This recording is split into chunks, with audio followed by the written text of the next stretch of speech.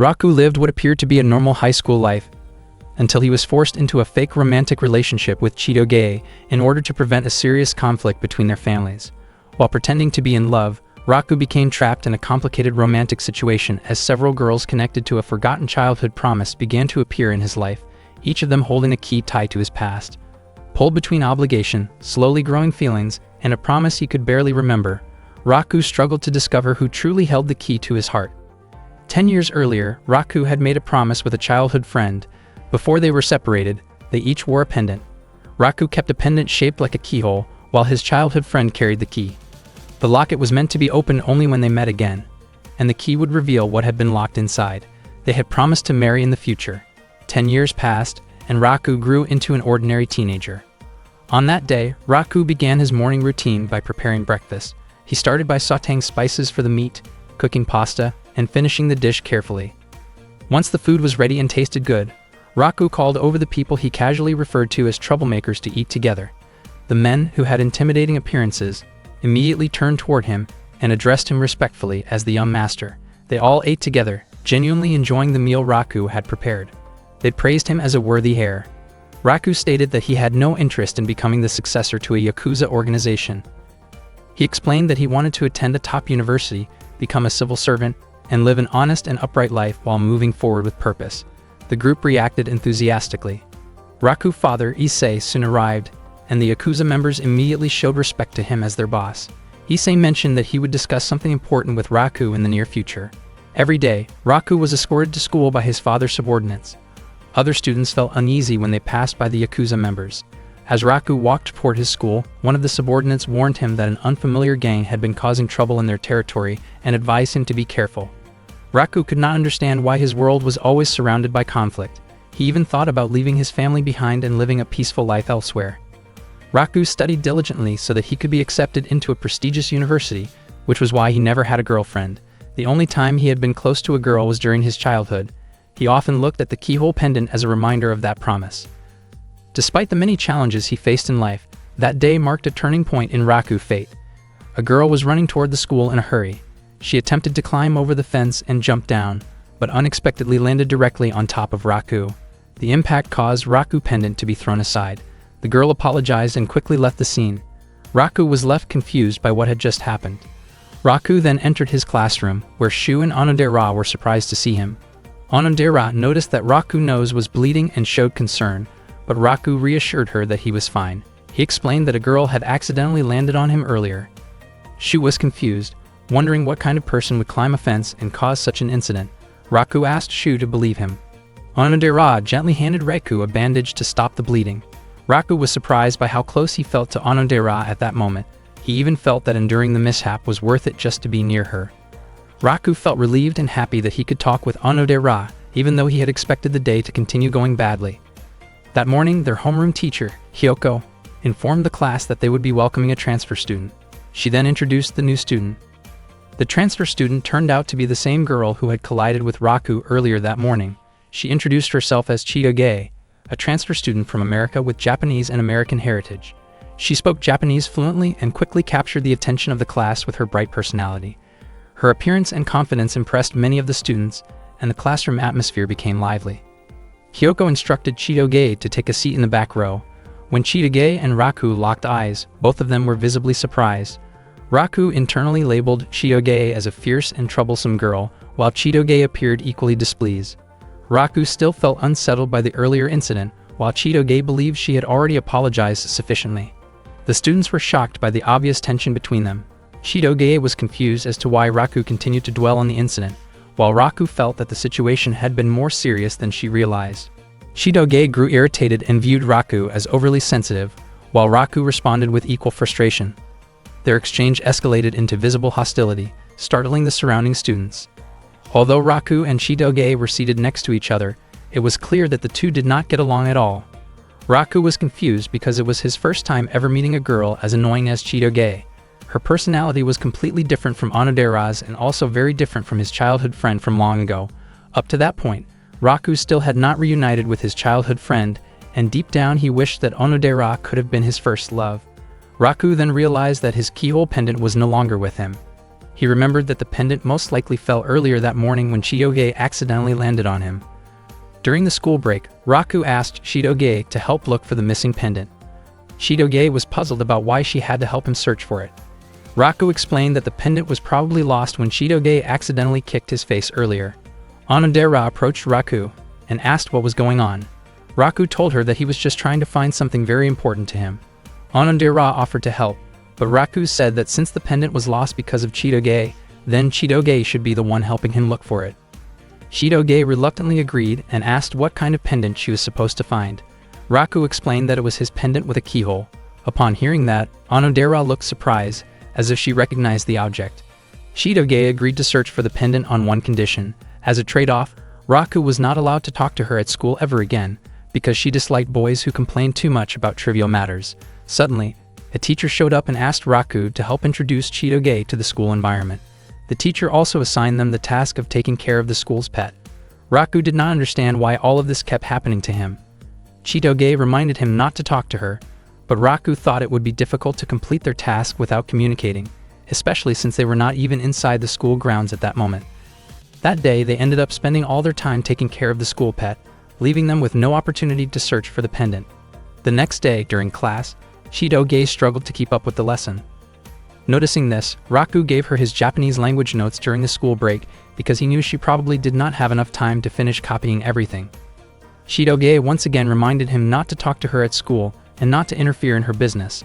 Raku grew increasingly irritated by Chitoge's attitude. The following day, Raku's class had a physical education lesson, and the students were doing warm-up stretches. At that time, Shu asked since when Raku had become close to Chitoge, because Raku was often seen together with her after school. Raku denied being close to her. Shu commented that Chitoge was very beautiful, and that many boys were curious about her. Raku completely disagreed with the idea of Chitoge being considered beautiful. During the class, Chitoge managed to perform an impressive move on the bar, and her classmates cheered and praised her. In Raku's mind, her beauty felt exaggerated and awkward. Chitoge noticed his reaction and responded by acting recklessly, causing a small commotion that the teachers quickly put under control. When Raku arrived home, he still could not believe Chitoge's wild behavior and wondered what kind of environment she had grown up in. Suddenly, one of the Yakuza members mentioned that there was trouble involving a rival group in Alley 3, and they rushed out to deal with the situation. It could be said that Raku lived in a rather rough neighborhood. The next day after school, Onodera gave Raku some bandages to treat his injuries. Raku mentioned that Chitoge was a very intense and intimidating girl. Even so, Onodera thought that Raku was still being kind to Chitoge, since she had seen him lending his notes to her. Raku felt genuinely happy hearing that. Onodera then asked where Raku had bought the missing pendant. Raku explained that the pendant was a gift from someone 10 years ago. Onodera was shocked to hear that. Raku admitted that he had made a promise, which was why he had to keep the pendant with him at all times. Over the next few days, Raku and Chitoge continued searching for the pendant every time they walked home from school. Chitoge complained because despite searching for several days, they had made no progress at all. Raku then asked why Chitoge had suddenly transferred to the school. Chitoge explained that the move was related to her parents' work, but she refused to go into detail when Raku tried to ask more. She clearly did not want to talk about her personal life with him. As Chitoge walked past Raku, he caught her scent, which strangely made him feel as though he had smelled it somewhere before. After growing tired from searching, Raku went to the riverbank and thought about where he might have encountered that familiar scent in the past. Suddenly, he noticed a disturbance caused by a mafia group nearby. He could not believe that the situation around that area seemed to be getting more and more chaotic. The next day, Chitoge arrived late to help Raku search for his missing locket. She admitted that she was irritated because her friends had been spreading rumors that she was dating Raku. In reality, Chitoge did not feel close to him at all, and every day after school, she still chose to help him look for the locket because she believed it was the right thing to do as a decent person. At the same time, Onodera was walking toward Raku because she wanted to help with the search as well. However, she ended up overhearing a heated argument between Raku and Chitoge. The two of them were caught in a tense exchange, blaming each other for the situation. Chitoge could not understand why Raku was panicking so much over a lost locket. In her view, Raku was the type of guy who overreacted to small things, almost like someone who could not sleep without a childhood comfort item.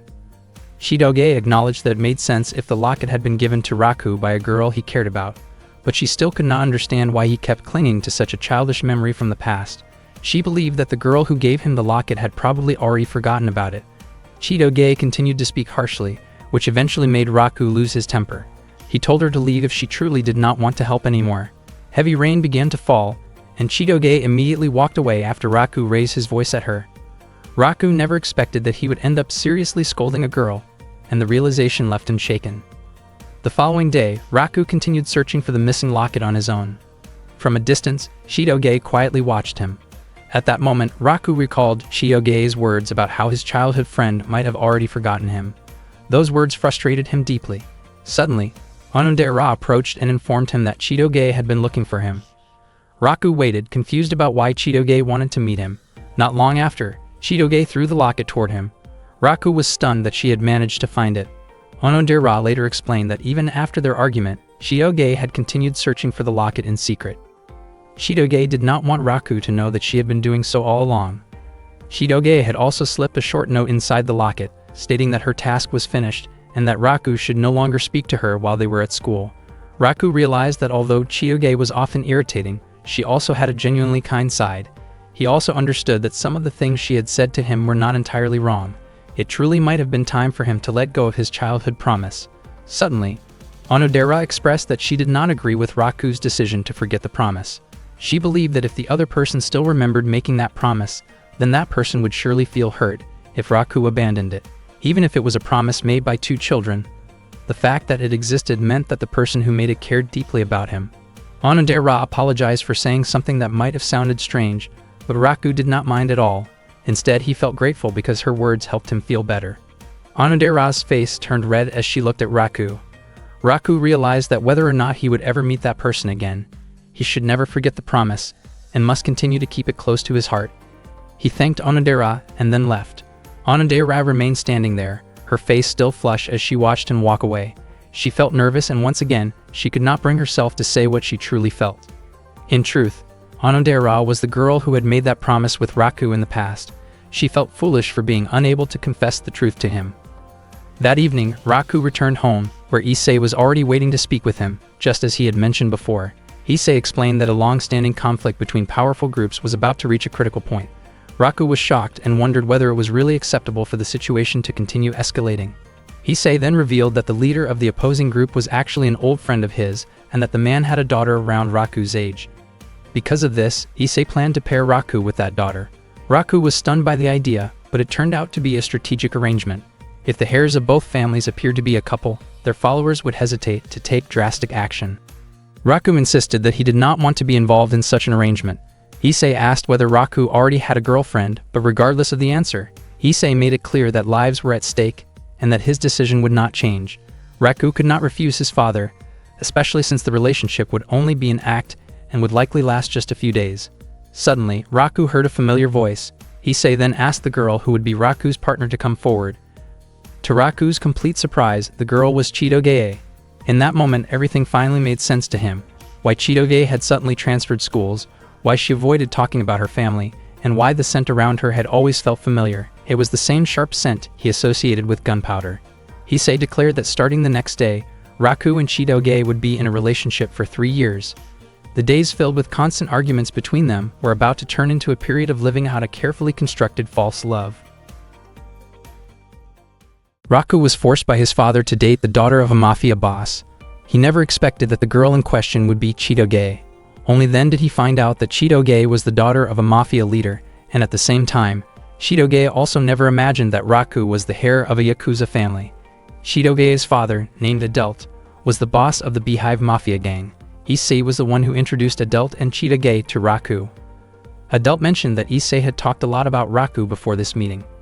Both Chitoge and Raku strongly objected to the idea of dating each other, but Issei explained that they really had no other option. Neither side wanted to allow a conflict between groups to break out. Suddenly, a group of people led by Claude rushed into Raku's residence, searching for their young lady. Claude was a high-ranking member of the Beehive Mafia and was assigned to protect Chitoge, so he came to bring her back. Not long after that, more members arrived and prepared themselves, creating a very tense situation with the opposing group. Issei realized that the Beehive members seemed to misunderstand the situation. Issei and Adult then explained together that Raku and Chitoge were a couple who were deeply in love.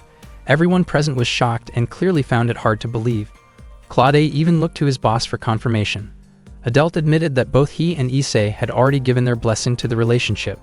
The Yakuza members were deeply moved, because they had been worried for a long time that Raku still did not have a girlfriend at his age.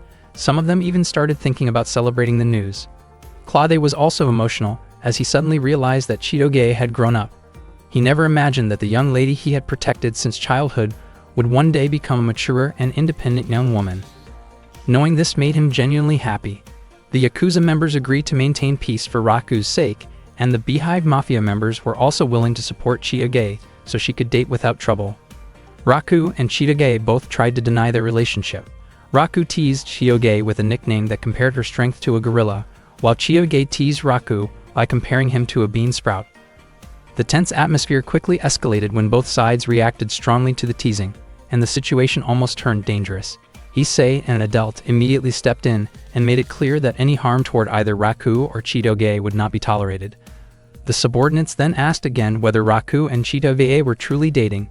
Seeing no other way out, both of them felt pressured and had no choice but to go along with the story. Raku explained that he and Chitoge were indeed in love. He clarified that the nickname he gave her was meant as a compliment, because she was as strong and dependable as a gorilla. He also emphasized that his feelings for her were not ordinary. Chitoge responded in the same way, explaining that she called him a bean sprout because of his very pale skin. They even started calling each other affectionate names. The faces of the subordinates turned red with embarrassment, and they became convinced that Raku and Chitoge were truly in love. That night, Raku and Chitoge sat together while looking up at the sky. They felt unable to complain about the situation, since they had no real choice other than to go along with it. Chitoge admitted that she did not even know what people were supposed to do while dating. Raku also confessed that he had no idea because he had never dated anyone before. Chitoge then admitted that she also had no dating experience, since she was not very good at romantic things. Raku thanked Chitoge for finding his locket. Chitoge explained that she felt bad hearing Raku constantly worrying about it. She became curious about why the locket was so precious to him and wondered if it was connected to someone important from his past. Raku then shared that the locket had been given to him by someone 10 years earlier. When his father once took him on a trip, he became close to a girl he met there. Before they parted ways, the girl gave him the locket as a symbol of their promise to meet again someday. Raku could no longer remember her name or face, but he still remembered the promise itself. He assumed that Chitoge might dislike something like that, because it involved holding on to the past. Chitoge explained that what she truly disliked were men who remained stuck in past mistakes and never tried to change themselves. As for a romantic promise like that, she actually found it sweet. Raku started thinking about ways to handle the situation, since dating Chitoge would definitely be exhausting for him. Chitoge, on the other hand, was also reluctant to date Raku. In the end, the two of them continued to tease each other, even though neither of them was happy about being in this relationship. The next morning, when Raku woke up from his sleep, one of his father's subordinates informed him that a guest had come to see him. Raku immediately went to meet the visitor and was surprised to find Chitoge there with her father. With a teasing grin on her face, Chitoge invited Raku to go on a date that very day. Hearing this, Raku was taken aback. He wondered why he had to go on a date with Chitoge. It turned out that because they were considered to be a couple, they were expected to do activities that couples normally do, such as going on dates together. Raku and Chitoge walked around the downtown area together. Unbeknownst to them, members of the Beehive Mafia and the Yakuza were watching them from a distance. Chitoge did not understand why she had to be put in a situation like this. According to Raku, there was no other choice but to go along with it, and he asked what they should do next. Chitoge admitted that she did not know either, because in her opinion, it was usually the man who was supposed to take the lead. Raku had never dated anyone before, but he had often imagined his ideal date with Onodera. In his imagination, they would chat together at a cafe, watch a movie, eat a meal together, and take a relaxing walk through a beautiful park. Raku suggested that they visit a cafe, but to his surprise, Chitoge kept criticizing the drinks and food that were served. After that, they went to a movie theater.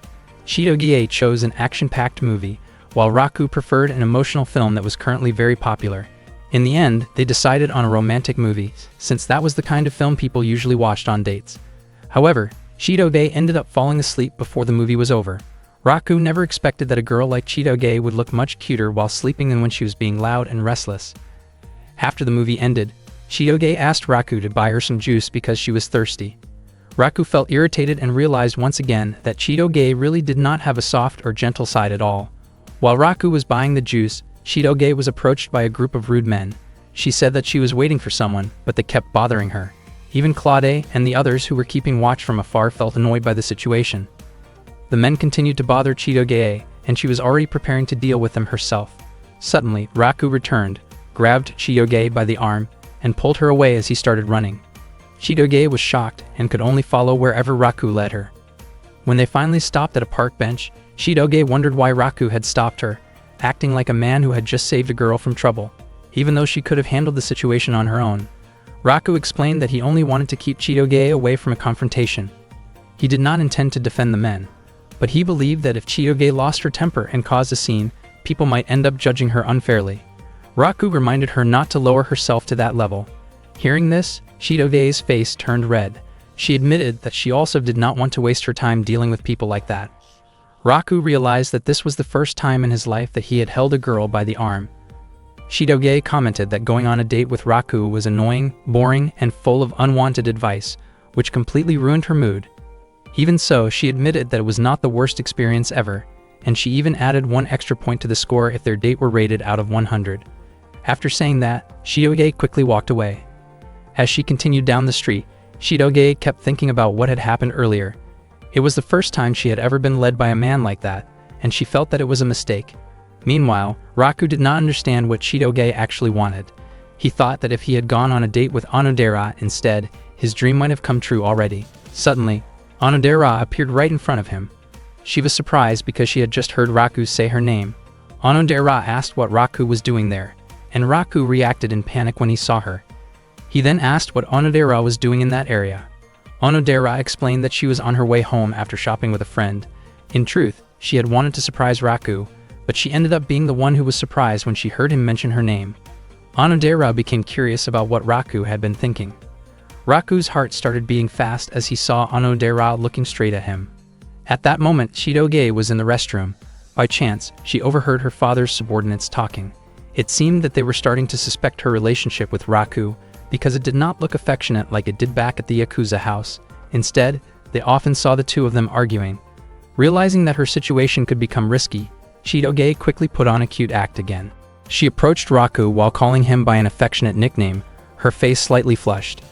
However, the moment she reached him, her body froze when she saw that Onodera was standing there as well. Onodera did not expect what she had just heard. After hearing Chitoge call Raku by an affectionate nickname, she asked whether that meant Chitoge and Raku were dating. Raku and Chitoge immediately denied it, but they both realized that their father's subordinates were watching them closely. Raku had no idea what to do, especially because he did not want Onodera to think that he was in a relationship with Chitoge.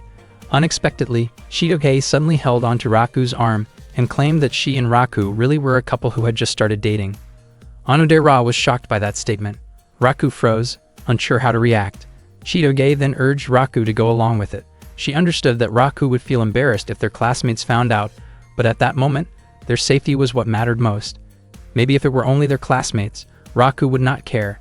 But the real problem for him was that he did not want Onodera to believe he was dating Chitoge. Onodera admitted that the news surprised her because she had never known about it before. Raku tried to deny it again, but Chitoge kept insisting on the opposite. Feeling irritated, Chitoge lightly stepped on Raku's foot to get his attention, then excused herself and left. Onodera asked whether it was really okay to let Chitoge go home alone. Raku replied that it was fine because he would catch up with her later. Meanwhile, Claude felt that even though he could not follow Raku and Chitoge everywhere, something about their relationship seemed off to him. He decided that he would eventually confront Raku for getting too close to Princess Chitoge, though his intention was more about setting things straight than causing trouble. Raku then tried to explain to Onodera that he and Chitoge did not have the kind of relationship she was imagining. However, Onodera became even more convinced that Raku was simply too shy to admit it. She said that she understood his feelings, but in her view, Raku did not need to treat Chitoge so coldly because it came across as unkind. Onodera also felt that Raku and Chitoge looked very compatible and even seemed like a couple deeply in love. Raku never expected Onodera to believe the story so completely. Onodera prepared to leave, assuming that Raku and Chitoge were on a date. But before she went home, Raku asked whether she had ever seen his locket before, perhaps when they were younger. Onodera said that she had never seen a locket like that at all, and she suggested that Raku should hurry and find Chitoge. After night fell, Raku searched around the park for Chitoge. He apologized for making her wait so long. Chitoge scolded Raku, saying that even though she had tried her best, Raku had ended up doing the opposite of what she expected. Raku bought dorayaki as a way to apologize. His face turned red as he admitted that everything really was his fault. Chitoge was surprised that Raku was actually aware of his mistake. Raku urged her to try the dorayaki right away, but when she opened the package, it turned out she did not like dorayaki at all. That night, Onodera returned home, where her mother offered her a new dorayaki flavor. Onodera chose to go straight to her room instead. She looked at an old photo of Raku from when he was a child and felt conflicted because she had not told him the truth. She realized that by staying silent, it was only becoming harder for her to ever say what she really felt to Raku. One day, Chitoge accompanied Raku while he took care of the school's animals. Chitoge admitted that even though Raku handled everything on his own, he took very good care of them. Raku explained that he treated the animals like his own family. Unexpectedly, many of the animals he fed became overly energetic and crowded around him, but Raku laughed happily and casually complained about how troublesome they were. Chitoge asked how many animals were actually there. Raku said there were about 90, which shocked Chitoge and made her say that the place felt like a zoo. Some of the animals had names while others did not. Chitoge wondered why only some were named even though Raku considered them family. It turned out that precisely because he saw them as family, Raku was very careful when choosing names. One animal was named Divine Spacer Kiyonashi, which Chitoge felt was far too long. Raku then told Chitoge that she could name the animals instead, but she ended up just numbering them. Raku pointed out a few animals he had already named, such as Rodriguez IV, the turtle, and Crusher Kato, the chicken. Chitoge reacted with curiosity, casually wondering what kind of food those animals might like, which made the moment feel awkward but lighthearted. In the past, a young Raku approached a little girl and asked why she was crying. The girl explained that the picture book she was reading had a sad ending. She said she loved the book very much, but the story made her heart ache. After hearing that, Raku changed the ending into a happy one. The girl felt relieved and happy because the new ending was beautiful. She smiled warmly and asked for Raku's name. However, before she could say her own name, the adult Raku suddenly woke up from his sleep. That moment from his childhood had once again appeared in his dream. Yet even now, Raku still could not remember the little girl's name. His face turned red as he recalled the girl's face from the dream, but he felt irritated because the dream never continued, even though he dreamed about her quite often. That morning, Raku quickly prepared breakfast while his mind was still stuck on the dream. After yesterday's conversation with Onodera, it was already clear that Onodera was not the girl from the pendant promise in his past. On top of that, Onodera had also been thinking about the fact that Raku was already dating Chitoge. Raku suddenly let out a frustrated scream, feeling overwhelmed by everything that was happening to him. His reaction made the Yakuza members around the house feel worried. After that, Raku headed to school with the intention of talking to Onodera to clear up the misunderstanding. He remembered Onodera's words about how the girl from the promise must have truly cared about him. Raku wondered whether that girl was still holding on to the key after all those years. Suddenly, Chitoge greeted Raku affectionately from across the street. Raku was surprised to see how exhausted Chitoge looked. She explained that she was tired because of what happened the day before. It turned out she had been overwhelmed by endless questions about her relationship, asked by her father's subordinates. Chitoge felt irritated because even at home, she could not catch a break. Raku realized that school might be the only place where they could relax, even just a little. Chitoge wondered how long this situation would last and whether it really had to continue for 3 years. According to Raku, the most troublesome person was Claude, since he was completely suspicious of their relationship. Raku asked where Claude was at that moment, but Chitoge did not know because she had not seen him yet that day. For Chitoge, the most important thing was making sure their relationship did not become known at school. She reminded Raku to explain things to Onodera, because if Onodera misunderstood and spread rumors, it would cause more problems. Raku felt confident that Onodera was not the type of person who liked gossiping. As soon as Raku opened the classroom door, he saw Onodera chatting with 2 of her friends. Onodera immediately greeted him. Just as Raku was about to explain what had happened the day before, all the students in the class suddenly congratulated him and Chitoge on becoming a couple. Their classmates hoped that the relationship would last all the way to marriage. Raku quickly tried to deny it, but Shu explained that on the previous Saturday, Itano and Shirogasaki had seen them together and assumed their relationship was real. Shu admitted that he felt jealous, since he never expected Raku to be the first one to get a girlfriend. Some of the male students wondered why Chitoge would choose someone as ordinary as Raku to be her boyfriend. Their homeroom teacher Kyoka was also surprised by the relationship between Raku and Chitoge. Raku tried to deny everything and clear up the misunderstanding, but at that moment Claude was secretly watching them from outside the classroom. Raku and Chitoge were shocked when they noticed Claude there. Claude was eagerly waiting to see how Raku would explain their true relationship, since he was ready to remove Raku if it turned out that Raku was not truly dating Chitoge. Their classmates waited for a clear answer about what kind of relationship Raku and Chitoge actually had. Left with no choice, Chitoge stated that she and Raku were a couple deeply in love. The class erupted in cheers after hearing that confirmation. Raku signaled to Onodera that he would explain everything to her later. Onodera praised them, saying that just as she had expected, Raku and Chitoge seemed like a well-matched couple. After school, Raku and Chitoge could not understand why their bad luck kept following them. Chitoge felt that her high school life was already ruined, and she could not understand why Raku seemed so calm about it. Because Claude kept watching them during breaks and lunchtime, Raku never got the chance to talk to Onodera. Chitoge told Raku to go home first, because she still had something to take care of. When Raku asked what she was planning to do, Chitoge responded by lightly tapping his head in annoyance. Raku worried that Onodera would continue to misunderstand him all the way until graduation. He did not want that to happen, and he was determined to talk to her somehow, but no matter what he did, he could not find the right opportunity. Unexpectedly, Raku ran into Onodera, who had just finished a committee meeting.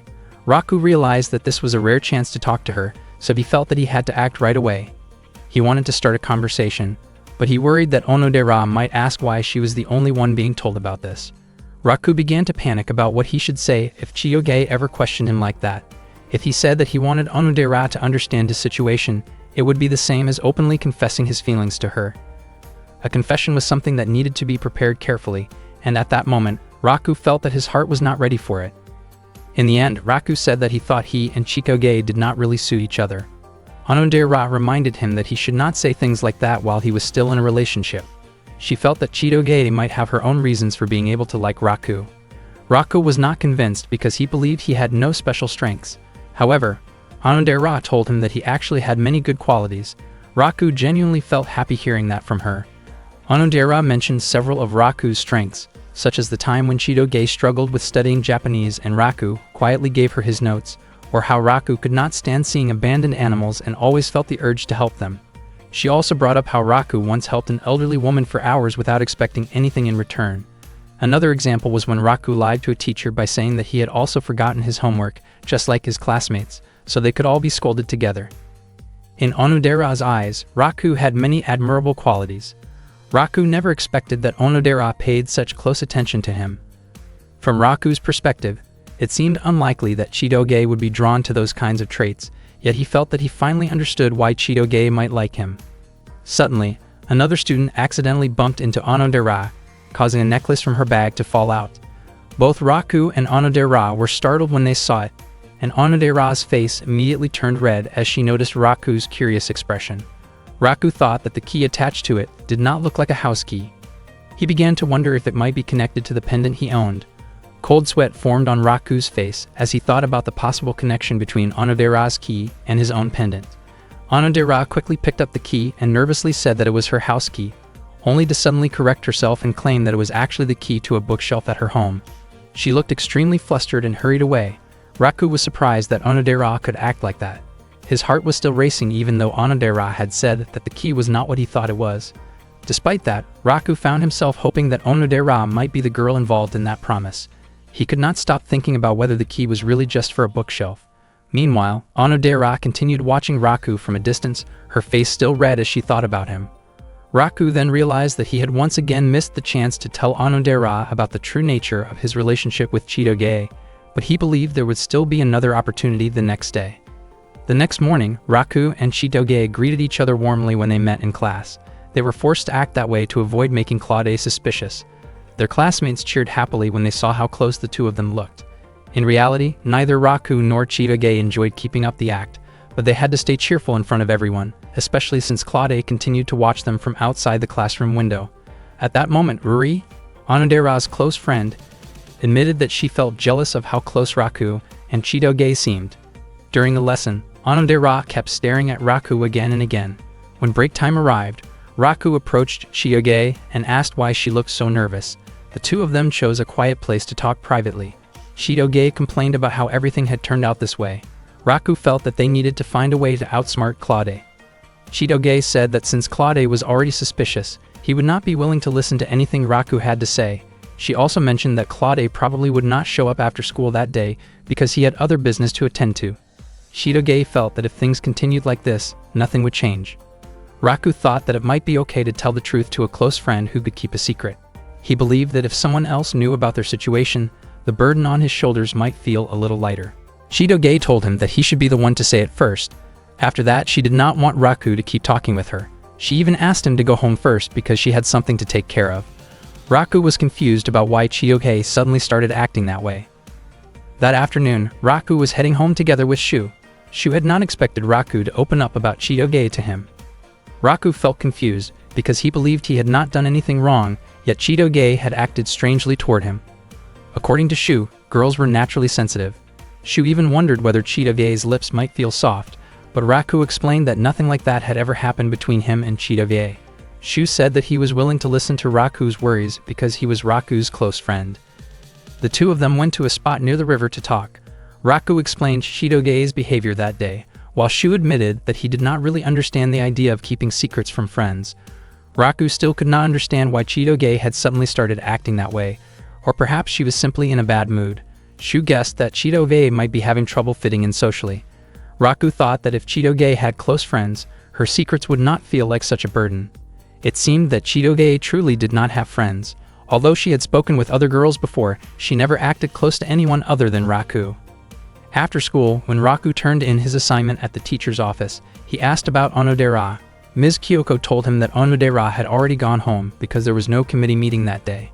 Raku felt disappointed, since that day had been a good chance for him to talk with Onodera.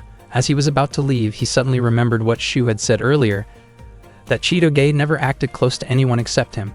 Raku wondered why he was the one worrying about Chitoge. By chance, Raku overheard other students talking. They were discussing how Chitoge seemed distant whenever she talked with them. They admitted that it felt difficult to get close to a mixed heritage student like her, yet she looked friendly when she was with Raku. They felt as though Chitoge looked down on them.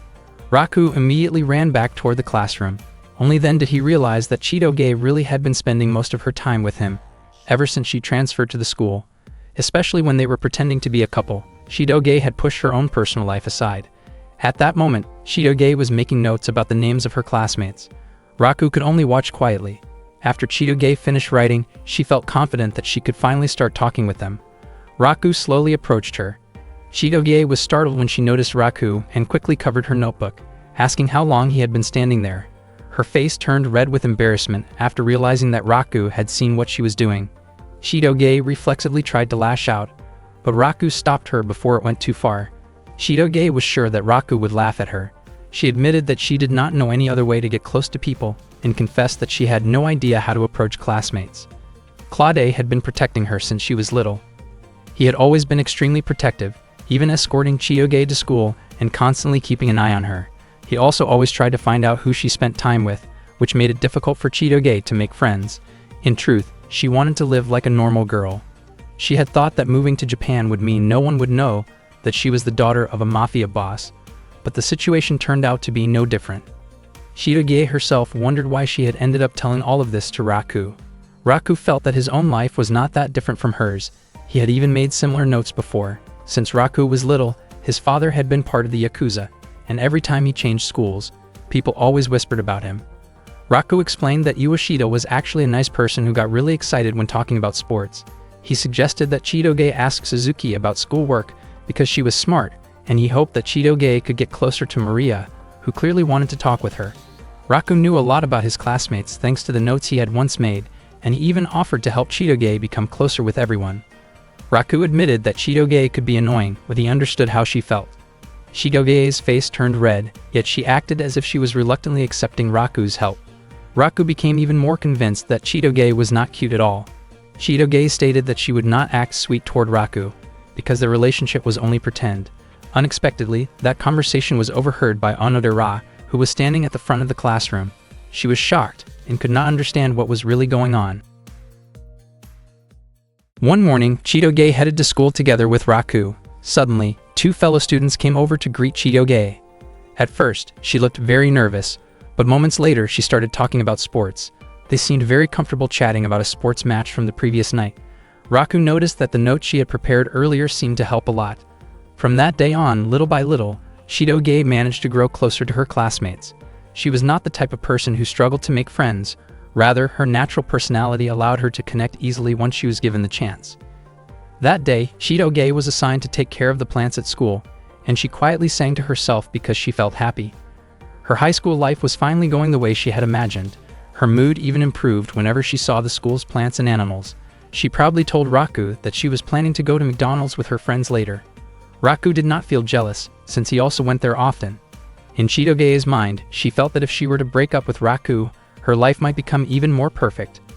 Previously, whenever Raku was near her, Chitoge always showed a sulky expression, but this time she actually smiled at him. Unfortunately, Raku misunderstood her attitude. Chitoge had not really changed at all, and was still the same troublesome girl as ever. At the same time, Ruri and Onodera were watching them from a distance.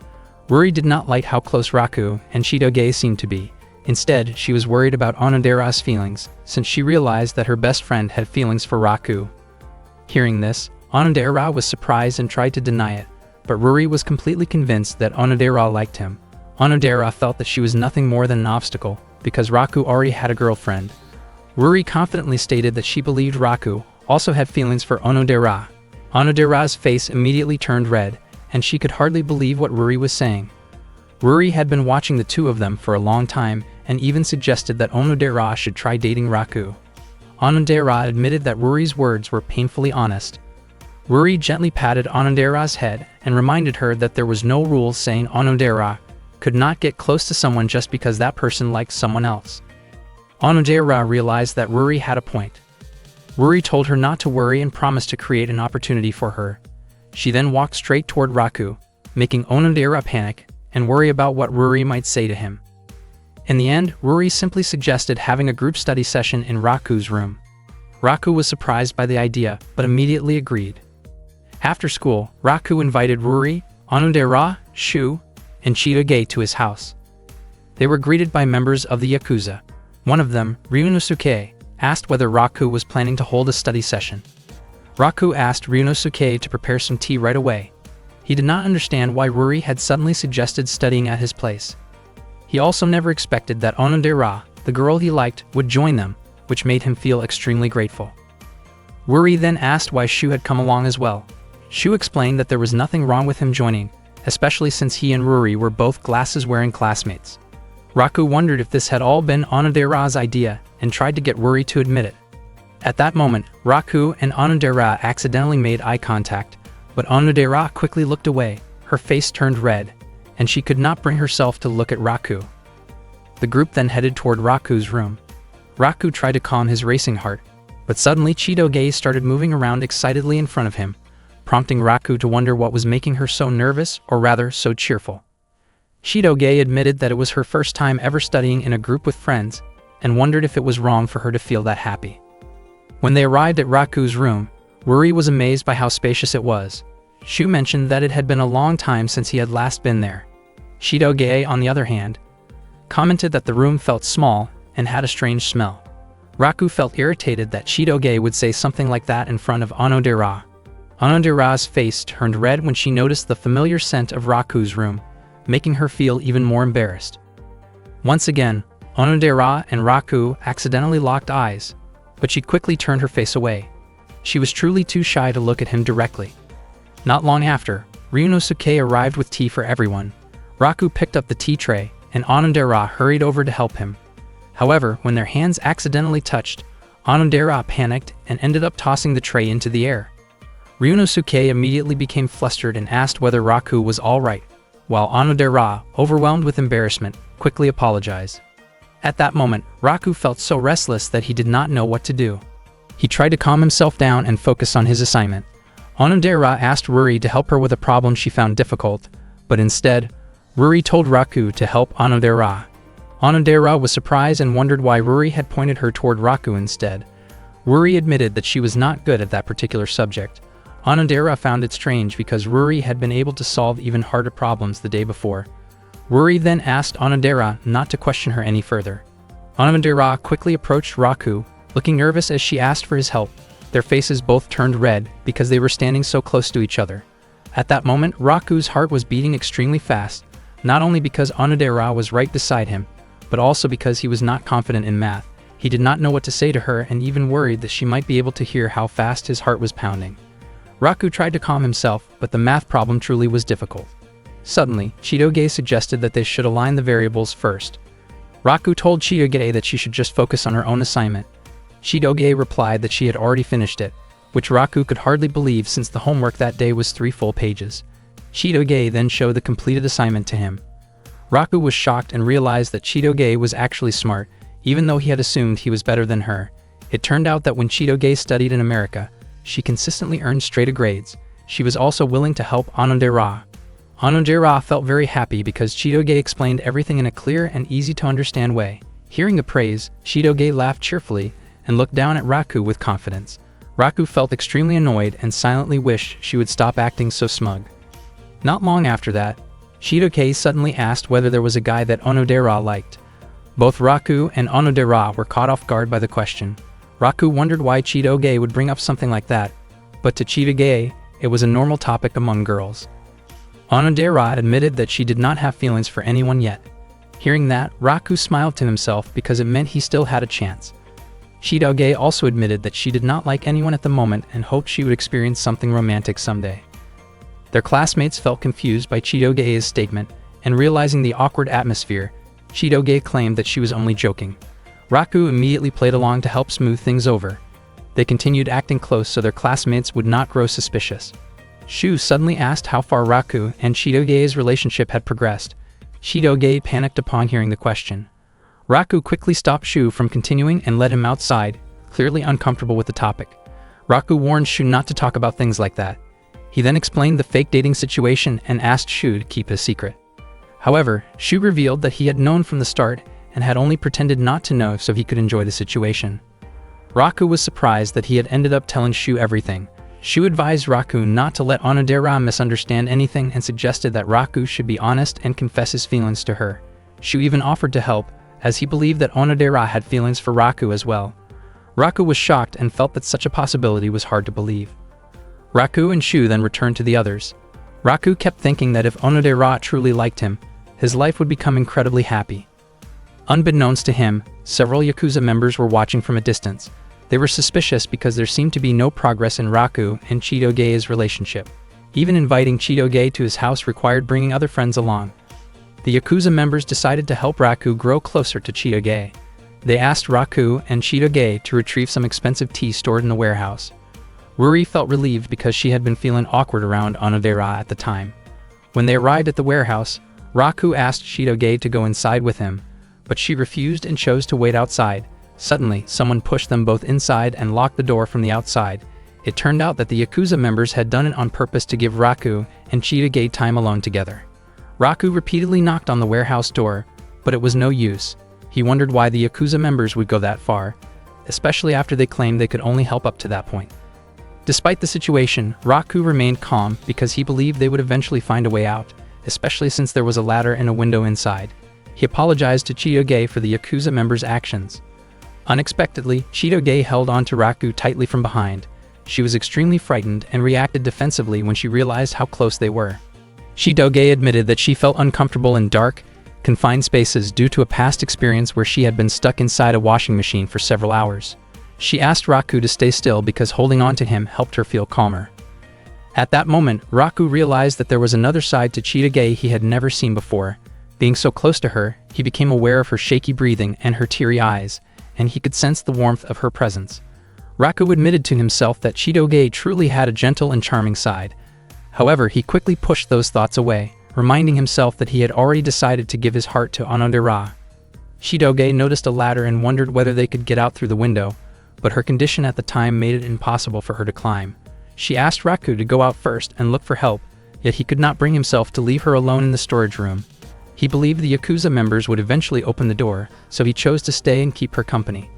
Chitoge grew irritated, feeling that Raku was trying too hard to act cool in a way that did not suit him. After that, she suggested that they talk. because staying silent would only make her feel more scared. Raku did not even know what they were supposed to talk about. Chitoge suggested that he tell an amazing story, but Raku admitted that he was not good at talking about things just like that. She then asked how he felt about Onodera at that moment. Raku was startled and wondered why she suddenly brought that up. According to Chitoge, Onodera seemed like an impressive person who was sweet and friendly, so she felt she could probably get along well with her. Raku admitted that Onodera really was kind, warm, and thoughtful. He also thought that she was beautiful, neat, charming, and feminine, and he felt confident that Onodera was the kind of girl many people would admire. Chitoge asked whether Raku might be hiding feelings for Onodera. He panicked, realizing that she had noticed. Chitoge admitted that she agreed with his opinion about Onodera. She then suddenly wondered why everyone kept bringing up questions about kissing and whether it was really that important. Raku did not understand why people enjoyed talking about that topic so much. Chitoge commented that she would rather face something extreme than ever kiss Raku, though the remark came off as exaggerated and emotional rather than serious. Raku became convinced that she had never kissed anyone before. Chitoge, on the other hand, suspected that Raku was the inexperienced one, while she claimed to have kissed many people, explaining it as a form of greeting in other countries. Raku pointed out that they were talking about kissing on the lips, not a friendly greeting on the cheek. They kept arguing back and forth about the subject. As the debate went on and became more heated, Raku unexpectedly stopped feeling scared. Because of that, Chitoge felt confident that she could finally climb the ladder. She quickly stood up, but then she stumbled and her body landed right in front of Raku. Their faces turned red because they were suddenly so close that it looked as if they were about to kiss. At that moment, Claudia arrived and opened the storage room door. Seeing how close they were, he teased Raku, implying that he should not rush things like that. Ruri then appeared and admitted that she felt relieved, since she had been worried about them the entire time. Unexpectedly, Onodera also arrived and saw the scene. Her face turned red, and she apologized for interrupting before quickly leaving the area. Raku felt deeply upset because Onodera had misunderstood the situation. He never imagined that such drama would bring their group study session to an abrupt end. That night, after taking a bath, Chitoge read through a friend's notebook. Before this, she had viewed Raku as loud, overly heroic, and annoying. She added a note about him, writing that he might possibly have a good side, though it seemed like it was probably just her imagination. In the end, she thought of Raku as nothing more than a bean sprout. Earlier during the group study session, Onodera had gone to look for the restroom, leaving Ruri alone with Shu. Shu asked whether Ruri had ever kissed anyone, which caught her completely off guard. Ruri refused to answer and wondered why Shu was suddenly acting so familiar with her. She brought up her suspicions about the relationship between Raku and Chitoge, feeling sure that Shu knew something. But he only continued teasing her, making her feel uncomfortable and turned off by his attitude. Meanwhile, Onodera became confused about where the restroom was and decided to ask Ryunosuke for directions. That day, during the break, Raku bought a drink from the school vending machine. His mind was still stuck on what had happened at his house the day before. He desperately wanted to forget the incident with Chitoge in the storage room, but he could not stop worrying about Onodera, who might have misunderstood what she saw when Raku and Chitoge were together there. When Raku reached the area near the classroom, he noticed Ruri trying to cheer Onodera up and telling her not to stay gloomy. Onodera explained that she felt like she could not interfere in someone else's relationship. Unfortunately, Raku could not clearly hear their conversation. Ruri then asked why Onodera was still keeping that key and whether she was still searching for the boy she had made a promise with 10 years ago. Hearing this, Raku began to wonder if Onodera might be the girl from that promise long ago. Ruri continued encouraging Onodera to give herself a chance to express her feelings to Raku and even planned to ask Chitoge for help. Ruri was very confident that Raku truly liked Onodera, especially because she strongly suspected something complicated about the relationship between Raku and Chitoge. That same day, Ruri asked Chitoge for help by inviting her to join the school swimming team. Ruri explained that the swimming team would hold a group practice the next day, but they were short on members. She chose Chitoge because of her excellent athletic ability. Chitoge did not mind at all since she genuinely enjoyed sports, although she was surprised to see Raku there as well. Raku was confused about why Ruri had invited him, considering it was a girls' swimming team. Ruri explained that she needed Raku's help to support someone. Raku, however, was still distracted by the conversation about the 10-year promise that Ruri and Onodera had earlier that morning, making it hard for him to focus. Suddenly, Onodera arrived and was confused about why Ruri had signed her up for the swimming team even though she could not swim. Raku was startled when he saw Onodera in a swimsuit. He had not expected how sweet and charming she looked in it. Onodera became extremely nervous upon noticing Raku, while Raku kept wondering why she continued carrying the key she referred to as a bookshelf key. Onodera's face turned red as she stood there, unsure of what to do. Chitoge quickly scolded Raku for staring too much and snapped him out of it. At that moment, Onodera began to wonder if Raku might actually have feelings for her. She felt awkward being so close to him. Suddenly, Ruri casually brought up what Raku and Chitoge had been doing together in the dark storage room the day before. The question shocked everyone, and Onodera was confused as to why Ruri would mention that. Raku explained that it had only been an accident caused by losing balance. Hearing this, Onodera felt relieved and realized that Ruri had asked the question for her sake. Ruri then made sure that nothing inappropriate had happened between them. Not long after, Shu approached them, having come specifically to watch Onodera and Chitoge help the swimming team. He was clearly impressed by Chitoge and Onodera, though he showed no such interest in Ruri. Annoyed by his attitude, Ruri pushed Shu into the pool to shut him up. She then firmly warned him to stop causing trouble. Ruri explained that she had asked Raku to help teach Onodera how to swim. Both Raku and Onodera were shocked to hear this. Chitoge looked excited, while Raku became visibly nervous. Onodera's face turned bright red when she realized that Raku would be the one teaching her. It turned out that Ruri had planned everything without telling Onodera beforehand. Chitoge wondered why Ruri had invited Onodera, even though she could not swim. Onodera apologized to Chitoge for the sudden situation, but Chitoge did not mind at all and even said that she was enjoying herself. Seeing how friendly and kind Chitoge was, Onodera felt that Chitoge truly seemed like someone worthy of Raku's affection. Suddenly, a suspicious man approached while disguised, offering to help Chitoge with sunscreen. Ruri immediately kicked him away, revealing that it was actually Shu in disguise. She told him to go home if he was only going to cause trouble. Meanwhile, Raku wondered whether Claude had been watching him the day before. If Claude had been there, Raku was certain that Shu would not have acted so recklessly. In fact, Claude was watching Chitoge from a distance and was surprised to realize how much she had grown up. Chitoge demonstrated to Onodera how to jump and swim in the pool. She moved skillfully through the water, kicking swiftly, and when she reached the edge of the pool, she checked whether Onodera understood the idea. Onodera was completely amazed by Chitoge's impressive movements. Raku thought that Chitoge was so skilled that her technique might actually be difficult for a beginner to follow. Feeling a bit discouraged, Chitoge fell silent at the side of the pool.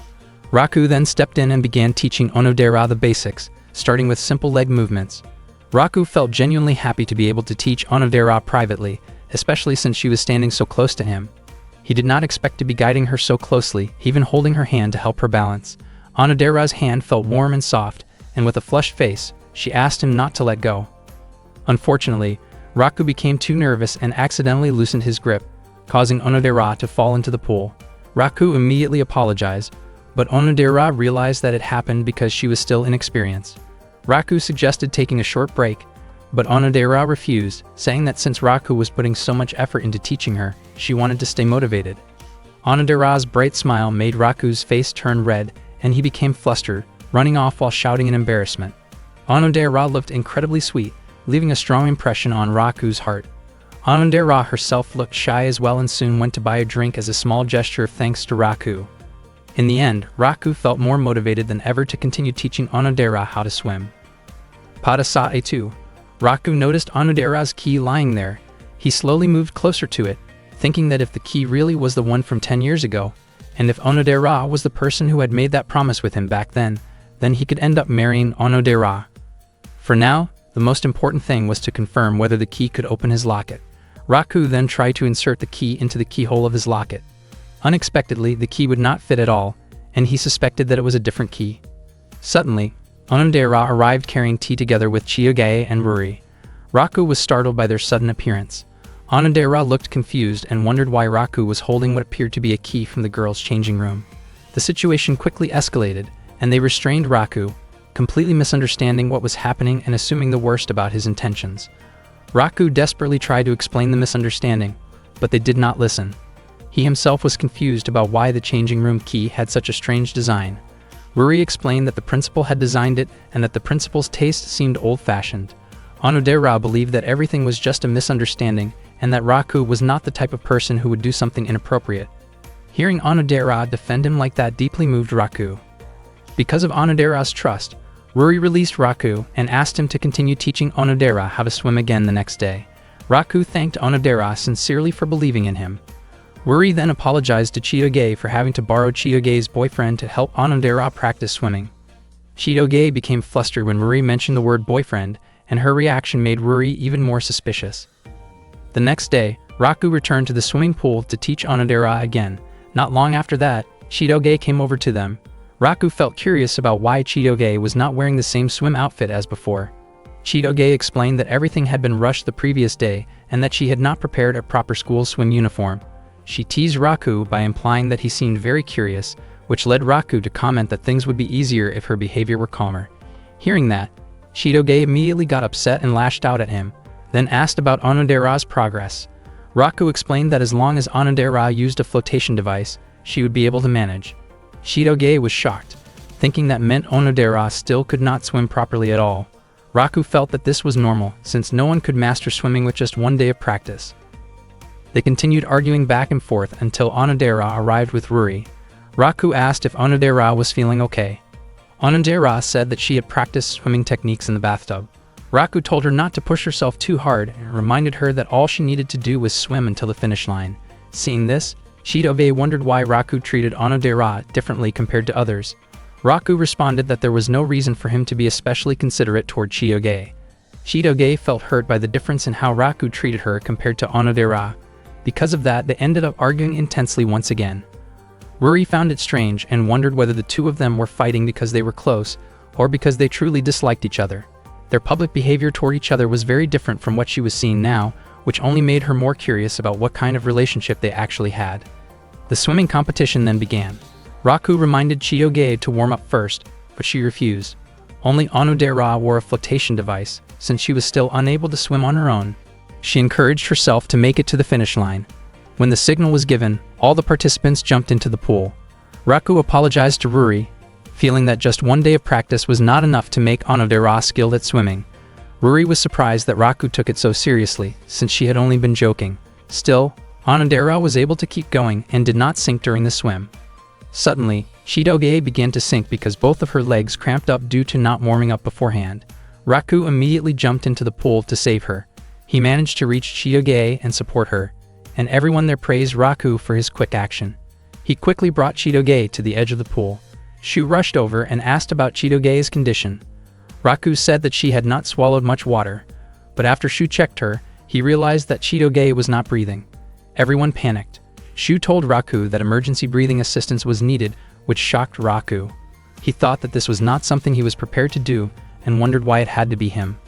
Onodera's face turned red, and Ruri pointed out that Raku was the one who should do it, since he was Chitoge's boyfriend. Raku never expected that he would end up having to give emergency rescue breathing to Chitoge in front of so many people, especially with Onodera being there as well. However, because it was an urgent situation, someone had to step in and help.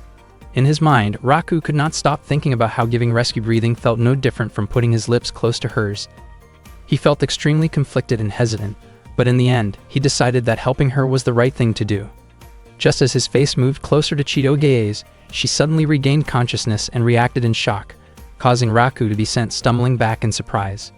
Later on, inside the girls' changing room, Onodera was changing clothes together with Ruri. Onodera mentioned that Raku was an amazing guy because he bravely saved Chitoge when she was drowning. Ruri then wondered whether Onodera secretly wished that she herself had been the one in danger instead. Feeling flustered, Onodera quickly denied that idea. Ruri noticed that Onodera often looked timid and unsure of herself, yet in the end, it was still hard to tell whether the relationship between Raku and Chitoge was good or bad. Their chemistry seemed both compatible and conflicting at the same time, but one thing was certain: Raku and Chitoge did not look like a couple at all. Seeing how Onodera always carried her key everywhere she went, Ruri pointed out that Onodera had been carefully protecting that key for 10 whole years. Onodera explained that it was something very precious to her. Ruri felt that the promise connected to the locket from 10 years ago was a waste of time, especially since Onodera could not even remember the face of the boy from back then. Ruri believed that the feelings right in front of her mattered more. Still, she also thought that the love from 10 years ago was connected to the feelings in the present, and she was convinced that Raku had simply mistaken the changing room key for the locket key the day before.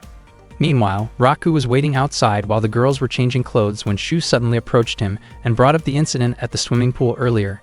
Shu then teased Raku by asking who he would choose between Onodera and Chidoge, making immature and inappropriate comparisons that crossed the line.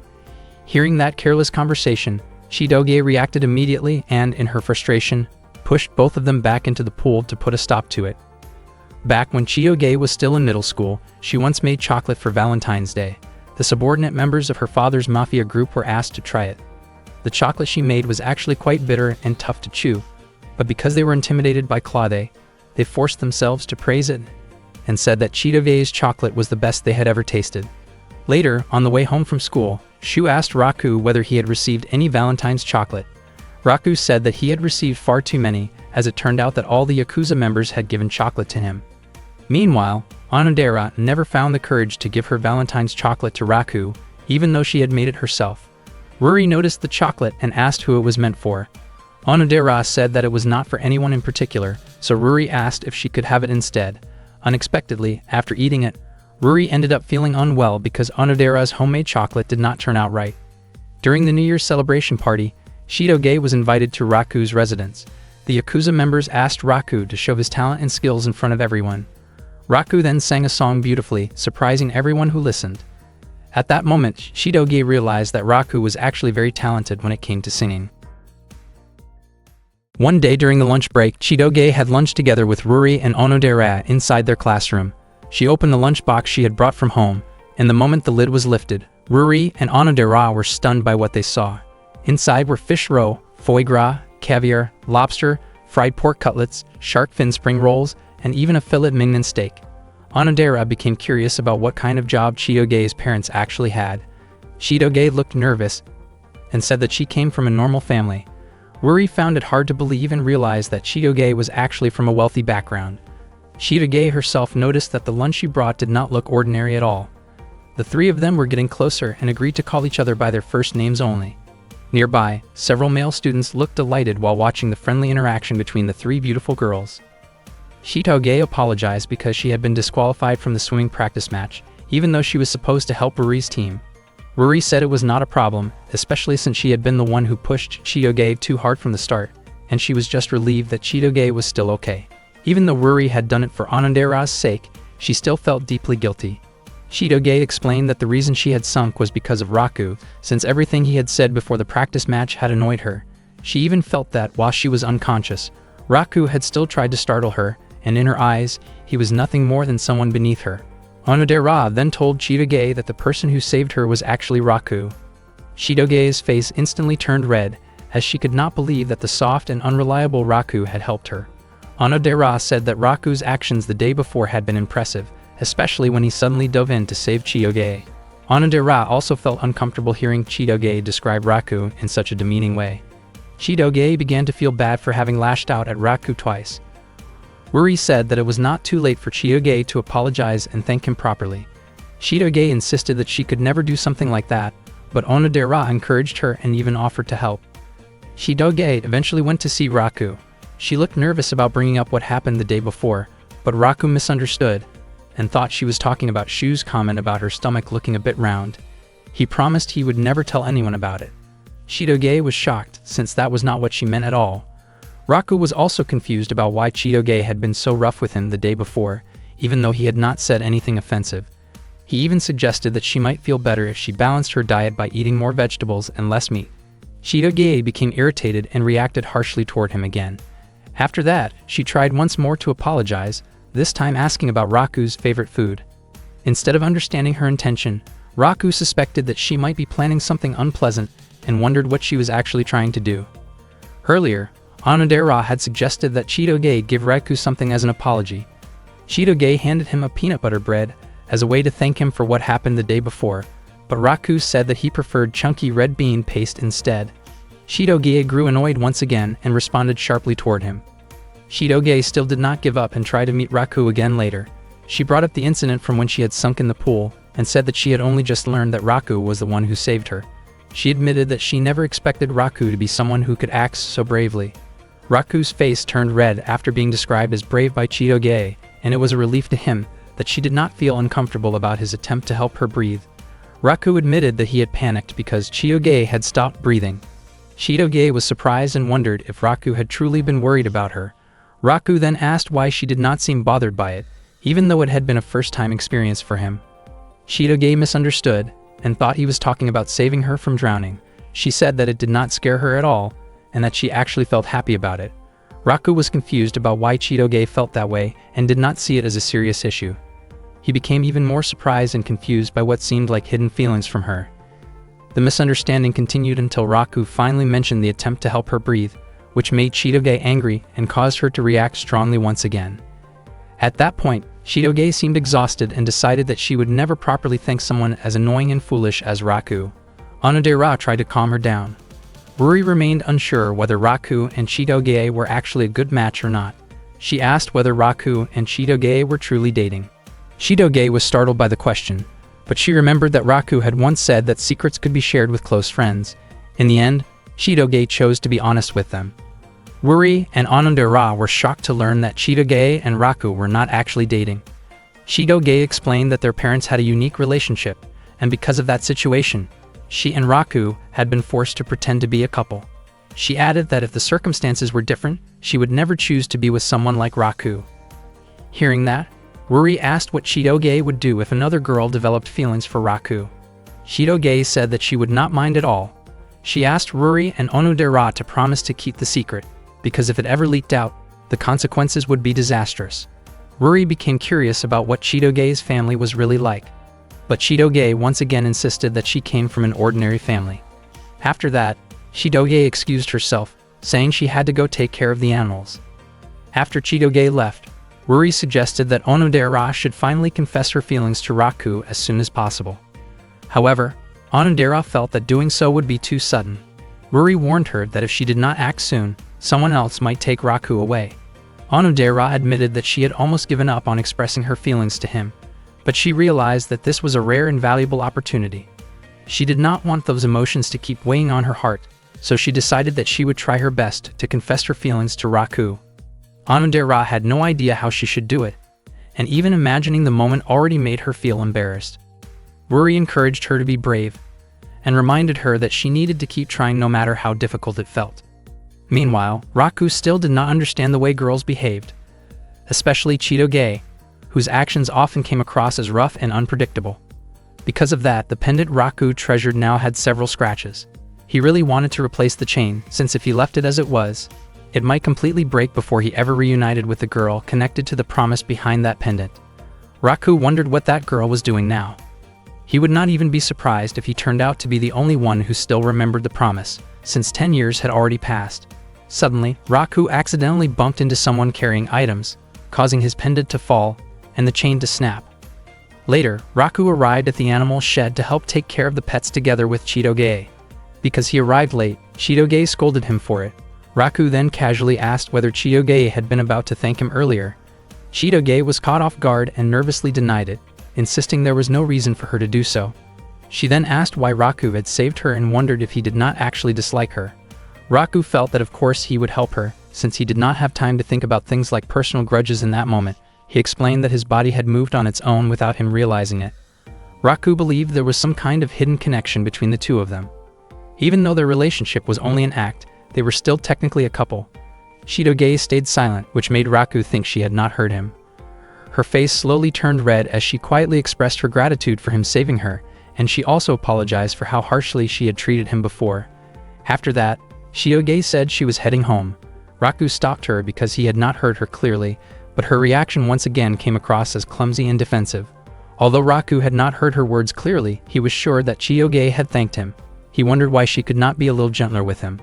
As Chitoge walked away, she accidentally noticed Raku's pendant lying on the road. At the same time, Ruri asked Onodera what it was that she liked about Raku. Even though Ruri had been friends with both of them for a long time, she still did not fully understand that part. She admitted that Raku was not a bad person. Onodera found it difficult to put into words why she liked Raku so much. Suddenly, Raku entered the classroom and greeted them. Seeing that, Ruri quickly left so that Raku and Onodera could be alone together. Onodera's face turned bright red from nervousness. Raku was confused about why Ruri had run off so fast. Onodera truly wanted to confess her feelings to Raku, but not in such an abrupt situation. It turned out that Ruri was watching from a distance to make sure Onodera would not run away. Onodera's heart was pounding intensely, and she felt so nervous that she could not bring herself to say anything that day. Raku noticed how red her face was and wondered if she might have a fever. When he instinctively checked her temperature, it only made her feel even more flustered. Raku panicked and offered to take her to the hospital immediately. Onodera tried to calm him down, but Raku was still worried and believed she needed medical attention as soon as possible. Onodera smiled and admitted that this very side of Raku was the reason she had fallen for him. After checking the money in his wallet, Raku decided to buy some medicine, but Onodera gently stopped him by holding his hand. After that, Onodera began to explain that she still could not say it yet. Slowly, she started to express what she had been wanting to tell Raku, but suddenly a baseball flew toward them, startling them both. Raku scolded the students who were playing baseball nearby and immediately went to report the situation to a teacher. Before leaving, he asked what Onodera had been trying to say earlier. Onodera simply smiled and said that it was nothing. After Raku left, Onodera felt deeply disappointed. She had almost managed to confess, but once again, something had gotten in the way. Her heart was still racing as she tried to calm herself down. Meanwhile, Raku thought that Onodera might have been about to confess her feelings to him, since her words had sounded close to a love confession and her face had been so red. However, he quickly dismissed the idea, believing it was impossible for Onodera to like him, and that such a beautiful moment would never really happen. Onodera was walking home when she ran into Ruri, and the two of them decided to head back together. Onodera apologized because, in the end, she was unable to go through with it. Ruri commented that Onodera turned out to be weak, just as she had expected, but she also believed that Onodera had tried her very best. Ruri realized that she herself had been pushing Onodera too hard, and if something like this happened again, then it would be enough for them to simply cherish their friendship as it was. Deep down in her heart, Onodera actually felt relieved that she had not yet confessed her feelings to Raku. Even though she truly wanted to express those feelings, she felt that it was better to keep things this way for the time being. Still, Onodera was certain that someday she would tell Raku how she really felt. Meanwhile, Chitoge brought home Raku's locket that she had found on the street. She did not know what to do with it at first. The locket was clearly very important to Raku, so it seemed like she should return it to him the next day. Chitoge found herself wondering what kind of girl had made such a promise with Raku. She started to question whether Raku might still have feelings for that girl, and she was surprised at herself for even thinking about something like that. In the end, Chitoge decided to return the locket right away. That night, Chitoge visited Raku's house and gave the locket back to him. Raku reacted in a panic when he realized that Chitoge was the one who had found it. He explained that he had only just noticed the locket was missing and had been searching for it everywhere. Thanks to Chitoge, it had finally been found. Hearing this, Ryunosuke also felt relieved and happy that the item Raku had been looking for was safely returned. Chitoge reminded Raku that he should be more careful from now on. Raku wondered when he could have dropped it, since he always wore the locket around his neck. After that, Chitoge excused herself and went home, and Raku thanked her sincerely. Raku never expected that Chitoge could be so kind. He was also surprised to see that the locket's chain, which had been broken before, was now fixed. It turned out that Chitoge had deliberately asked one of her subordinates to repair it. Chitoge did not mind that Raku had not noticed the repair at first. She found it strange that, even though the locket was such a precious item to him, Raku seemed more worried about disappointing the girl connected to his promise. That made Chitoge recall that she too had made a promise when she was little, and the story felt very similar. She remembered the words tied to that promise, which were always in love. One day, Claude called in one of his subordinates and assigned a target along with a mission. He handed over a photo of Raku and explained that Chitoge was currently in a relationship with him. However, Claude was convinced that Chitoge was being deceived and taken advantage of by Raku. Hearing this, the subordinate felt upset at the thought of Princess Chitoge being treated unfairly. Claude went on to describe Raku in an extremely negative way, expressing his strong personal dislike and frustration toward him. He could not accept the idea of Raku being close to Chitoge. Because Claude could not protect Chitoge directly, he entrusted the task to a subordinate he had trained carefully, ordering him to watch over her. In Claude's view, this was the best way to keep Chitoge safe and away from what he believed to be bad influences. The subordinate vowed to protect Princess Chitoge and to prove the promise that had been made 10 years ago. On that day, the students at the school were buzzing about a transfer student. The student had a beautiful face but was wearing a male uniform. Shu shared the rumor with Raku and Chitoge, saying that the transfer student was suspected to be a very handsome boy. Not long after that, Ms. Kyoko arrived and informed the class that there was indeed a new transfer student. The student soon entered the classroom and introduced herself as Shukumi. The students burst into cheers, admiring Shukumi's looks, which reminded them of a fashion model. Ms. Kyoko then asked Shukumi to take a seat in the back of the room. Shu appeared to dislike the newcomer. As Shukumi walked toward her seat, she glanced at Raku with an expression that looked like she was quietly mocking him. Raku did not understand what was going on between them. Chitoge was shocked when she saw Shukumi, and Shukumi suddenly hugged her. Chitoge's face turned bright red, and the surrounding students reacted loudly in excitement. Chitoge quickly pulled away from the hug because so many people were watching. Shukumi was deeply moved to be able to meet Chitoge again. During the school break, Shukumi apologized to Chitoge for her earlier behavior. She explained that Claude had ordered her to stay close to Chitoge and keep an eye on her. Chitoge asked why Shukumi was wearing that kind of uniform, and Shukumi admitted that she had trouble finding the proper school uniform. At the same time, Shu asked Raku the same question, and Raku immediately repeated what Shukumi had just explained. Shukumi revealed that she already knew about Chitoge having a new boyfriend and asked to be introduced to him. Chitoge then called Raku over and introduced him to Shukumi. Raku forced a smile and tried to act friendly. Shukumi said that she had heard many things about Raku and believed that he was someone reliable. Raku felt confused, since Shukumi was connected to the mafia yet looked completely ordinary and harmless.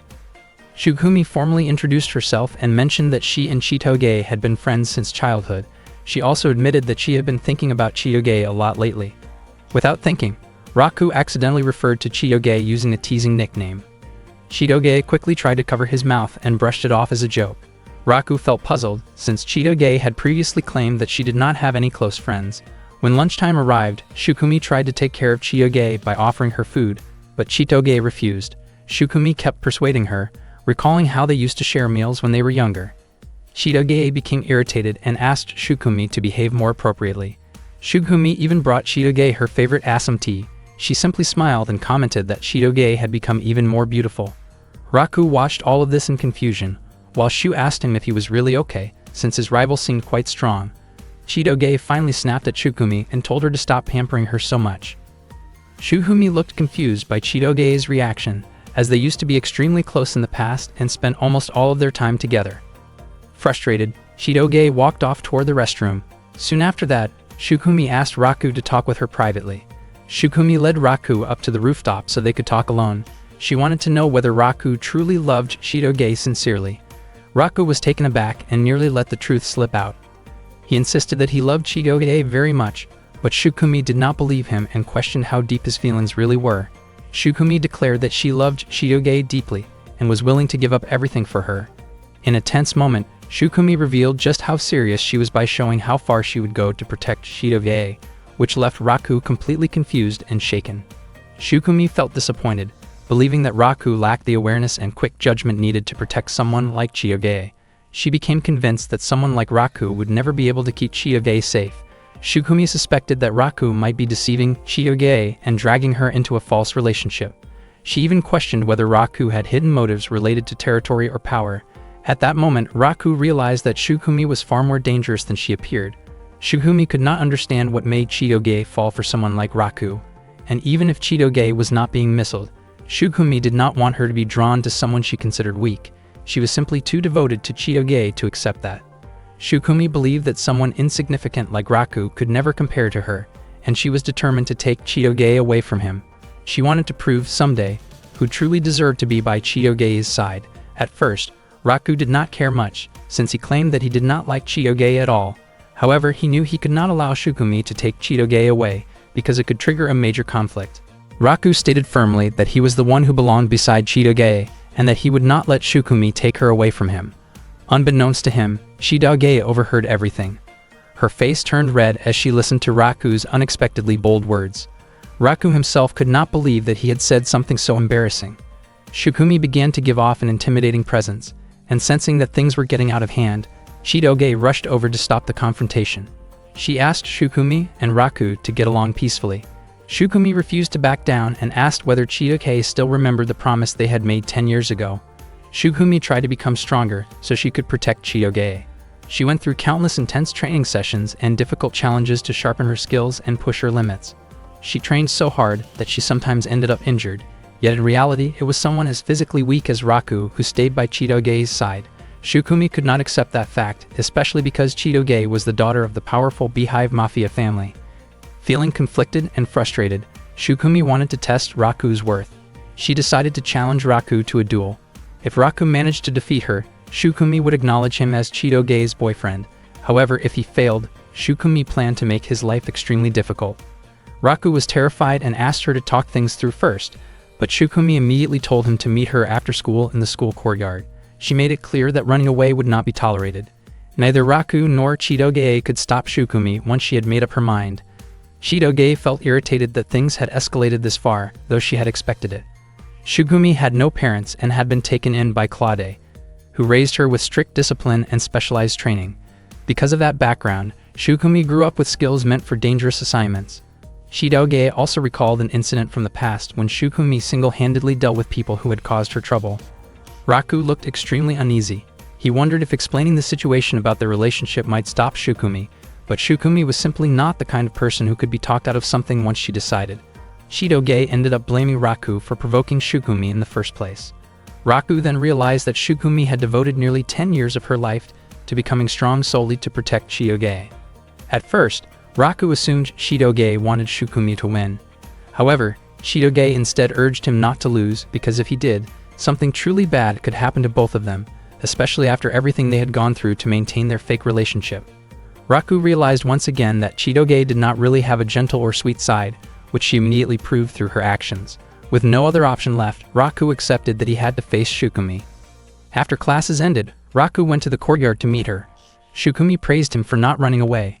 Raku was confused by the large crowd of students cheering Shukumi on. Unexpectedly, Shu had even organized bets among the students. Shukumi used a coin as a signal to start the match. When the coin hit the ground, Raku prepared himself, only to be overwhelmed by Shukumi's use of various training tools meant to immobilize him rather than seriously harm him. Raku was shocked and desperately dodged each attempt. Chitoge silently hoped that Raku would somehow win. Raku kept running through the school hallways, trying to avoid Shukumi's relentless pursuit. Shukumi grew irritated and demanded that Raku face her head-on. She believed that Raku was incapable of protecting Chitoge, and that only she was fit for that role. Raku thought that Shukumi completely misunderstood Chitoge. In his view, Chitoge was not the kind of person who would quietly sit back and be protected without having her own strength and will. Raku continued running and used benches and obstacles around him to slow Shukumi down. He believed Shukumi should act more maturely and pay closer attention to what Chitoge truly wanted. Shukumi was deeply offended by Raku's words and increased her speed to catch him. Raku panicked as he saw how furious she had become. With no time left to think, he jumped out of a window. Shukumi followed immediately, but Raku had planned his move carefully and landed in the swimming pool below. He believed that the water would give him the advantage. When students heard the splash, they rushed over in concern. Raku managed to pull Shukumi to the edge of the pool. He felt relieved that his plan had worked, as Shukumi had lost consciousness from exhaustion. Unsure what to do next and worried about what might happen as she woke up, Raku started shivering from the cold and decided to change his clothes. He brought Shukumi to the locker room so she would not be left unattended.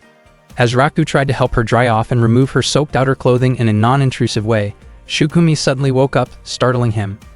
At that moment, Raku finally realized that Shukumi was actually a girl, something he had never noticed before because she always wore a male school uniform. Shukumi became visibly embarrassed, and Raku was left in disbelief. Suddenly, the voices of other students calling out for Raku echoed nearby. Panicking, Raku hurriedly stepped back and urged Shukumi to put her clothes back on herself. When Chitoge opened the locker room door moments later, she found no one inside, even though she was certain she had heard voices coming from there earlier. Raku and Shukumi were hiding inside a locker. Raku had no other choice because the situation outside had become critical. Their bodies were pressed close together in the tight space. Before long, some students who had already checked the girls' locker room began asking why Chitoge had told them to search there. Chitoge explained that Shukumi was actually a girl, and the students immediately reacted in shock upon hearing that. Shukumi had never expected that Raku thought she was a boy. She herself did not understand why she was always assumed to be male. Raku asked why Shukumi wore a boy's uniform, and she explained that it allowed her to move more easily and act faster whenever necessary. Raku apologized for only realizing the truth now and admitted that the duel earlier should not have happened in the first place. Shukumi felt miserable about losing to someone she considered beneath her, and she believed she could not face Chitoge in such a state. Her expression looked unusually sad and different from before, especially since Raku had only just realized that Shukumi was a girl. Being stuck in such a narrow space with their bodies so close made Raku's thoughts spiral, but he tried to calm himself and focus on thinking about Onodera instead. He became so flustered that he even struck his own face to snap himself back to reality. Shukumi then revealed that she had been an abandoned child and was adopted by Claude. The name Shukumi had been given to her by Claude, and for reasons she could not explain, Claude had believed she was a boy. Even after 10 years had passed, Claude still had not realized that Shukumi was actually a girl. Shukumi did not mind this misunderstanding because her mission was to protect Chitoge.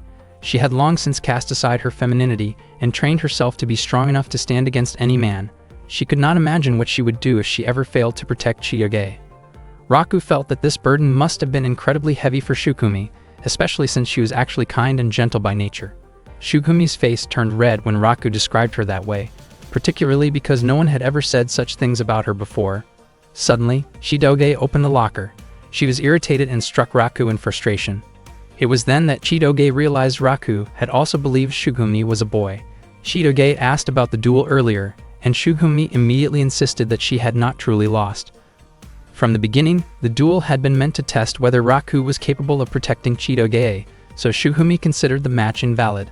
She made it clear that she would not hesitate to threaten Raku if she felt he was unworthy, and she warned him to care for Chitoge sincerely. Shu arrived soon after and told Raku to write a letter of apology for using the swimming pool without permission. After Raku left, Shukumi admitted to Chitoge that she had been completely defeated. She also mentioned that Raku had told her Chitoge was not someone who simply sat quietly while being protected by others. Shukumi acknowledged that although many people worried about Chitoge, she herself was energetic, strong-willed, and truly unique. Even at that moment, Shukumi still wondered why everyone continued to mistake her for a boy. Chitoge then gave Shukumi a girl's uniform, and all the students were stunned when they saw her. Shukumi looked embarrassed by her appearance. Chitoge was confident that the outfit suited her and made her look cute, and she encouraged Shukumi to keep dressing that way since she was a girl. Shukumi responded that appearances did not matter to her, because she had come to protect Chitoge and to fulfill a promise she had made long ago. Chitoge had completely forgotten about that promise. She tried hard to remember, but nothing came to mind. Shukumi explained that the promise had been made when they first met as children, during a moment when they were spending time together at a bathing area with proper supervision. At that time, Shukumi had promised to become someone who would always protect Chitoge. Chitoge wondered why Shukumi still held on to that promise after all these years, but Shukumi considered it something incredibly precious. Chitoge praised Shukumi for being so dependable and cool for remembering a promise made 10 years earlier. Shukumi's face turned red again at the praise. Chitoge then tied a ribbon in Shukumi's hair so that no one would mistake her for a boy anymore. Shukumi thanked her, although she felt the ribbon was a little too feminine for her taste. When Raku later saw Shukumi, he complimented her and said she looked cute. Shukumi's face flushed red once more as she insisted that she was not cute. That evening, Shukumi quietly wondered whether it was possible that Chitoge had also forgotten the promise she made to her first love 10 years ago. One day, Shukumi was practicing assembling and handling a pistol with her eyes closed, while Claude deliberately tested her in order to monitor her skills. Shukumi completed the task quickly, convincing Claude that her abilities had not faded. Claude then asked for Shukumi's opinion about Raku and whether Shukumi could deal with the situation efficiently. Shukumi admitted that she was not yet able to resolve it. Claude instructed that if Shukumi became completely certain that Raku and Chitoge were not truly dating, then Shukumi should take immediate action to remove Raku from Chitoge's life. Shukumi firmly stated that she would not hesitate to carry out her duty if necessary. She was convinced that Raku was not a good match for Chitoge. Shukumi's face turned red when she remembered Raku once calling her sweet. By that day, Shukumi had already been attending the same high school as Chitoge for 3 days. She introduced herself again to Ruri and Onodera, explaining that although her name sounded masculine, she was actually a girl. Shukumi apologized for not introducing herself earlier. Onodera admitted that she had been surprised because she initially thought Shukumi was a boy, while Ruri revealed that she had known the truth from the beginning. Not long after, Shu arrived and casually praised Chitoge's beauty. Shukumi immediately raised her guard because Shu was acting overly familiar with Chitoge. Chitoge reacted strongly and made it clear that Shu was also her friend. The male students felt relieved when they found out that Shukumi was female, and the female students in the class stopped cheering in admiration, although many of them continued to gather around Shukumi anyway. They clearly seemed to like her a lot. From Raku's point of view, Shukumi appeared capable of adapting to the environment. At first, Raku thought everything would return to normal after that, but Shukumi continued to keep a close watch on him. Over time, this made it increasingly difficult for him to get close to Chitoge. That afternoon, Raku informed Chitoge that their teacher had instructed them to buy food for the animals at school. Chitoge wondered why the two of them had to go, since deliveries were usually an option. Raku explained that there were several rare animals at their school, so the food had to be purchased directly from a nearby pet shop. Chitoge suggested that Raku go alone, but he refused because the supplies would be too heavy to carry by himself. Suddenly, Shukumi appeared from behind some plants and startled them. She offered to take Chitoge's place, saying that she could not allow Chitoge to do physically demanding work. Shukumi immediately set off to buy the animal feed, thinking that this would be a good opportunity to find out whether Raku was truly Chitoge's boyfriend or not. If Raku was only pretending to date Chitoge, Shukumi intended to confront him and put an end to the act. Before they left, Chitoge asked Shukumi to wait for a moment. It turned out that Chitoge had changed Shukumi's outfit into something more feminine. In the middle of the crowd, people kept staring at Shukumi, making her feel extremely embarrassed. Chitoge had intentionally altered Shukumi's appearance so she would not be mistaken for a boy, especially since Chitoge had also removed all of Shukumi's weapons. Shukumi felt deeply self-conscious about her feminine look as it drew so much attention. She wondered if she looked strange dressed like that. Raku commented that the outfit suited Shukumi well. Hearing Raku praise her caused Shukumi's face to flush red, and she reacted sharply because she thought he was teasing her. When they arrived at the pet shop, Shukumi was captivated by a very cute white dog. Raku admitted that Shukumi's feminine appearance made her seem different. Shukumi became irritated when she noticed Raku staring at her, and she lost her balance while wearing high heels. Seeing this, Raku immediately caught her before she fell.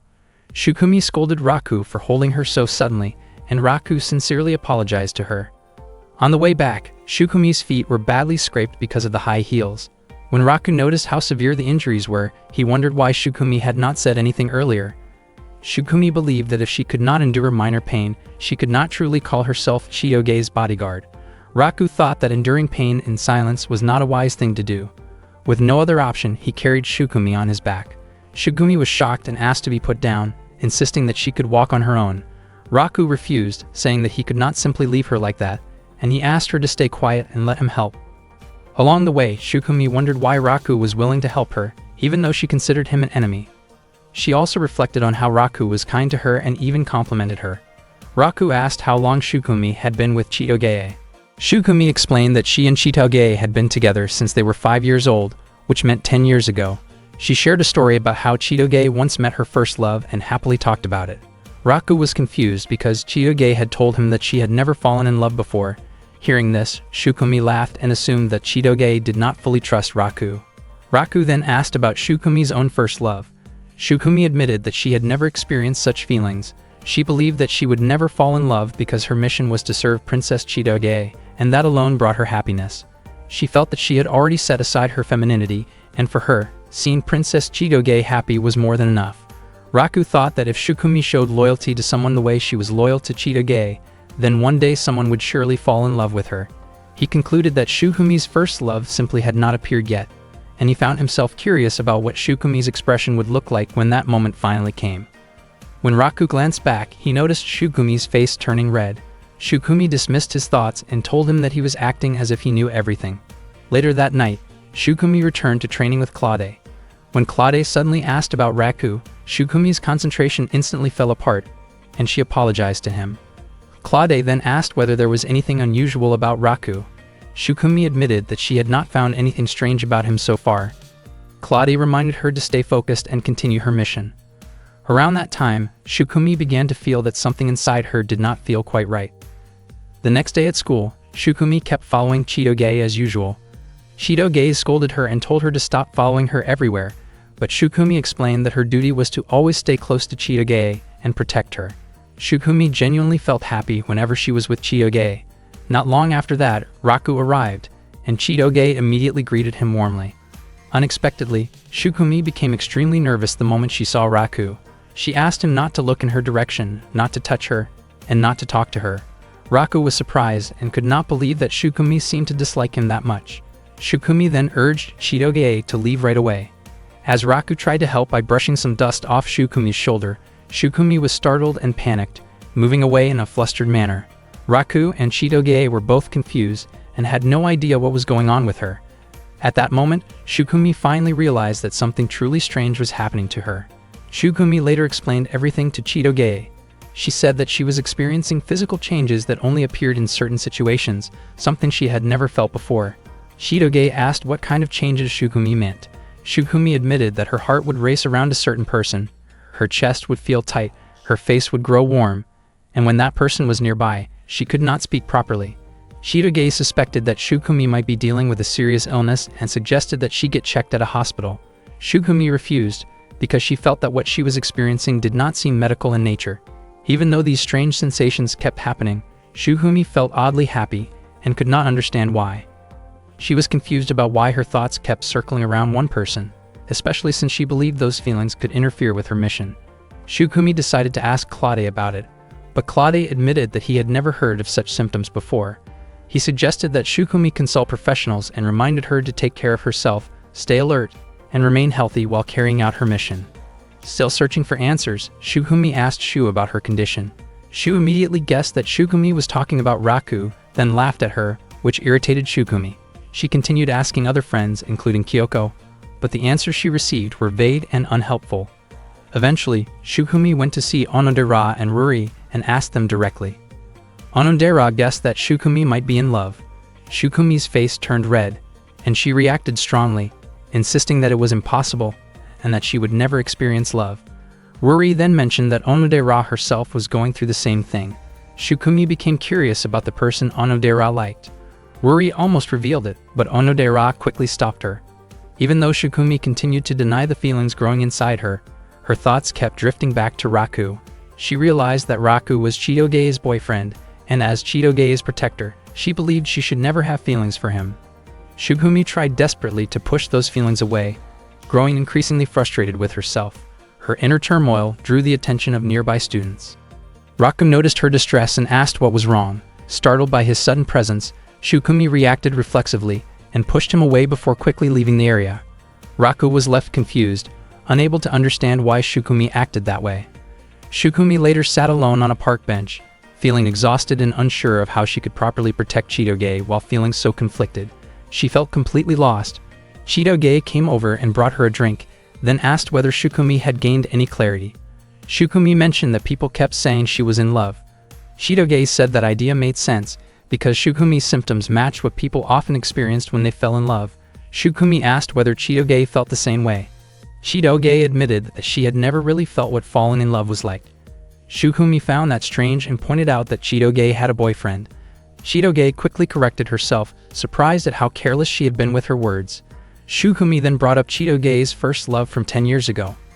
At first, Chitoge did not understand what Shukumi meant. Moments later, she suddenly realized what Shukumi was referring to and wondered why she had forgotten about it for so long.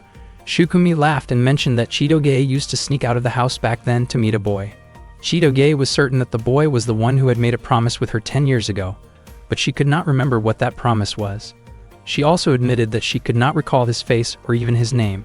Shukumi could not remember him clearly either, but she remembered how deeply and romantically Chitoge had fallen in love at the time, believing that Chitoge had loved him with all her heart. Chitoge looked extremely embarrassed and admitted that she truly did like that boy back then. After that, Chitoge suggested that they return to discussing the strange symptoms Shukumi was experiencing. Shukumi shared a story about the first time her heart started pounding when someone was close to her. Right at that moment, Raku suddenly appeared nearby and casually mentioned that what she was feeling sounded like a sign of falling in love.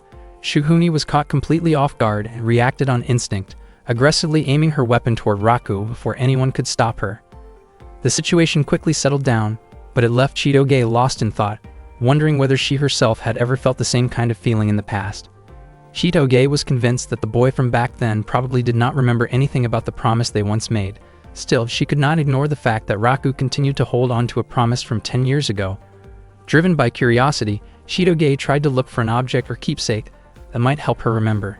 She opened her closet, which was filled with all kinds of belongings, and eventually came across an old diary.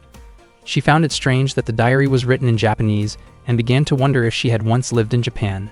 She slowly flipped through the pages. An entry dated July 30 said that Chitoge could hardly wait for the next day so she could play again with the boy who was her first love. Another entry on August 2 described something frightening that happened while she was playing on a mountain slope. A large dog suddenly rushed toward her, and she twisted her ankle, leaving her unable to run. Fortunately, the boy came to her rescue, and she remembered feeling incredibly relieved and happy afterward. At that moment, Shitoge clearly recalled being attacked by a stray dog on the mountain and how the boy had ended up with a scrape on his forehead. Back then, she stayed by his side the entire time, waiting for him to recover. The entry from August 5 mentioned that the boy still had a scar, but his condition had improved, and they promised to go out and play together again. On August 9, Shitoge wrote about spending another joyful day playing with him, feeling truly happy. The August 12 entry described them playing by the river and catching a big fish together. Then, on August 15, Shitoge slipped between some rocks, but once again, the boy rushed over to help her. He always showed up whenever Chitoge cried. On August 18, she wrote about how happy she was simply because she got to spend the day playing with him. Reading all of this, Chitoge was surprised by just how happy she had been during that time. She had always believed she had never experienced love, yet it turned out she had felt it when she was still a child. This realization made her even more curious about what kind of boy he had been. On August 21, she had even written that she would be willing to marry him someday. That diary also contained an entry about the day they had to part ways. The day before Chitoge left for America, she met the boy and made a promise with him. Unfortunately, there was no record explaining what that promise actually was. Chitoge felt frustrated with herself for not writing down something so important. Just then, a small key slipped out from between the pages of the diary and fell to the floor, leaving her completely stunned. A key slipped out from inside Chitoge's diary, and she started wondering whether it might be connected to that promise from long ago. She opened her bedroom window, only to find Shukumi already there. Shukumi asked if something was wrong since Chitoge had not eaten anything all day. Chitoge admitted that she had forgotten, and then asked whether Shukumi knew the place where she had once met her first love. Shukumi said she was willing to investigate that location. Chitoge asked her to prepare transportation for the next day because she wanted to look around that place. Chitoge assumed that the next day was Saturday and that school would be off, but she had completely forgotten that it was actually the day of the school field trip. Chitoge really wanted to find answers about that promise, but she could not bring herself to skip such a fun school event. Not long after that, Kyoko arrived and told all the students to gather with their assigned groups because they would soon be boarding the bus. Raku noticed that Chitoge looked confused and asked which group she was in. He then realized that Chitoge must have fallen asleep the day before during the group assignments. Each group consisted of 6 students. Raku's group included Shukumi, Chitoge, Raku himself, Onodera, Ruri, and Shu. At the time, Raku and everyone else in the group except Shu were seated in the back row of the bus. Raku ended up sitting in the middle, squeezed tightly between others, and he was convinced that Shu had planned it on purpose. All the male students stared at Raku with obvious jealousy because he was sitting right next to several beautiful girls. Raku's heart was pounding because his shoulder kept pressing against Onodera's, and he worried that she might hear how fast his heart was beating. Meanwhile, Onodera's face turned red as well, and she worried that Raku might notice her own racing heartbeat. Ruri looked for opportunities to nudge Onodera closer to Raku whenever the bus went around a corner, causing their bodies to press together. Onodera scolded Ruri for pushing her on purpose. Shukumi pointed out that Raku was overreacting because he kept leaning too close to Chitoge. When Ruri pushed Onodera again, Raku lost his balance and nearly fell over. Shukumi quickly stepped in and firmly stopped things before anyone got hurt. The same kind of chaos happened at every turn along the road, repeating dozens of times throughout the trip. Once they arrived at the field trip location, Shu proudly asked whether the bus seating arrangement he planned had been exciting. Raku admitted that the plan had been effective, even though he was clearly exhausted by it. Onodera hoped that she had not caused Raku any trouble, while she lightly scolded Ruri for earlier antics that had left her feeling embarrassed. Kyoko then arrived and explained that the students' task for the day was to cook rice and make curry. Shukumi asked Onodera and Ruri to gather firewood. Chitoge was extremely excited because it was her first time staying overnight on a school field trip. Although she still wanted answers about her first love, she decided to focus on enjoying herself for now. Raku noticed how genuinely happy Chitoge looked as she took in the experience. Even so, Shidoge could not stop thinking about the boy who had made that promise with her 10 years ago.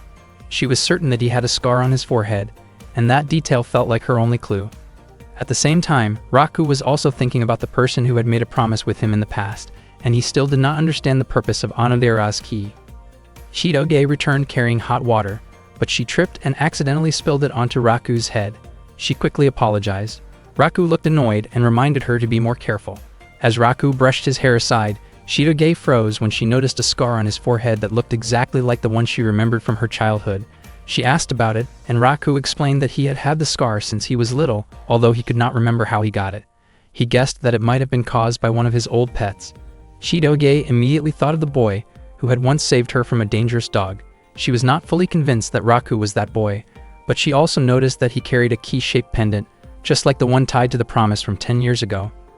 Raku asked why Shidoge suddenly seemed so distracted. Shidoge brushed it off and hurried away. Raku was completely puzzled by her behavior. Meanwhile, Shidoge convinced herself that Raku could not be connected to her childhood memories.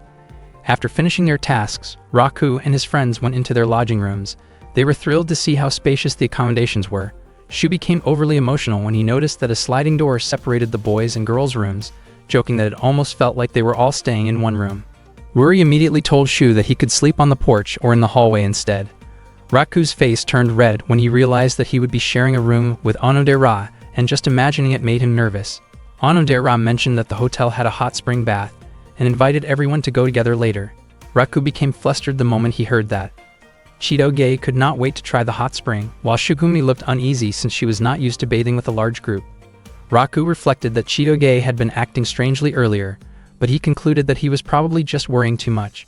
Shu suggested playing card games together and proposed adding penalties to make things more exciting. At first, his ideas crossed the line, so Ruri immediately shut him down. In the end, Shu suggested that the penalty should be sharing innocent stories about first crushes, and Ruri agreed. Raku and the others were shocked and suddenly very tense. Talking about first love made everyone nervous, and they all became determined not to lose the game. As soon as the game began, Raku commented that Shidoge looked pale, but she insisted that she was fine. Raku thought that this probably was not the right moment to worry about other people.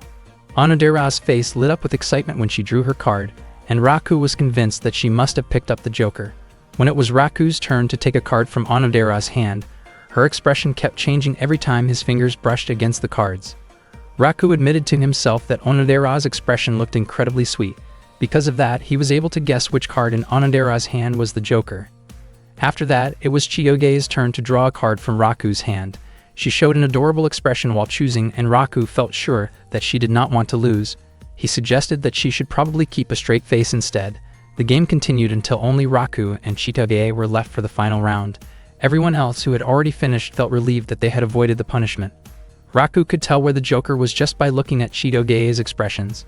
He felt annoyed, because even though he knew he would win, he somehow ended up looking cowardly. When Chiyoge took a card for her turn, Hyoko suddenly showed up and scolded them for not leaving the room. At that moment, Chiyoge ended up drawing the Joker and lost, but thankfully the punishment was ultimately not carried out. The students then enjoyed their meal together. After they finished eating, Shu invited Raku to go take a bath, but Raku was convinced that Shu was really trying to drag him along to sneak a look at the girls. Shu denied it, explaining that the bathing times for boys and girls were different. Not long after that, Kyoko informed them that there was a phone call for Raku. Without any suspicion, Raku immediately walked to the front desk to answer it. At the same time, Claude followed behind Raku, and Chiyoge noticed him. She became curious about what Claude was doing there and hoped that he would not cause any trouble. Onodera then called out to Chiyoge, inviting her to go take a bath together. When Raku arrived at the front desk, it turned out that there was no call for him. He then headed toward the men's bath, but Claude secretly switched the curtain signs so that it became the women's bath instead. Claude did this on purpose to mess with Raku. Raku found it strange that the bath area was so quiet and thought that maybe he was the last one to use it. While soaking, he casually thought about how interesting it might be to hear about Onodera's first love someday. Suddenly, someone jumped into the pool, startling him. Raku reacted in surprise, only to realize that it was actually Chiyoge. They stared at each other, both equally shocked. Chiyoge scolded Raku for being in the women's bath, while Raku was convinced that he had entered the correct place. Chiyoge quickly realized that this must have been Claude's doing. Raku could not understand how Claude had even managed to come along to the inn. Shidoge forgave Raku for the incident, knowing that it was all Claude's fault, and urged him to leave right away before anyone else arrived. She tried to keep him from staring and hurried him along. Unfortunately, before Raku could get away, Onodera and the others showed up. Shukumi looked extremely nervous, and Ruri quickly reacted in a panic. Just as Raku was about to move, Onodera ended up facing his direction. Meanwhile, Claude confidently believed that his plan had succeeded and that Raku would be labeled as a serious troublemaker. Fortunately, Shidoge stepped in and helped hide Raku from the others. Onodera briefly asked if anyone else was in the bath, but Shidoge denied it. Raku was genuinely surprised that Shidoge would go so far to help him. She did it because Raku was her boyfriend and Shukumi was also there. If he had been discovered, Raku could have gained a terrible reputation, and they would have been mocked by their classmates for years. Shidoge urged Raku to quickly think of an escape route. He could not leave through the main entrance because Onodera and the others were there, and the fence was far too high to climb. Raku then hurried toward a staff-only exit. Meanwhile, Onodera, Shukumi, and Ruri were rinsing off in the wash area. Shukumi became flustered because she was not used to the situation, and her reactions drew attention. At the same time, Shu and the other boys were lingering nearby, reacting to the commotion and wondering why Raku was taking so long to join them. Raku continued struggling to reach the staff door. When Shukumi and the others came out, Shidoge deliberately distracted them. Raku felt deeply grateful for Shidoge's help. Unfortunately, just as he was about to slip through the door, Hyoko and other students arrived instead. In the end, Raku decided that the safest option was to stay hidden until everyone had finished bathing. While that was happening, Kyoko and the other students chatted casually and complimented Shukumi, making her even more embarrassed by the attention. Shu and the others reacted loudly to Shukumi's nervous outbursts, joking among themselves and thinking that Raku was missing out by not being there with them. After hearing something strange, Shukumi immediately threw a bottle of soap toward Raku. Fortunately, Raku quickly hid himself at the bottom of the pool. He was extremely worried because if he were discovered, he could end up being expelled from high school. Shidoge tried to help by shielding Raku with her body, but suddenly two of her friends approached and invited her to chat. They were curious about how far Raku and Shidoge's relationship had gone. At that moment, Raku found himself pressed closely against Shidoge due to the tight space. Shidoge suggested that it would be better to talk about Shukumi's first love instead, and the two girls quickly moved closer to Shukumi. Seeing this, Raku realized that he might have a chance to escape. Suddenly, he noticed a hole at the bottom of the pool. He quietly informed Shidoge about the hole and prepared himself to enter what he suspected was a passage connected to another pool. At the same time, Shukumi asked everyone to discuss Onodera's first love instead. Hearing that topic made Raku curious, and he wanted to listen. Shidoge became confused about why Raku did not immediately move toward the hole. Raku did want to know who Onodera's first love was, but his main priority was still getting out of that place safely. Unexpectedly, Onodera shifted her position, and her body ended up blocking the hole. That moment had been Raku's last chance, but it was now completely obstructed. Seeing this, Shidoge quickly grabbed Onodera's hand to move her aside. However, she suddenly lost her balance and fell toward Raku. Onodera felt something soft in the water, but Shidoge believed it was only Onodera's imagination. Shidoge then pushed Raku forward so he could quickly enter the hole. Suddenly, Shidoge herself was pulled slightly underwater, and she accidentally caught a glimpse of Raku in an awkward situation. Both Shidoge and Raku were shocked, and Raku immediately swam into the hole to escape. Later, sounds could be heard from the girls' bathing area. Shu was caught trying to listen in, but everyone was suddenly startled when Raku unexpectedly emerged from the water. Shu asked what Raku was doing there, and Raku explained that he had just finished practicing holding his breath underwater. Shu invited Raku to join him, but Raku refused because he felt completely exhausted. After bathing, Raku immediately went to find Shidoge to apologize. Shidoge could not understand why Raku had acted so foolishly earlier. Raku asked her not to bring it up again, explaining that he was the one who had suffered the most from the situation. Shidoge then asked what Raku had seen. She was upset at the thought that Raku might have seen her without clothes, but Raku denied it, explaining that the steam had been too thick for him to see anything clearly. Shidoge then asked one last question that Raku did not understand. With her face turning red, Shidoge quickly walked away. That night, Kyoko instructed all the students to go to sleep early because they would be heading to the mountains the next morning. Before going to bed, Ruri warned Shu and Raku not to open the connecting door between their rooms. Shu promised that he would not do it. Once the lights were turned off, Shu tried to persuade Raku to open the connecting door, but Raku refused again because he was too tired. Shu decided to open the door by himself, only to find Ruri standing right on the other side. She immediately reacted and stopped him forcefully. As a result, that night both Shu and Raku were made to hang outside their room as punishment. The next morning after the incident at the women's bath, the students gathered together for breakfast. Raku accidentally ran into Chitoge while picking up his meal. As soon as he saw Chitoge's face, his mind involuntarily drifted back to inappropriate memories from the night before, which made him feel uncomfortable with himself. However, Chitoge acted as if everything was completely normal. Shu wondered whether Raku and Chitoge were having an argument. Raku felt confused about why Chitoge seemed so relaxed, as if nothing had happened the previous night, and he started to think that maybe he was the only one overthinking the situation. Meanwhile, Chitoge questioned why her heart was beating so fast, and she quickly finished her breakfast on her own. Shu then told Raku that the annual courage test would be held that night. Not only that, but the male and female students would be paired by lottery. The most important rule of the courage test was that each pair had to hold hands no matter what obstacles they faced. Shu was extremely excited about the event, and thought it would be great if Raku ended up paired with Onodera. Shu even claimed that he could get the same lottery number as Onodera, and asked whether Raku was interested in buying the lottery so he could be paired with her. Raku admitted that he was willing to pay 2,000 yen for that chance. At the same time, Ruri encouraged Onodera to aim to be paired with Raku. Onodera felt confused, since the pairs were supposed to be decided by lottery. Ruri urged her to strengthen her resolve, believing that nothing would change if Onodera did not take the first step. Ruri even offered to give her own lottery slip to Onodera if she happened to draw the same number as Raku. Ruri boldly suggested that if Onodera were paired with Raku, she should be more assertive and honest about her feelings in the darkness. Onodera was shocked by Ruri's words, and did not even know what she should do if she really ended up paired with Raku. When Onodera saw Raku getting a drink, she gathered her courage and greeted him. Raku was startled when he heard Onodera's voice, and his face turned red as memories from the previous night crossed his mind again. Onodera wondered why Raku looked so nervous. Raku quickly moved away from her, unable to look her in the eye after what had happened the night before. Onodera never expected Raku to avoid her like that. That night, Hyoko announced that the annual courage test would begin. The students were filled with excitement as they looked forward to the event. The teachers planned to relax that evening so they would not interfere with the students' activities. The lottery drawing began soon after. Raku noticed that Chitoge was afraid of the dark, and warned her not to cling to him no matter what happened. Chitoge believed she could overcome her fear. Raku felt sorry for whoever ended up paired with her, imagining how tight her grip might be when she got scared. The female students drew their lottery slips first, their hearts pounding as they unfolded the papers. After that, it was the male student's turn. Raku felt as if this moment would decide his fate, and he was desperate to know what number Onodera had drawn. Suddenly, Ruri announced that Onodera had drawn number 12, which made Onodera extremely embarrassed. Hearing that, Raku did everything he could to draw the same number. When it was his turn, he carefully shuffled through the slips, searching for number 12. Sure enough, Raku drew number 12.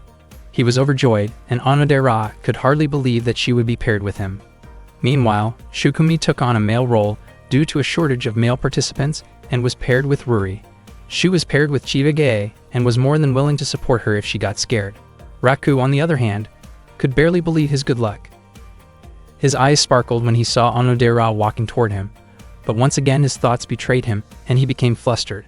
His face turned red and he found himself unable to look directly at her. Onodera asked whether Raku was uncomfortable being paired with her since he had seemed to avoid her earlier that morning. Raku explained that he had been nervous because they had stayed in the same room the night before.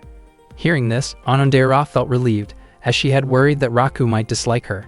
Her gentle expression made Raku like her even more, and he felt that the day could not have gone any better. Raku made it clear that there was no way he could ever dislike Onodera. Meanwhile, Chitoge wondered why Raku looked so shy despite being paired with Onodera. She heard voices from students playing the role of ghosts behind some bushes and went over to check on them. It turned out that one of the ghost actors had a stomachache, and they had not found a suitable replacement yet. Chitoge initially tried to step away, thinking she would not be able to help, especially since she was afraid of the dark. However, no one else was willing to take the role, since all the students had already been assigned their pairs. The organizers were worried that without enough ghost actors, the event would be delayed and less exciting. Hearing their concerns, Chitoge decided to help and quickly put on a costume. She wondered whether she could really handle it, but the others thanked her and prepared for the courage test. Equipped with a flashlight, Chitoge headed to her assigned location.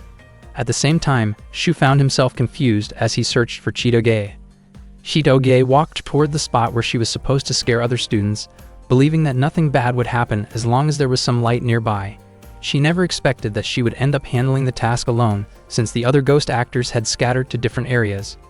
Chitoge genuinely felt terrified, especially because the place was dark, silent, and filled with unsettling sounds. She was extremely frightened, yet she tried hard to calm herself down. To make things worse, her flashlight refused to turn on. No matter how many times she pressed the button, it simply would not light up.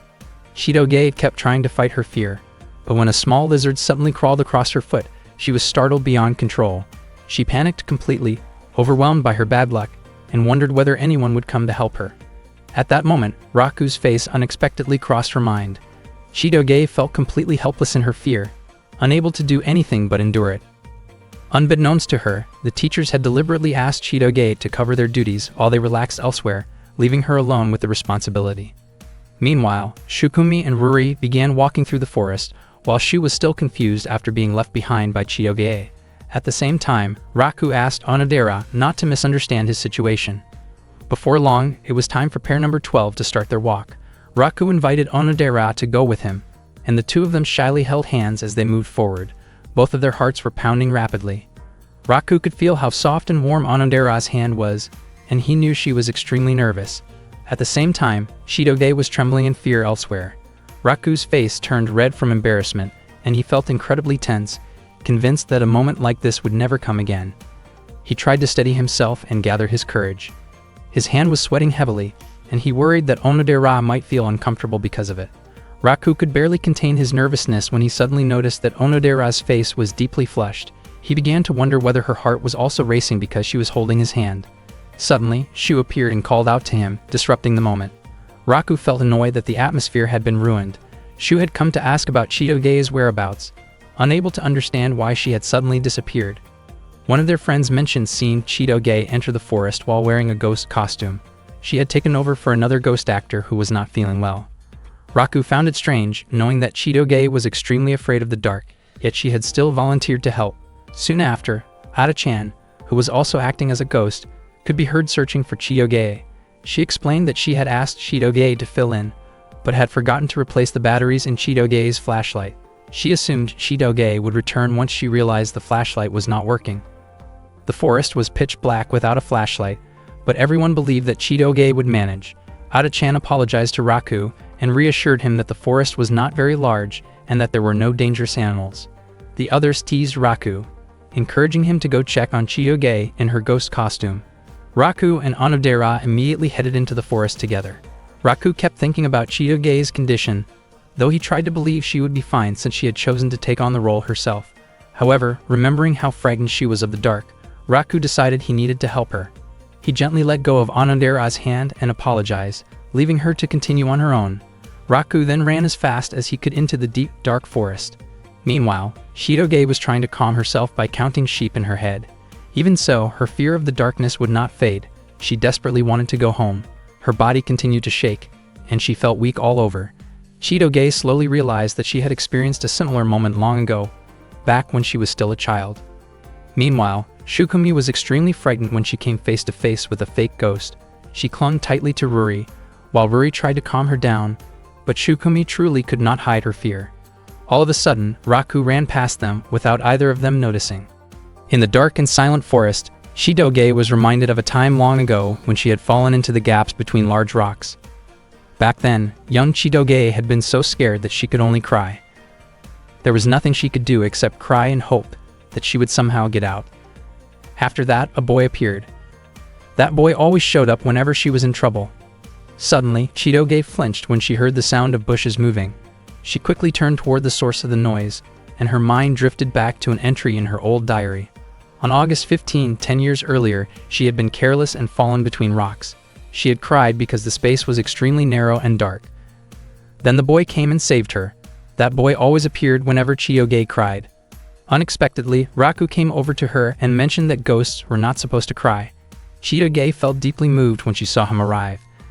They then walked together, and Raku checked to make sure that Chitoge was alright. He suggested that she should not push herself too hard, especially since she was easily frightened, yet still forced herself to play the role of a ghost. Chitoge explained that she felt bad seeing the other ghost actors struggling, but Raku pointed out that her actions had made everyone worry. He reminded her that she should think carefully before doing something like that. Chitoge asked whether Raku had been worried about her as well. Raku admitted that he had not been overly worried. As they continued walking through the forest, Raku asked if Chitoge was tired and even offered to take a short break. Out of nowhere, Chitoge asked Raku to call her by her given name, since he had always been calling her by her family name. Raku was surprised and wondered if Chitoge had a fever, thinking that she was saying strange things. Chitoge explained that the night before, her friends had commented on how she and Raku were still calling each other by their family names even though they were dating. According to her, in order to avoid suspicion about their relationship, Raku should start calling her by her given name. Raku felt confused, since Chitoge rarely talked about something like that. In the end, Raku went along with what Chitoge wanted and tried calling her by her given name. Chitoge responded warmly and also called Raku by his given name. Their faces turned red when they looked at each other, and they both quickly looked away out of embarrassment. Eventually, they got lost while trying to find their way back, but they managed to return just as the courage test came to an end. Raku ended up missing his chance to spend time alone with Onodera. As soon as Shukumi saw Chitoge return, she shouted her name in relief. Shukumi immediately hugged Chitoge and apologized, saying that she should not have let that happen to her. Not long after, Onodera came over to Raku. She had been told by Shukumi that Raku had gone to look for Chitoge. Raku sincerely apologized to Onodera, even though he had promised to come back quickly. Onodera understood, since what mattered most was that Chitoge was safe. Raku could hardly believe that he had missed such a golden opportunity to be alone with Onodera during the courage test, but he felt relieved that Onodera was willing to forgive him. Shukumi then asked Chitoge what they planned to do during the 2-day break. Shukumi suggested that they should prepare to visit the place where Chitoge had met her first love, especially since school would be closed for 2 days starting the next day. Meanwhile, Shu deliberately teased Raku for missing his perfect chance to spend time alone with Onodera. Chitoge did not seem very interested in going to the place where she had met her first love. She asked Shukumi not to rush her into going there, explaining that she did not really feel like visiting it at that moment. Instead, Chitoge looked happier as she gazed at the beauty of the night sky. One day at school, Raku felt incredibly excited when he saw Onodera standing in front of him. He immediately walked toward her, and just as Raku was about to touch Onodera's shoulder, Chitoge suddenly called out to him. Chitoge asked where she was supposed to put the journal. Raku looked annoyed because he felt that Chitoge had interrupted his chance to talk with Onodera. Raku explained that the journal needed to be placed in the science room, just like the teacher had said earlier. He also reminded Chitoge not to accidentally enter the wrong room again. Onodera was surprised to hear Raku calling Chitoge by her real name. Raku explained that he and Chitoge had agreed to call each other by their first names. He admitted that he was still not used to it, even though they had been dating for quite a while. Raku wondered why it was so difficult for him to act naturally as Chitoge's boyfriend in front of Onodera. Ruri immediately nudged Onodera in the stomach and commented that Chitoge was already one step ahead of her. Ruri suggested that Onodera should also start calling Raku by his first name, but Onodera felt hesitant about doing so. Not long after that, Shukumi came over and asked Raku about Chitoge. Raku mentioned that his girlfriend had gone to the science room. Shukumi explained that she wanted to talk about something with everyone without Chitoge knowing. Shukumi then revealed that it was Chitoge's birthday, and that she wanted to prepare a surprise birthday party for her. She invited Raku and the others to the surprise party, believing that Chitoge would be extremely happy if her friend showed up. Everyone was willing to attend, and Raku suggested that they buy a present. According to Shukumi, Raku was a special case since he was Chitoge's boyfriend, which meant she had no choice but to invite him. Shukumi looked nervous and admitted that inviting Raku was not because she wanted to see his face. Raku responded that he was willing not to come if Shukumi truly did not want him there, but Shukumi immediately shouted at him and told him to come anyway. Ruri then asked Raku and Onodera to go shopping for the gift together after school. Both Ruri and Raku were surprised, and Raku asked why Ruri was not joining them. Ruri claimed that she had a stomachache and could not go with them. She said it would be faster if only Raku and Onodera chose the gift. Raku begged Ruri to come along, but she refused. To make things even stranger, Ruri told them to meet at a cafe at 5 in the evening and asked them to wear casual clothes. Raku and Onodera were genuinely confused. especially since Ruri was not even coming, but was the one giving all the instructions. That afternoon, Raku arrived at the cafe first. He felt very nervous about meeting Onodera. He still could not believe how forceful Ruri had been and could not understand what she was thinking. Inside the cafe, there were many couples on dates. Raku felt that if he and Onodera met in a place like that, it would look exactly like they were on a date.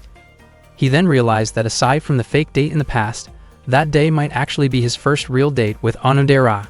He wondered whether buying a gift together could really be considered a date. Raku also found it strange that Onodera had not arrived yet. Soon after, he noticed Onodera outside the cafe. She looked confused as she searched for Raku, since he had not told her that he was already inside. While looking at the cafe window as if checking her reflection, she even smiled, but her face suddenly turned red when she realized that Raku was right behind the glass. Onodera quickly entered the cafe, unable to show her face to Raku. She then suggested that they discuss what kind of gift they should buy. Seeing how unusual her behavior was, Raku realized that Onodera was probably pretending that nothing had happened earlier. Raku found Onodera's face incredibly sweet. When the cafe staff came over, Onodera quickly ordered a coffee. She looked very cute in her casual outfit, but she was clearly nervous because she kept wondering whether Raku had seen her earlier. At that moment, Raku thought about whether people around them might see them as a couple on a date. Raku was actually curious about the boy who had made a promise with Onodera 10 years ago, as Ruri had mentioned, but he felt that it was not the right time to ask about it. Onodera asked what kind of gift might make Chitoge happy.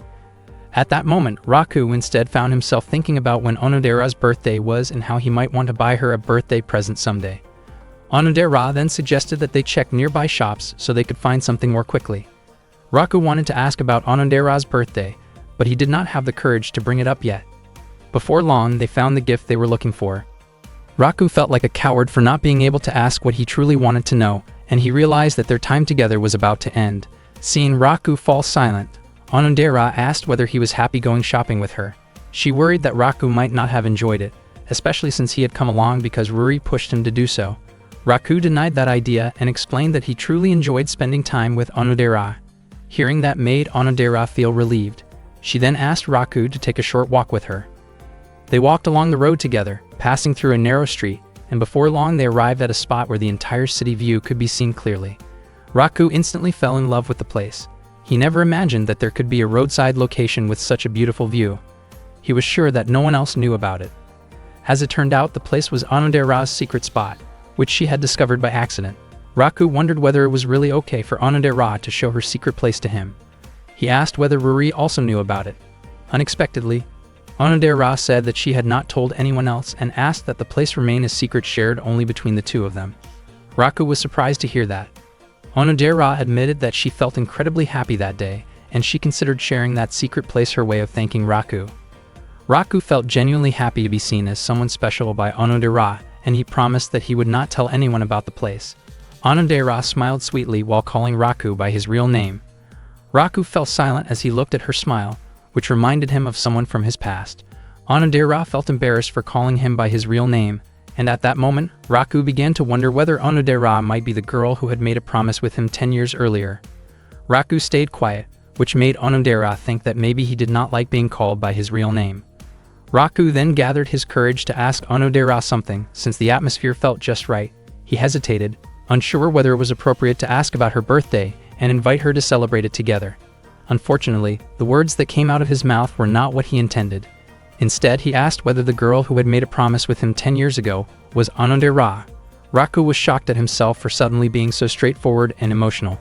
He felt confused about how to explain himself, but to his surprise, Onodera admitted it.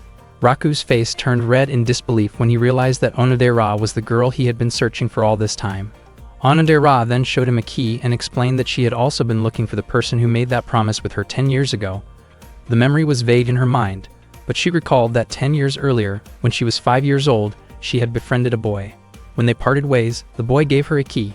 She could not remember his name or face, but she clearly remembered that the boy wore a pendant identical to the one Raku had. Raku never imagined that Onodera was the girl connected to the pendant promise. Onodera apologized for denying it in the past, explaining that she had been too shocked when Raku first asked her about it. Onodera explained that she had played with the boy during the summer back then. She had been very shy, and the boy was the one who invited her to play outside. For some reason she trusted him deeply, and she admitted that he could be considered her first love. Raku's face turned even redder upon hearing that.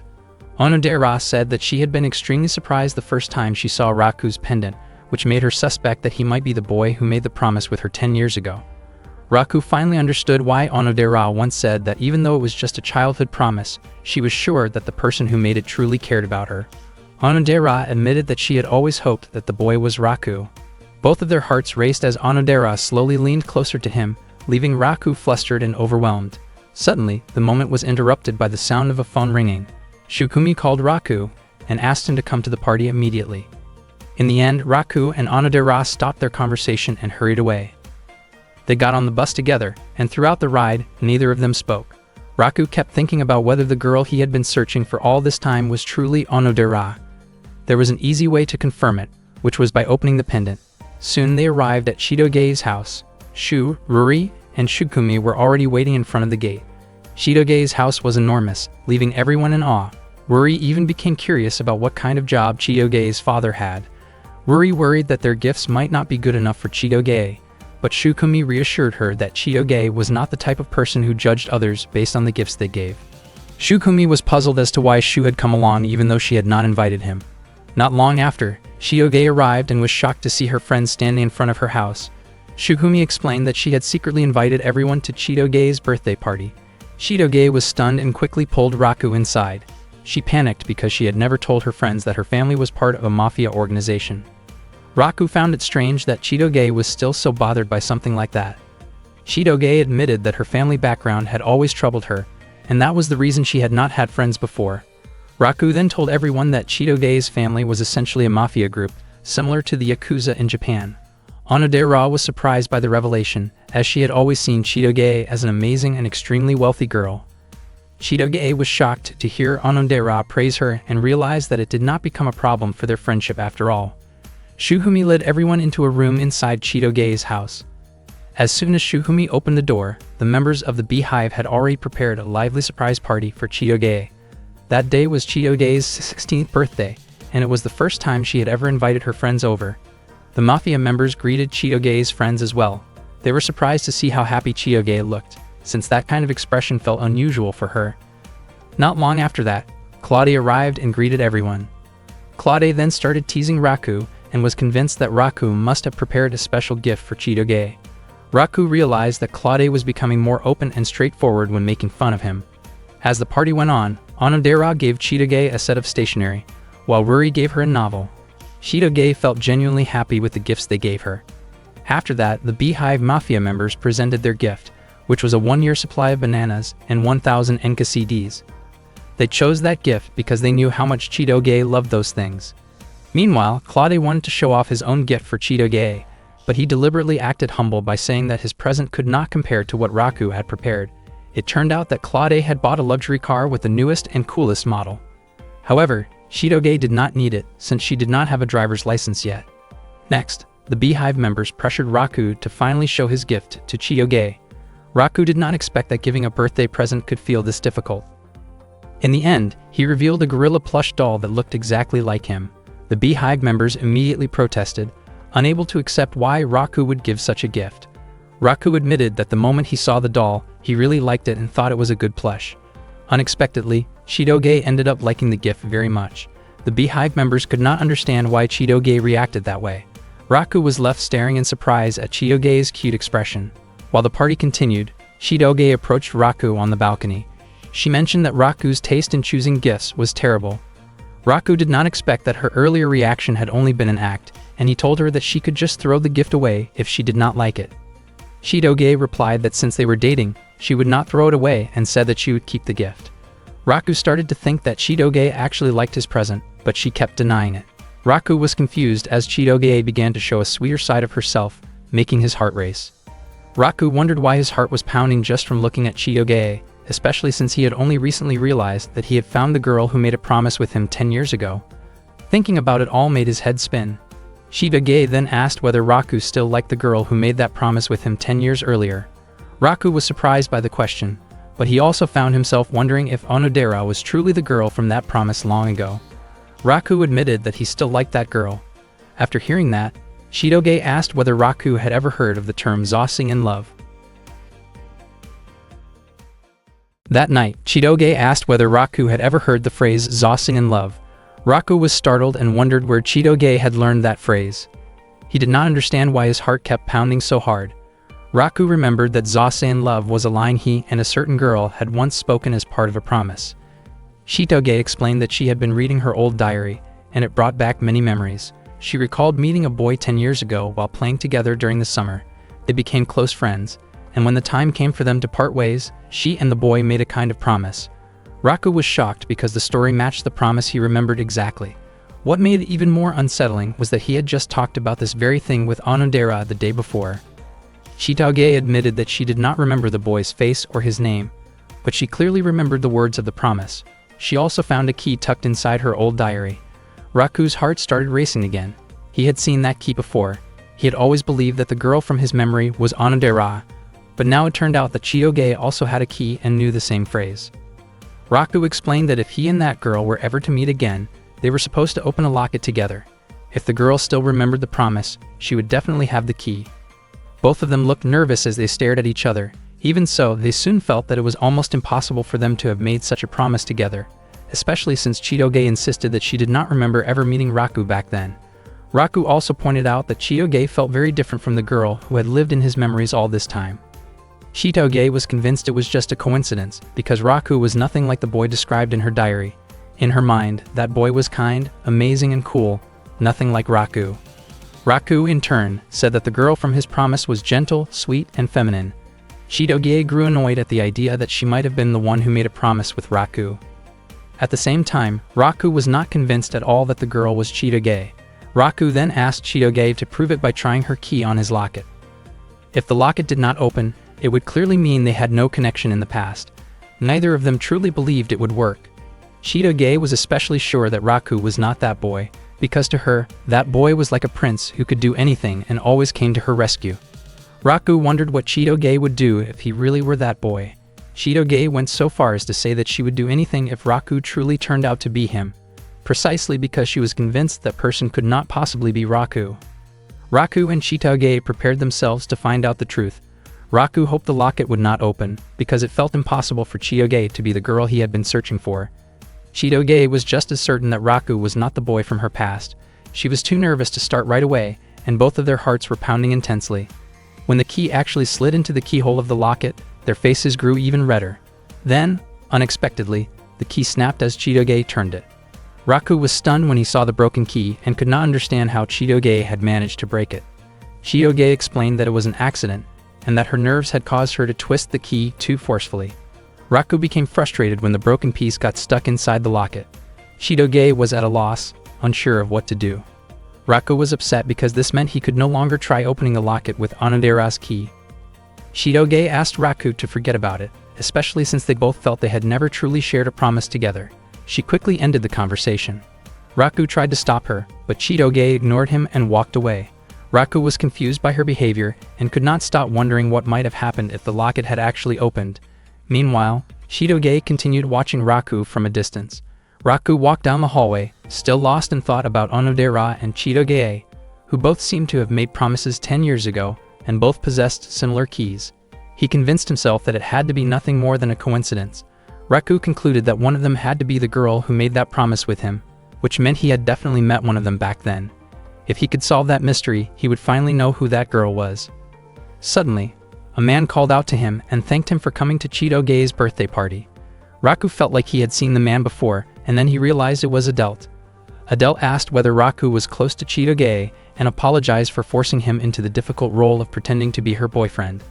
Adelt mentioned that Chitoge had seemed much more cheerful since coming to Japan, and he believed it was all thanks to Raku. Raku remembered Chitoge once saying that she did not have a single friend back in America. Adelt was confident that Raku and Chitoge got along very well and even thought they were a perfect match. Raku denied it and said that he and Chitoge argued all the time. Adelt laughed and revealed that Raku and Chitoge had actually been close friends when they were children. Raku was shocked to hear this, and Adelt had already guessed that Raku would not remember something like that. Adelt explained that 10 years earlier, he had held a series of meetings with Raku's father at a secret location in Japan for almost an entire month. At that time, Adelt had brought along Chitoge, who was still 5 years old. Back then, Chitoge had been very close to Raku. Raku never expected that he and Chitoge had actually met 10 years ago. He began to suspect that Chitoge might have been the girl connected to the promise, and that Onodera might have been mistaken in thinking that Raku was the boy she had been looking for. Adele also mentioned that Onodera had played together with them as well. Raku was shocked, and his heart raced as he listened to the story. He realized that he had not spent time with just one of them, but with both of them. At that time, Chitoge had approached Onodera, and Onodera had wondered why she did not see Raku around. Chitoge had pretended not to know where Raku was. Raku finally understood that 10 years ago, he had met both Onodera and a younger Chitoge at the same place, and that the two of them were connected to the same promise. He could not understand why things had turned out this way. The two keys carried different symbols, and Raku was certain that only one girl had made a promise with him. After Adele left, Raku began to think seriously about who that girl truly was. He wondered if it could have been Onodera. If that were true, then he believed it really was fate, because Raku truly wished for someone like Onodera to be his future wife. If it turned out that the girl was Chitoge, then Raku felt he would not be able to accept it so easily. Even if the girl from the past was Chitoge, everything had happened when they were still children, and the person Raku cared about now was Onodera, and that would not change. Raku's pendant was being repaired by Shu's uncle. The next day, Shu called his uncle to ask whether the pendant could be fixed. It turned out that Raku's pendant was quite complicated and rather rare, so it would take some time to repair. Raku felt relieved knowing that his pendant was being taken care of. Shu asked what had happened to the pendant and wanted Raku to explain it, but Raku said that he would talk about it another time. That morning, Raku met Chitoge at the shoe lockers, and they walked to class together. Raku told her that both his pendant and their keys were being repaired by Shu's uncle, who worked as a locksmith. Raku found it strange that Chitoge seemed to be acting so normal. When they arrived at the classroom, they noticed Claude watching them from outside. Raku immediately suggested that they act like a couple. When Raku touched Chitoge's shoulder, she was clearly startled. Raku was confused when Chitoge's face suddenly turned red. Chitoge asked Raku not to act so carelessly. Raku reminded her that Claude was watching them. Not long after that, their classmates came over to greet them. Raku quickly put his arm around Chitoge and acted as if he were deeply in love. Seeing Chitoge's flushed face, Raku was surprised and curious about what was going on with her. Chitoge tried to calm herself down. At that moment, Onodera was also there, quietly observing their behavior. While Raku was watering the flowers, Onodera approached him and mentioned that Chitoge's behavior seemed a little strange. She wondered whether Raku and Chitoge had argued. Raku suspected that Chitoge might be feeling awkward around him because she could be the girl who had made the promise with him 10 years ago. But he kept pushing that thought away. Onodera then asked where the pendant Raku usually wore was. Raku explained that it was being repaired by Shu's uncle. Raku felt curious about whether Onodera remembered that they had played together in the past. His heart started to race just thinking about it. Raku was worried about Chitoge, but he believed she would be fine, and he promised himself that he would continue to look out for her. Onodera smiled when she heard that. She recalled how attentive Raku had been toward Chitoge, especially when Chitoge had gone missing before. She found it puzzling because even though Raku and Chitoge were only pretending to date, she wanted to know what Raku's true feelings really were. Kyoko came into the classroom and announced that the photos from their school trip had been posted on the bulletin board. She encouraged everyone to buy photos of the people they liked and promised that she would not tell anyone who bought whose photos. Onodera smiled to herself, and Ruri noticed her reaction. The students quickly gathered around the bulletin board to look at the school trip photos. Chitoge was amazed by the pictures and wanted to buy them. Raku reminded her not to buy too many photos, since each one cost 100 yen, which was expensive for him, and he suggested that she choose only the photos she truly liked. Unexpectedly, Chitoge became even more excited and picked out many photos anyway, with Shukumi helping her choose. Raku felt relieved as it seemed that Chitoge had finally returned to her usual self. Onodera invited Raku to buy photos from their school trip. Raku wanted to buy one of the photos that showed Onodera during the trip. Onodera, on the other hand, wanted to buy a photo of herself together with Ruri. Ruri then pointed at one photo that featured Raku, with Onodera and Ruri visible in the background. Onodera's face slowly turned red when she noticed Raku's face in that photo. Ruri deliberately chose that picture because she was confident that Onodera would want to have it. Not long after that, they came across another photo of Raku standing together with Onodera. Onodera really wanted to buy that photo, and Raku also wanted the same one. However, he felt embarrassed and worried that others might notice how much he wanted it. Raku and Onodera both acted shy and hesitant, which made Ruri feel extremely annoyed by their indecision. Shu then showed up and offered several photos of the girls that Raku had rarely seen before. The male students gathered around to choose photos they liked. Ruri and Shukumi were convinced that the boys were selecting inappropriate pictures. Shu denied it, explaining that he only collected embarrassing moments. He even had funny photos of Ruri and Onodera. Ruri and Onodera were shocked when they saw those unflattering pictures of themselves. Ruri, clearly irritated, reacted harshly towards Shu for making her upset. Raku was very curious and wanted to see those photos as well. Shu mentioned that he had a special photo meant just for Raku, which turned out to be a picture of Onodera sleeping next to Ruri. Raku was immediately fascinated by it, and was even willing to pay 500 yen for the photo. He treated it like a personal treasure. After that, Raku made a plan to look for a photo that showed himself together with Onodera. Later, Raku noticed a photo of Chitoge, but his attention shifted to a girl standing behind her. It turned out to be Onodera in the background, captured at an awkward moment while she was adjusting her clothes. Raku became anxious, worried that someone might notice the situation in the photo. He quickly picked it up and planned to hand it to Kyoko so the file could be deleted. While walking down the hallway, Raku ran into Onodera, and the photo accidentally slipped from his hands. Onodera picked it up for him. Raku panicked, afraid that Onodera might think he had intentionally searched for a photo of her in an embarrassing situation. Fortunately, Onodera had not yet realized that she was the one in the picture.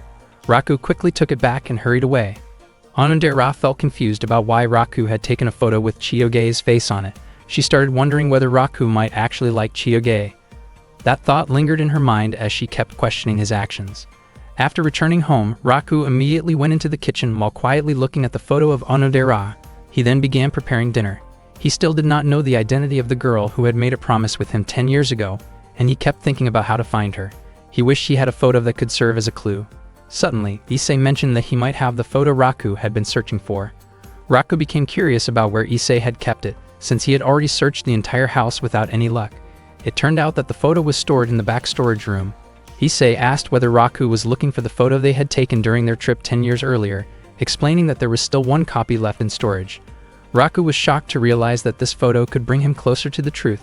On top of that, Issei also mentioned a photo of a girl holding a key and the existence of an important promise connected to it. Hearing this left Raku completely stunned. One morning at school, Raku looked irritated because he could not find the photo he was looking for in the storage room behind the school. That photo was supposed to be a clue to the identity of the girl connected to his childhood promise. Suddenly, Shu appeared in front of him and asked whether Raku had any plans after school. It turned out that Shu wanted to invite Raku to a group study session at Mickey D after school. Raku felt confused about why Shu was suddenly organizing a study session like this.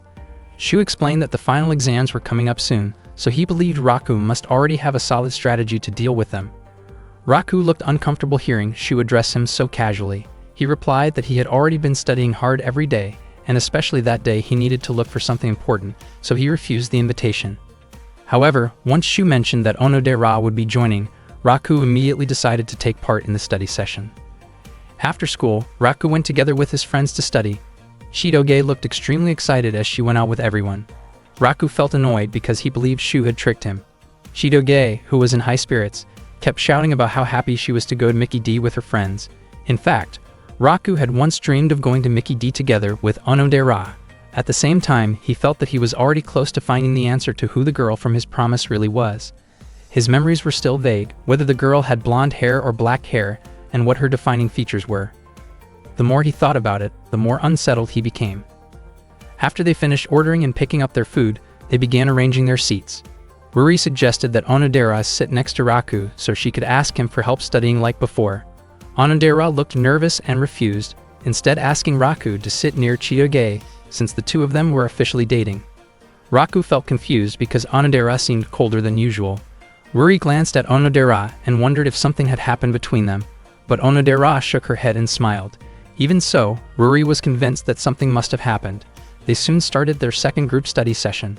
Shu asked whether Shukumi was the type of student who enjoyed studying. Shukumi described herself as just an average student, but Chitoge told everyone that Shukumi could get into almost any university she wanted. Onodera and Shu both praised her for that. Shukumi then questioned why Raku could not solve such an easy problem, especially since he was dating someone like a princess. Raku asked Shukumi not to worry about him, but Shukumi suddenly moved closer and explained how to solve the problem step by step. Raku was surprised by Shukumi's sudden behavior toward him. Shukumi's face turned red, and she looked unexpectedly sweet, leaving Raku momentarily stunned. Shukumi wondered why Raku was staring at her instead of listening to her explanation. Raku's heart raced as he sat close to Shukumi. He also praised the way she explained the problem, saying it was very easy to understand, and sincerely thanked her. Shukumi looked flustered and asked Raku to try solving the problem himself. After that, she returned to her seat. Chitoge asked which problem Shukumi had helped him with. Meanwhile, Shu wore a teasing grin that clearly annoyed Shukumi, and she reacted by firmly scolding him, making it clear she wanted him to stop. Chitoge and Raku were surprised to see that Shu and Shukumi seemed so familiar with each other. After that, Shu reminded everyone about their English homework and said he was counting heavily on Chitoge. He asked Chitoge to translate a dialogue from the textbook. The dialogue was about Anna asking George about a woman, only for George to say he did not recognize her. A jealous Anna then questioned which woman George chose, the other woman or herself. Raku could not understand what kind of dramatic story Kyoko had written. At that moment, Onodera could not hold back her laughter, and her expression looked adorable, which Raku found himself liking even more. Raku had a strong feeling that Onodera shared similar traits with the girl from his childhood promise. Onodera herself suspected that the boy she was searching for might be Raku. On the other hand, Chitoge did not match any of the traits of the promised girl, yet she possessed a key and knew about Zaza love. Thinking about all of this only made Raku feel more confused, so he tried to calm himself down, believing that everything would become clear once he found the photo clue. Suddenly, Shu asked what Raku liked more. Without thinking, Raku mentioned Onodera's name, even though Shu had actually been asking whether Raku preferred vanilla or chocolate shakes. Raku felt extremely embarrassed and quickly asked what flavor Onodera liked. Onodera admitted that she preferred strawberry. After that, Raku laughed and finally realized that he had almost confessed his feelings to Onodera by accident. He thought that no one had noticed what he said earlier. Unexpectedly, Onodera had noticed, but she was unsure about what Raku truly meant. Raku felt that Onodera seemed much closer to the image of the girl from the promise, while Chitoge did not match that image at all in his mind. At that moment, Chitoge was still reading out a translated English dialogue, and when she mentioned something about destined partners, Raku was caught off guard and accidentally spit out his drink, leaving Chitoge confused by his reaction. Raku realized that he could not keep dwelling on the thought, and that what he really needed to do was find the photograph. After returning home from Mickey's D, he immediately went to the storage room to search for it.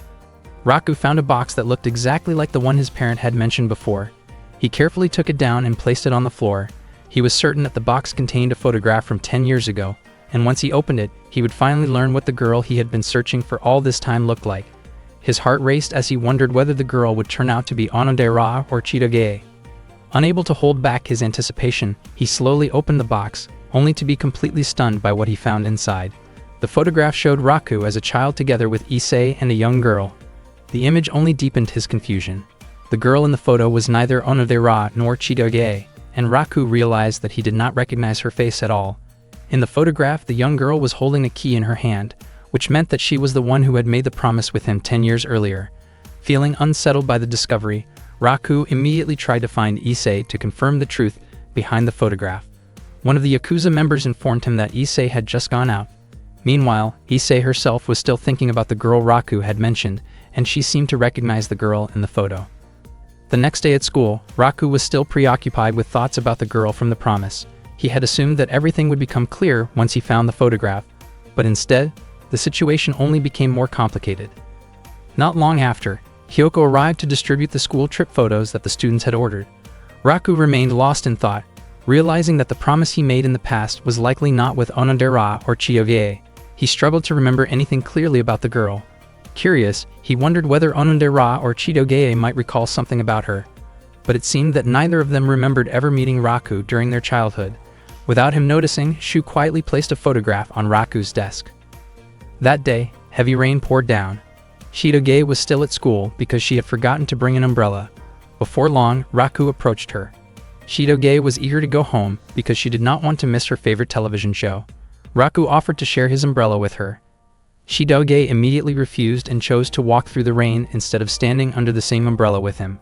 She used her bag to shield her head and hurried off, pushing through the downpour without paying attention to Raku. After a short while, Raku caught up to her, worried that she might get sick from being soaked in the rain.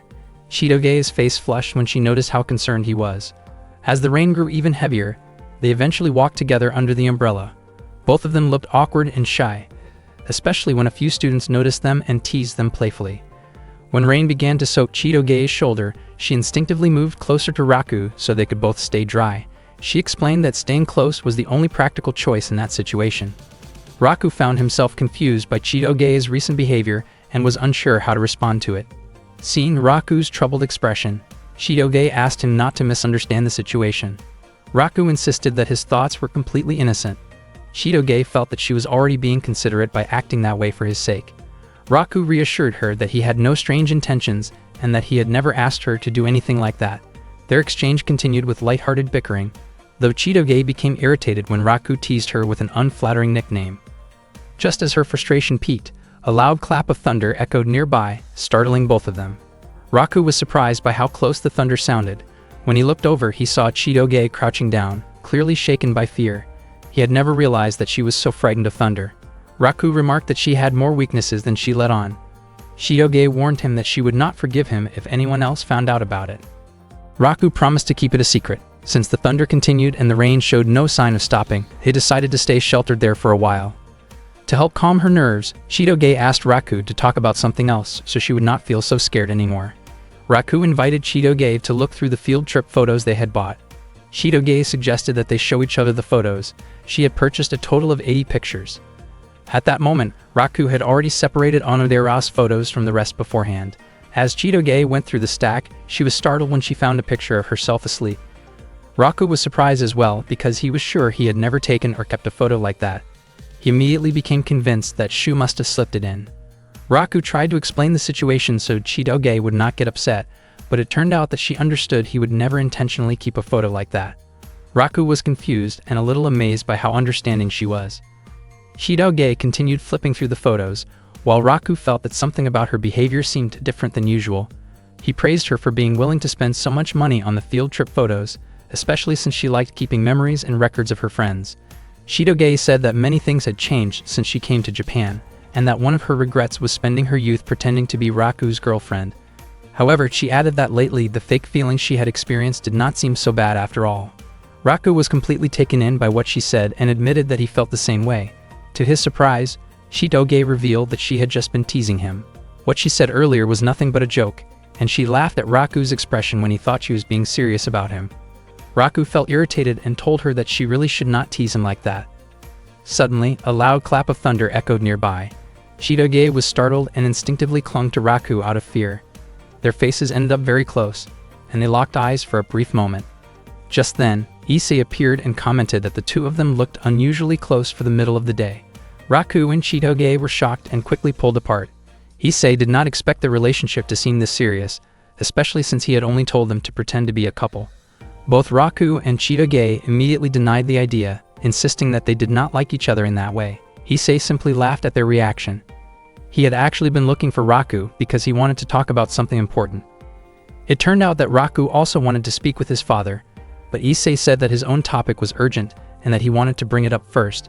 He felt awkward about revealing it, especially since Raku and Chitoge had been spending more time together lately. Chitoge quickly denied being close to Raku. Issei then explained that someone wanted to meet Raku the next day. Raku did not understand what his father meant at first. Issei finally said that the person who wanted to meet Raku was his fiancé. Both Raku and Chitoge were stunned by the revelation and could only stand there in silence after hearing such unexpected news. Meanwhile, the girl who was said to be Raku's fiancé was eagerly waiting for the day she could finally meet him and fulfill the childhood promise they had made 10 years ago.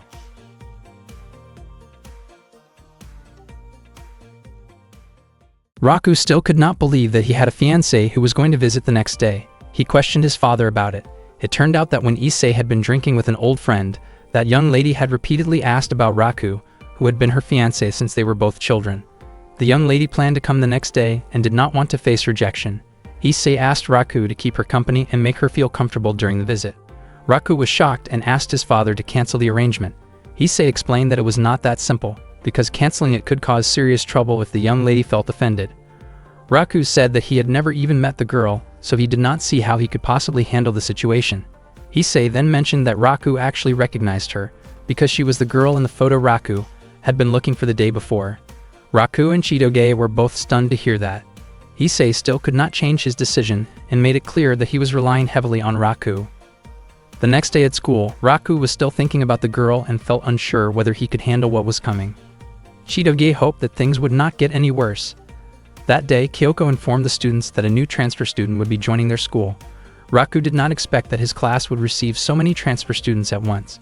Kyoko soon called the new student to the front, and the moment the newcomer entered the classroom, everyone was captivated by her appearance. The girl introduced herself as Marika. The male students reacted with loud excitement, impressed by how beautiful she was. Onodera admitted to herself that Marika truly was very pretty, while Shukumi wondered whether she had looked like that on her own first day at school. The male students continued to act overly excited. Raku felt as though he might have met Marika before. Kyoko asked the class to calm down. Marika's face lit up when she saw Raku standing there. She quickly approached him and wrapped her arms around him in a tight embrace, expressing how much she had missed him. The entire class was shocked by the scene, and several of the male students looked visibly annoyed with Raku. Raku quickly stepped back, completely confused by Marika's actions. Marika apologized and explained that she had long dreamed of a moment like that. She wondered whether Marika knew Raku, and Marika responded with a smile, revealing that she was Raku's fiancée. The classroom erupted in chaos after that revelation. Raku himself had not known this, and he finally realized that Marika was the girl his father had been talking about. He also noticed that she looked exactly like the girl in the photo. Onodera was left speechless by what was happening. Shukumi told Marika to stay away from Raku, because he was Chitoge's boyfriend. Chitoge then pulled Raku closer and emphasized that Raku was her boyfriend at that moment. Raku apologized, explaining that he could not be with Marika. The tension in the classroom was thick. Marika insisted that she was more suitable to make Raku happy than Chitoge, making an unkind comparison that angered Chitoge deeply. Raku asked Chitoge to calm down. Shukumi became furious and stepped forward aggressively, creating an alarming situation. Unexpectedly, a group of police officers arrived to ensure Marika's safety and to de-escalate the conflict around Shukumi. Marika apologized for causing such a commotion. Marika then explained that her father was a police commissioner and extremely protective of her. Hearing this, Raku finally understood why his father had been too afraid to cancel the meeting, as doing so could have made the situation far more complicated. Marika then asked her personal attendant, Shinobu, to have the police stand down and leave the area. After everything settled, Marika suddenly looked weak and said she felt dizzy from overwhelming happiness. She had a very fragile constitution and asked Raku to escort her to the student infirmary. Marika took hold of Raku and led him there. Raku had no choice but to go along with her. At the same time, Shukumi was clearly irritated by Marika's behavior, and Chitoge also looked unhappy seeing Marika so close to Raku. Inside the student infirmary, Marika thanked Raku for bringing her there and said she felt much better thanks to him. She clung to his arm and began asking about their wedding date. Raku was completely shocked. He explained that until the day before he had not even known he had a fiancée, and he also admitted that he could not remember Marika. To him, someone he had not seen in 10 years felt like a stranger. He also thought that someone in Marika's position would usually resent being pushed into an arranged marriage by her father. Unexpectedly, Marika explained that she truly loved Raku, not because of the arrangement, but because she had fallen in love with him 10 years ago. Raku asked whether she remembered the promise they had made back then. Marika said she remembered everything clearly. Raku's face turned red as he realized that Marika was the girl from that promise long ago. Overcome with emotion, Marika hugged Raku again and urged him to marry her as soon as possible. Raku struggled to free himself and tried to put distance between them. Meanwhile, Chitoge and the others were listening from outside the student infirmary. From what they overheard, they misunderstood the situation and assumed something inappropriate was happening. Chitoge became furious and burst into the room. They saw Raku positioned awkwardly near Marika, which only worsened the misunderstanding. Raku tried desperately to explain what had really happened. Unfortunately, Chitoge, Shukumi, and Ruri looked deeply disappointed and lashed out at him with harsh words. Raku then tried to explain everything to Onodera, but she chose to walk away instead. Overcome with anger and frustration, Chitoge finally lost her temper and struck Raku in a moment of emotional outburst. The next day, Shinobu told Marika that she suspected Raku no longer remembered the promise from 10 years ago.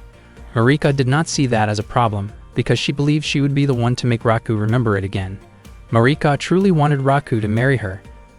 That morning, Chitoge arrived at school and headed straight to her classroom. She thought that Raku probably did not have the nerve to do anything inappropriate, yet she was confused about why she felt so frustrated about it. Chitoge realized that she might have gone too far when she hit Raku the day before, and she planned to apologize to him. As soon as she entered the classroom, she was shocked to see Raku being hugged by Marika. The other students could only stay silent as they witnessed Marika's behavior toward Raku. Chitoge wondered why she felt the need to hide because of something like that. Raku scolded Marika, explaining that her actions had caused him a lot of trouble. Earlier that morning, he had noticed the girls busily gossiping about him, and during physical education class, especially while playing dodgeball, the male students kept targeting him.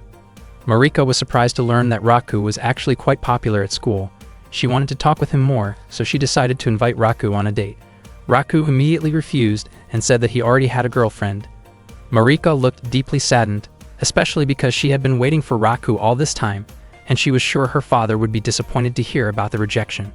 Raku did not want a group of police officers causing trouble for his family, so he finally decided to accept the date. Marika was overjoyed when she heard his answer. Chitoge, Shukumi, Onodera, and Ruri all found out about their date.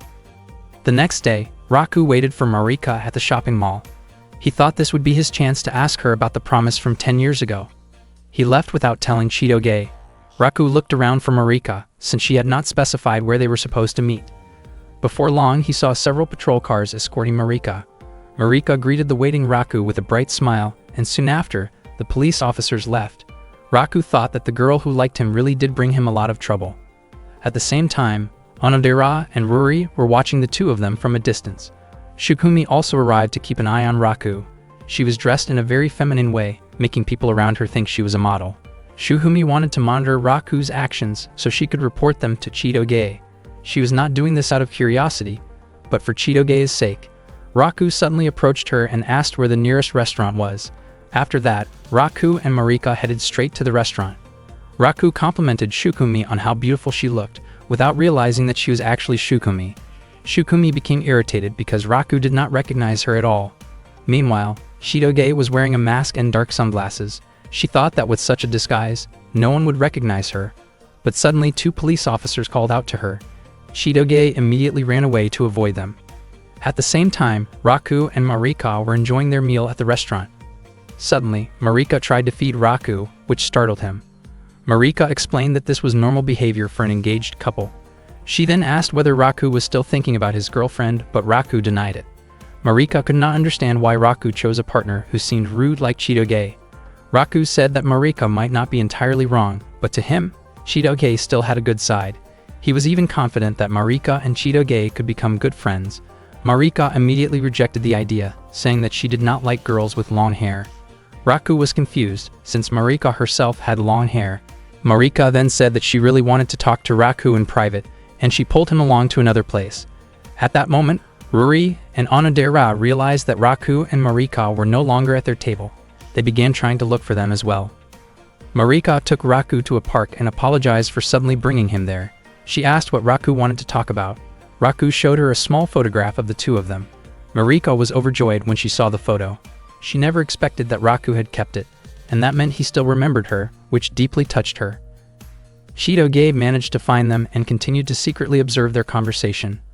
Raku explained that all he remembered was making a promise to a girl 10 years ago, and he wondered if Marika might be the girl he had been searching for. Raku was willing to talk about the promise from 10 years ago and showed the key that he had. In return, Marika asked Raku to break up with his girlfriend. Chitoge became upset when she learned about the condition Marika demanded, and she was curious about what Raku would do. Raku said that he could not agree to that condition because he could not leave Chitoge for such a selfish reason, and he would never accept that demand. Chitoge's face turned red when she heard Raku's answer. Marika said that it was a beautiful response, but she admitted that it only made her fall even more in love with Raku. Unexpectedly, Marika noticed Chitoge listening in and pointed it out to Raku. Chitoge showed herself and explained that what she had been doing was an investigation into possible infidelity. She brought up the promise from 10 years ago, but Marika suddenly hugged Raku and claimed that she and Raku had also made a promise 10 years earlier. Because of that, Marika insisted that Chitoge should break up with Raku, who was her fiancé. Chitoge firmly stated that she would never leave Raku. Marika argued that Chitoge was not the right woman for him, and Chitoge became so irritated that she could not say anything in response. Marika stayed close to Raku and asked him to continue what they had been doing before they were interrupted. Chitoge grew extremely upset with Raku. Raku tried to beg her to listen to his explanation, but Chitoge, overwhelmed by her emotions, reacted physically toward him. After that, Chitoge left the place. She felt relieved knowing that the girl who had made a promise with Raku long ago was not her, yet she was confused about why she felt so irritated by him. Raku was also confused and wondered why Chitoge seemed jealous of him. Afterward, Marika said goodbye and admitted that she had been very happy spending time with Raku. Raku did not understand Marika's attitude at all. Marika accidentally left her bag on a park bench, and Raku quickly picked it up and went after her to return it. Marika later met Shinobu. Shinobu said that Marika had been pushing herself too hard and believed that she must have been suffering because of the heat. She wondered why Marika had not worn a hat outside. It turned out that Marika had intentionally chosen not to wear one because she wanted Raku to keep looking at her face. Shinobu then left to get some medicine. Not long after that, Raku arrived and asked about Marika's condition. Marika was surprised to see him there. Raku immediately returned the bag she had left behind. Marika said that she only felt a little dizzy and that there was nothing to worry about. She then asked what Raku liked about Chitoge, considering her blunt way of speaking and her difficult personality. Raku explained that Chitoge often acted however she pleased, was quick to confront troublemakers, had strength comparable to a mountain gorilla, got angry easily, and constantly teased him in her diary. Even so, Chitoge was someone he could truly trust. Marika believed that Raku would trust her as well if he could remember her, but Raku did not remember Marika at all. He could not even recall ever meeting someone with such a distinctive way of speaking. Raku also could not remember what he might have done in the past that made Marika care for him so deeply. Marika then changed the way she spoke and asked whether Raku still did not remember her. She felt frustrated that Raku could not remember her, even though she had liked him ever since 10 years ago. She had tried growing out her hair and changing the way she talks so that Raku would like her. After hearing this, Raku finally realized that the girl standing in front of him might be Mary, his childhood friend. Raku was completely shocked when he realized that the Marika standing in front of him was actually Mary, his childhood friend from the past. He only recognized her after Marika deliberately changed the way she spoke back to how she used to talk years ago. Even though Marika had promised herself that she would never speak that way in front of Raku again, she felt she had no choice but to do it so that he could remember her. Raku suddenly recalled that he once used to play with children who spoke in that distinctive way, and he also remembered that one of those children had very poor health. Marika admitted that she had met Raku during the summer 10 years ago. Raku then realized that this meant Mariko was the same as Onodera and Chitoge, who had also met him during that same summer 10 years earlier. Marika explained that she had been physically weak since childhood, which was why her father had taken her to a mountain sanatorium with fresh, clean air. At that time, Marika had been extremely bored from spending all her days inside a hospital room. One day, Raku suddenly appeared by the window of her room. Because of her illness, Marika rarely had the chance to play with other children outside. Raku came to see her and invited her to play. They introduced themselves to each other, and Raku called her Mary. Every day after that, Raku returned with small items he found in the mountains. Marika said that Raku's kindness always made her happy. One day, Marika's father asked whether she liked Raku, and if that was true, he intended to ask Raku to make a promise to marry her someday. The next day, Marika asked Raku what kind of girl he liked. Raku explained that he liked girls who were feminine and had long hair. From that moment on, Marika pushed herself with all her strength to learn and practice things she truly disliked. She worked tirelessly to master polite and refined manners of speaking. Marika did all of this so she could become the woman Raku dreamed of. Everything she went through was for the sake of meeting Raku again one day, and the promise she had made with him kept her moving forward. She apologized for changing so much, but explained that she only wanted Raku to understand her feelings. The photograph she kept was taken shortly before they were separated. Marika was happy that Raku still remembered the promise they made 10 years ago. Raku never imagined that Marika had gone that far for his sake, and he realized that the promise meant far more to her than he had ever expected. Marika admitted that she had acted selfishly just to make sure Raku remembered her, and she asked him not to force himself to remember if it was too painful. Raku felt guilty and immediately tried to concentrate harder to recall his memories of her. Marika looked genuinely happy seeing Raku make that effort, but deep down, she wanted him to remember the version of herself from that moment, someone who had grown into a charming young woman in his eyes. She wanted Raku to pay more attention to her and truly notice her presence. From that point on, Marika made up her mind that she would never allow Raku to forget her again. She casually pointed out that there was rice on Raku's face, causing him to panic and touch his own cheek in embarrassment. Unexpectedly, Marika gently kissed his cheek. She did it intentionally, hoping it would become a beautiful memory for both of them. Raku was left frozen and unable to react. Shortly after that, Marika quickly said her goodbyes and left. Raku's face turned bright red as he reacted in complete shock. Marika then walked toward Shinobu, feeling much better and believing she no longer needed her medication. The next day at school, Raku explained that he had met Marika 10 years ago, along with Chitoge and Onodera. He said that he learned this information from Chitoge's father. Even though they had been close back then, none of them could clearly remember it now. Chitoge wondered why Raku's face kept turning red, while Onodera admitted that she had felt a sense of closeness with Chitoge from the very beginning. Raku explained that he had simply been waiting for the right moment to tell them both. Chitoge was surprised to learn that Onodera also possessed a key like hers. Onodera admitted that she did not truly understand what the key meant. According to Chitoge, it seemed likely that both she and Onodera had met Raku 10 years ago and made some kind of promise with him, which explained why they each had a key. Raku still could not remember the details, but he was certain that he had only made a promise to one person. Both Chitoge and Onodera felt confused and curious about what kind of promise it could have been, since neither of them remembered anything at all. Marika later admitted that she clearly remembered the promise she had made with Raku before they were separated, which was a promise to marry in the future. Everyone was shocked to hear this. Chitoge asked Raku if Marika was truly the person he had been searching for all this time, but Raku still could not say for certain. Onodera began to wonder whether she might have made a similar promise with him long ago. Chitoge never expected a childhood promise to carry such serious weight. Raku questioned why there were 3 keys in total, feeling confident that Marika must know something about it. Marika admitted that she did not know the reason either, and she was just as confused about why anyone else would have the same kind of key.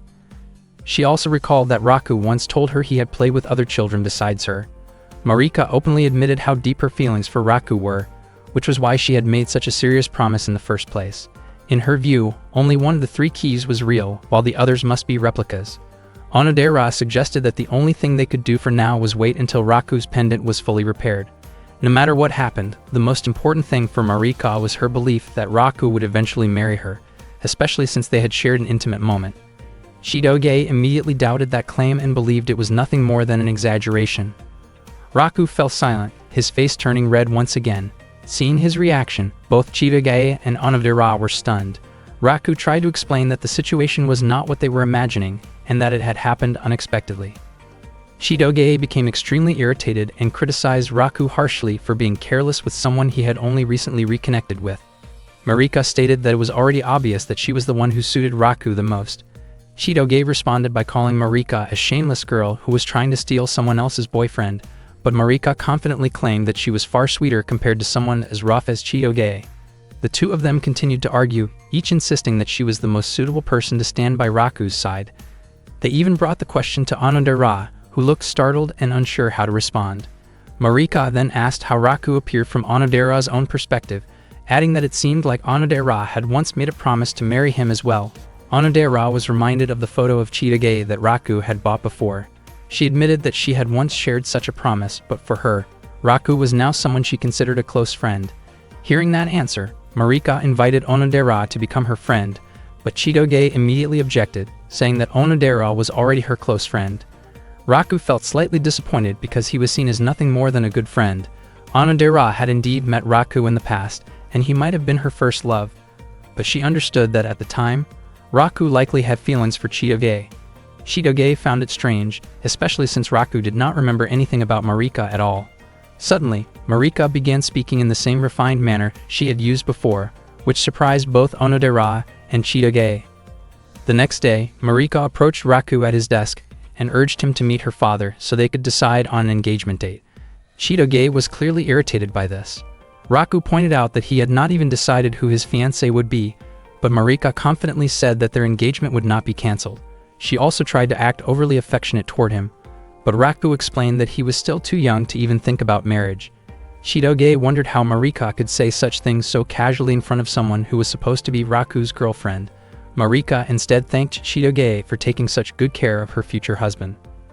From Chidoge's point of view, since Raku did not even know about the engagement, it could not be considered valid. Marika explained that in the past, engagements were often decided by an agreement between parents, and if Chidoge wanted to object, the only way was to speak directly to Marika's father. Later that afternoon, while taking care of the plants, Chidoge asked Raku what he planned to do. Raku admitted that he did not know, especially since Marika was pressuring him so strongly and he found it hard to refuse her. Chidoge criticized him for being too soft and indecisive.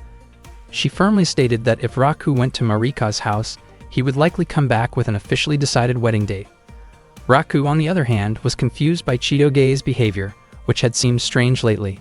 Chidoge admitted that she was worried about what might happen if members of the Beehive group found out about the engagement, and Raku could not even imagine how Claude might react. The following day, Raku walked with Marika to meet her father. He remembered Chidoge's advice, hoping that Marika's father might be willing to cancel the engagement. They arrived at a tall building, and Marika explained that the upper floors were her family's residence. Before entering, Raku asked what her father was like. Marika described him as a very kind man who always worried about her, and she was confident that Raku would like him. They took the elevator to the top floor, and the moment Raku saw Marika's father, he was shocked. Her father had an intimidating presence, even more frightening than someone from an organized crime background. Marika quickly introduced Raku to him, while Raku nervously greeted Marika's father, stumbling over his words. Her father was surprised to see that Raku, the son of Issei, had grown up and looked so much like his father. He invited Raku to sit down and started a conversation, asking about Issei while pointing out a scar on his own face. Raku commented on the scar and asked whether it had been obtained during an assignment.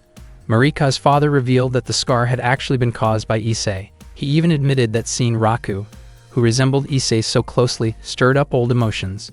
He acknowledged the strength of both sides, despite being on opposing paths, and they shared drinks together.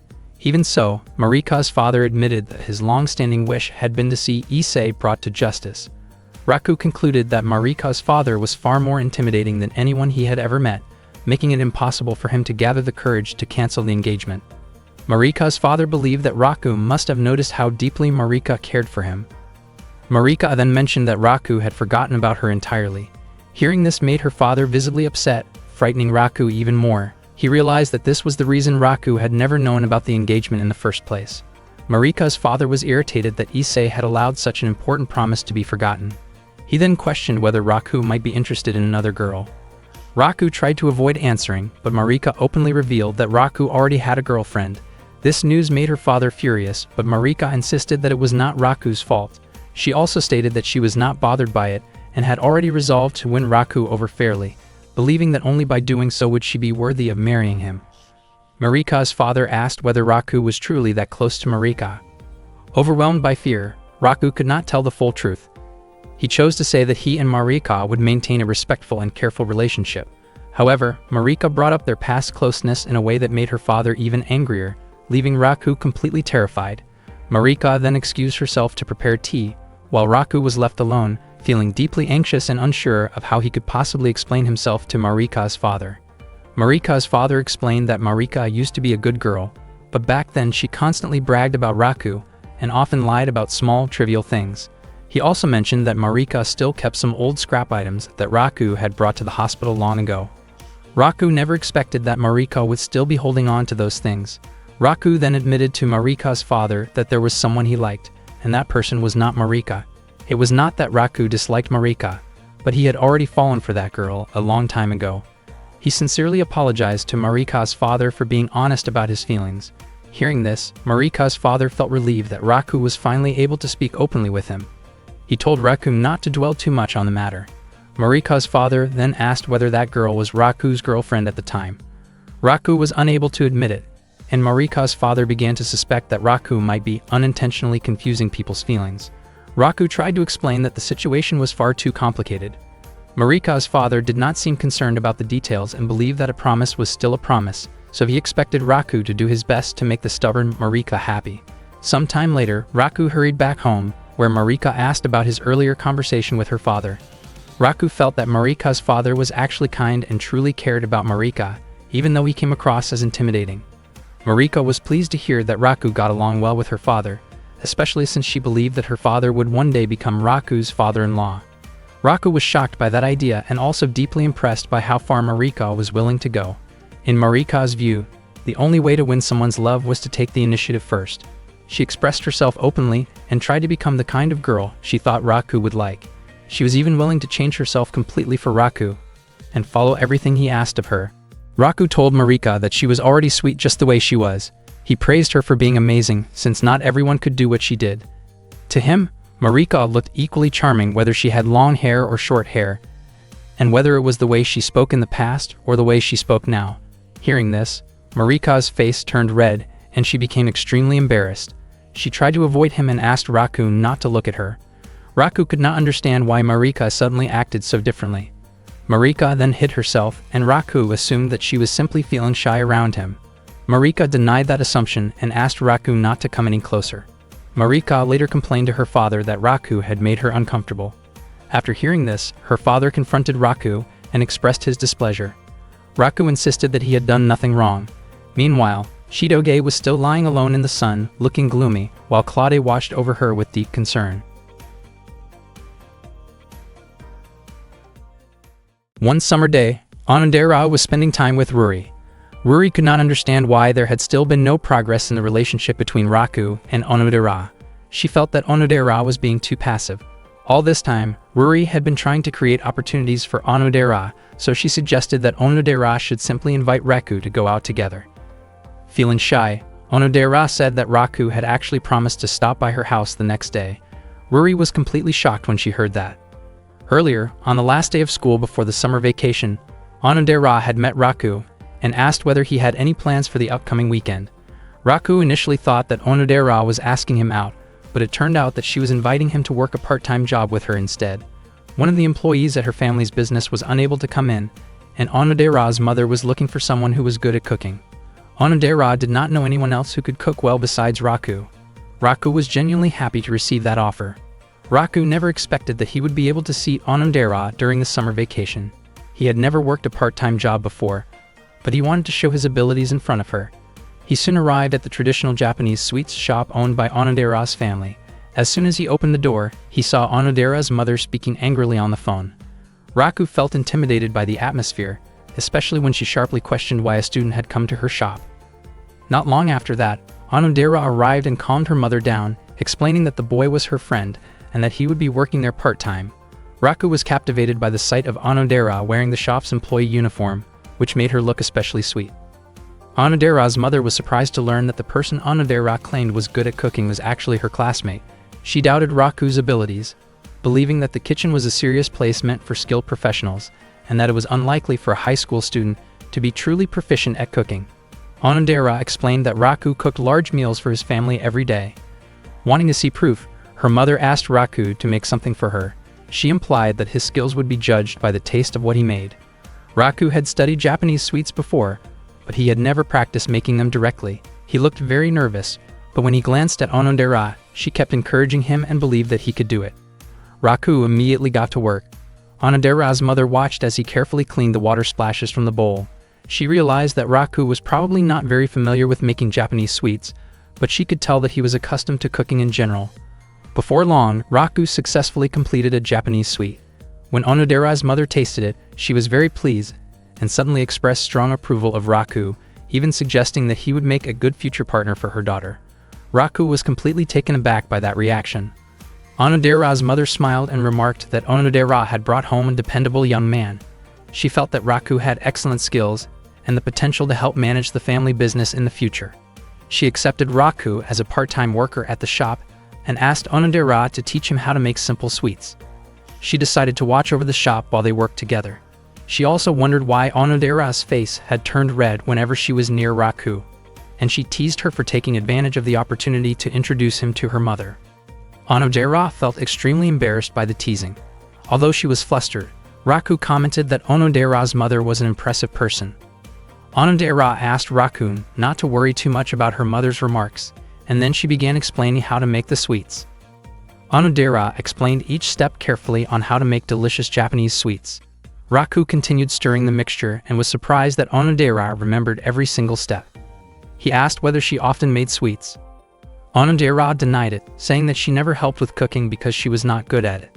Since childhood, She had simply enjoyed watching the process. She once had the chance to make sweets herself, but the people who ate them ended up feeling unwell, and the shop had to close for 3 days afterward. Raku never imagined that Onodera had such an extreme story from her childhood. Onodera added that there was one thing she was praised for, which was the finishing touch. She was especially skilled at decorating sweets and making them look more beautiful. Raku praised the appearance of the sweets that Onodera shaped. At that moment, Raku had just finished preparing the mixture. Onodera suggested that Raku focus on adjusting the flavor while she handled the appearance.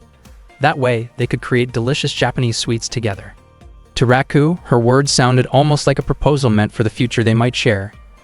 Just then, Onodera's mother mentioned that she needed to step out for a short while and reminded them to take good care of the shop while she was gone.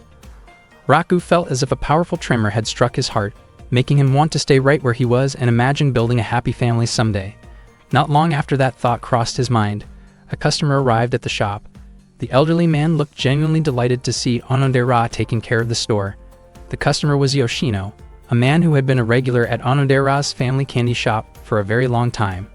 Onodera prepared Yoshino's usual order, just like she always did. As usual, Yoshino lightly teased her by suggesting they spend time together sometime, but Onodera simply responded with a warm smile. Raku felt uncomfortable with Yoshino's behavior, so he stepped in, gently pulled Yoshino away from the counter, and handed him his change. After that, Yoshino left the shop without any trouble. Raku never expected that even an elderly customer could behave in such a playful way. Onodera smiled and calmly explained that some customers were just like that. She then asked whether Raku was still dating Chitoge. Raku almost denied it out of reflex, but he quickly caught himself and admitted that he was still in a relationship with her. Suddenly, Onodera revealed that she had actually known the truth about Raku and Chitoge's relationship for a long time. Raku was shocked and immediately wondered how she could have known. It turned out that Chitoge had told her everything a long time ago, and Onodera had assumed that Raku already knew she was aware of it. Raku could not understand why Chitoge had never told him about that. Onodera then realized why Raku had continued pretending to be Chitoge's boyfriend whenever he was alone with her. However, she still did not understand why Raku had been hiding Chitoge's photo, and she did not yet have the courage to ask him about it. Meanwhile, Raku began to wonder whether this meant he might finally be able to confess his feelings to Onodera. His heart started pounding intensely, but he knew that confessing was not something he could do so casually. He would need the right moment. Outside, the wind was blowing fiercely, and even the weather forecast had warned of a storm that day. Soon after, heavy rain began pouring down, and Raku started worrying about Onodera's mother. Not long after that, Onodera's mother called and explained that she could not make it home because the storm was too strong. She asked Onodera to take care of the shop and also suggested that Raku stay over for the night. Raku was completely caught off guard by that suggestion and reacted with extreme surprise. He never imagined he would be allowed to stay at Onodera's house. He asked whether anyone else was home. Onodera explained that her father was away on business and could not return, while her younger sister was living in a dormitory. That was when Raku learned for the first time that Onodera had a younger sister. After thinking it over, Raku felt that staying over might not be necessary. He borrowed an umbrella and decided to head home, but the storm had grown far too dangerous.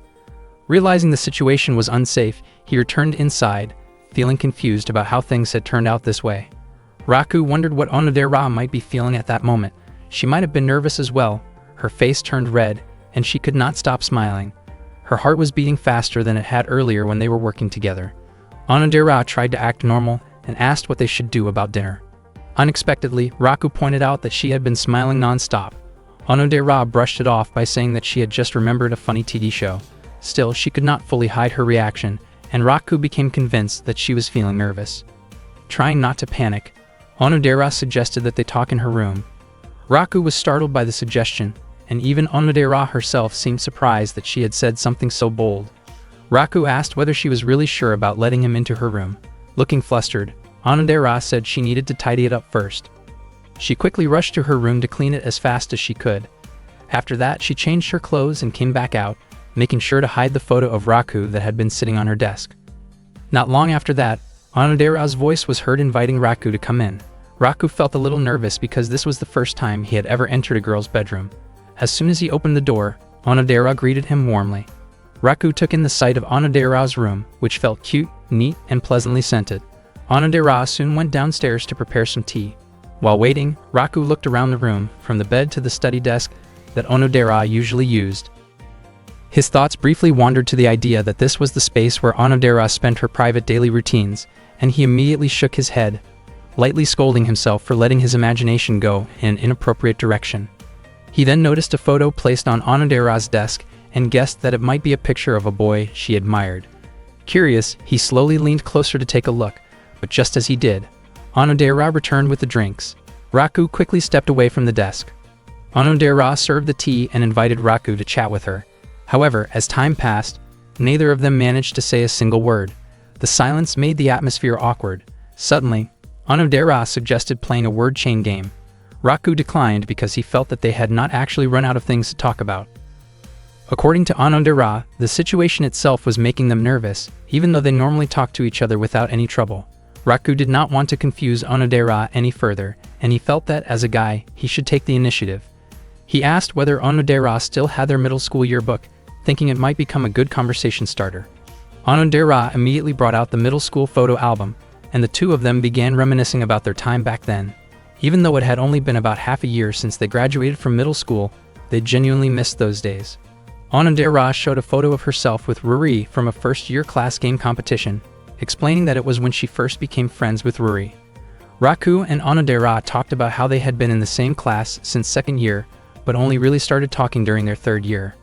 Raku looked closely at the photos of Onodera from middle school and thought she looked incredibly sweet. Every photo of her felt charming to him, and he found himself easily spotting her in each picture. Raku then wondered why there were no photos of himself in the album.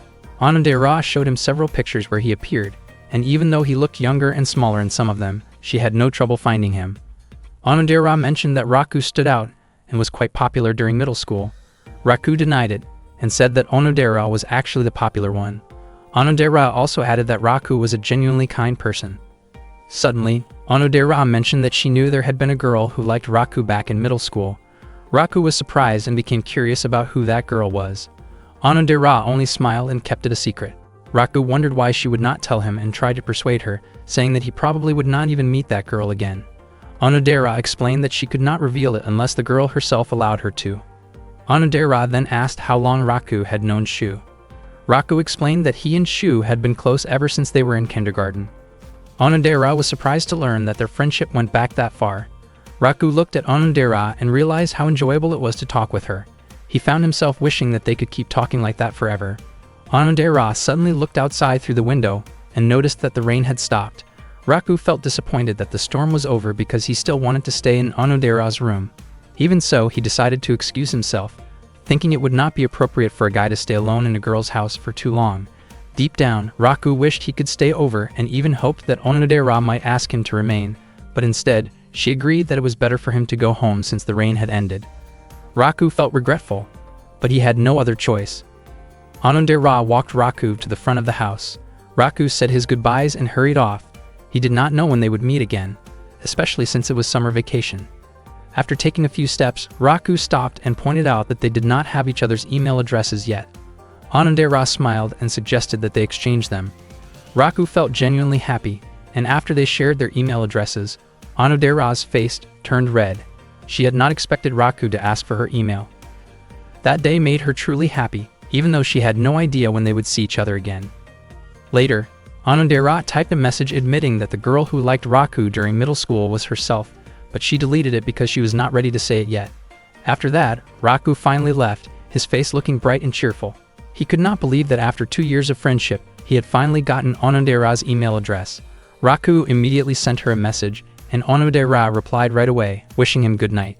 Raku was surprised to see her quick response and realized that he was not the only one feeling excited.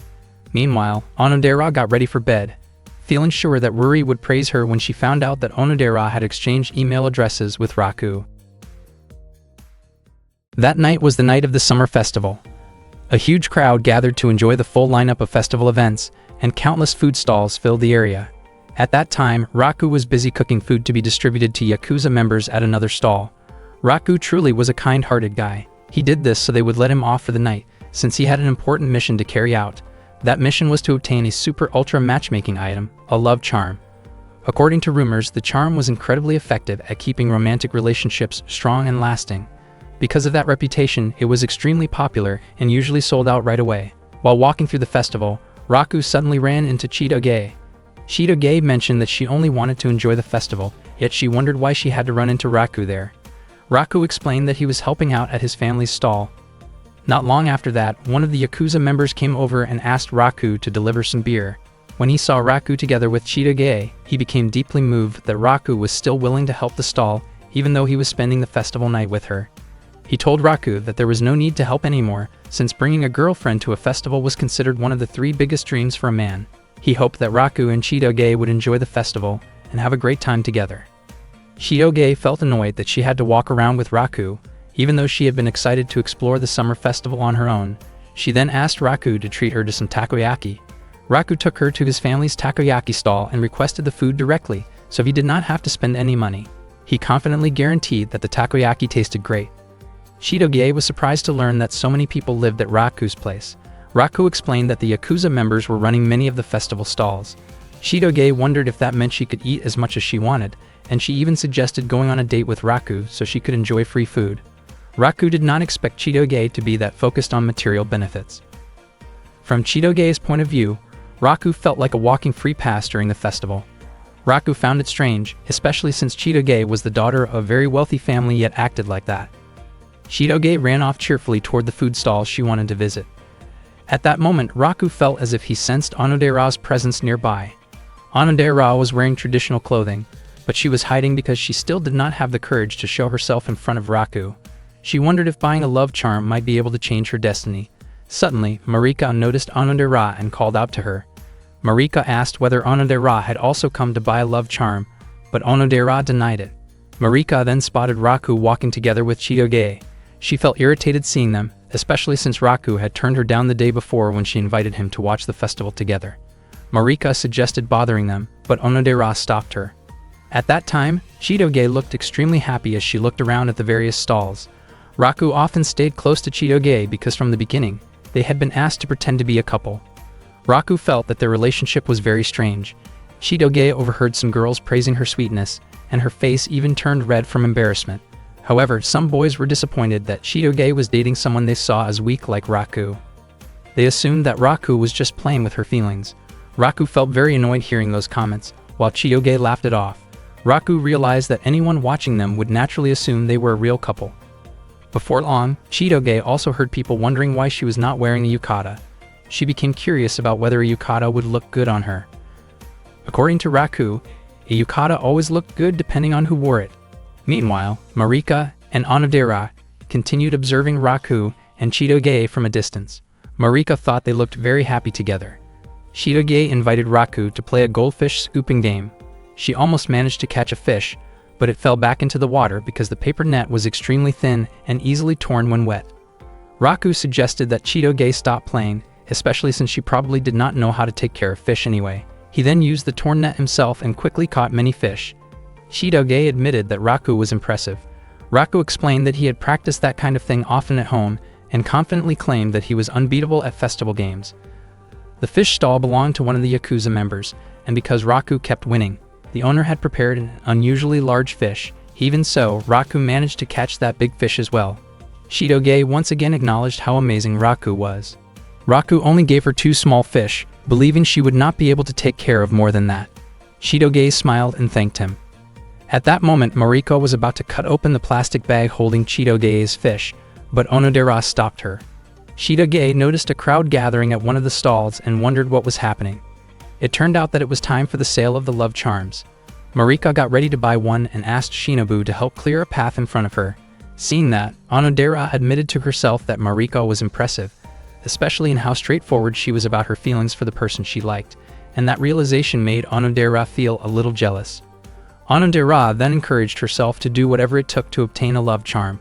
Raku wanted to buy a love charm and asked Chitoge to wait nearby. Chitoge worried that they might get separated, so she held Raku's hand and stayed close to him.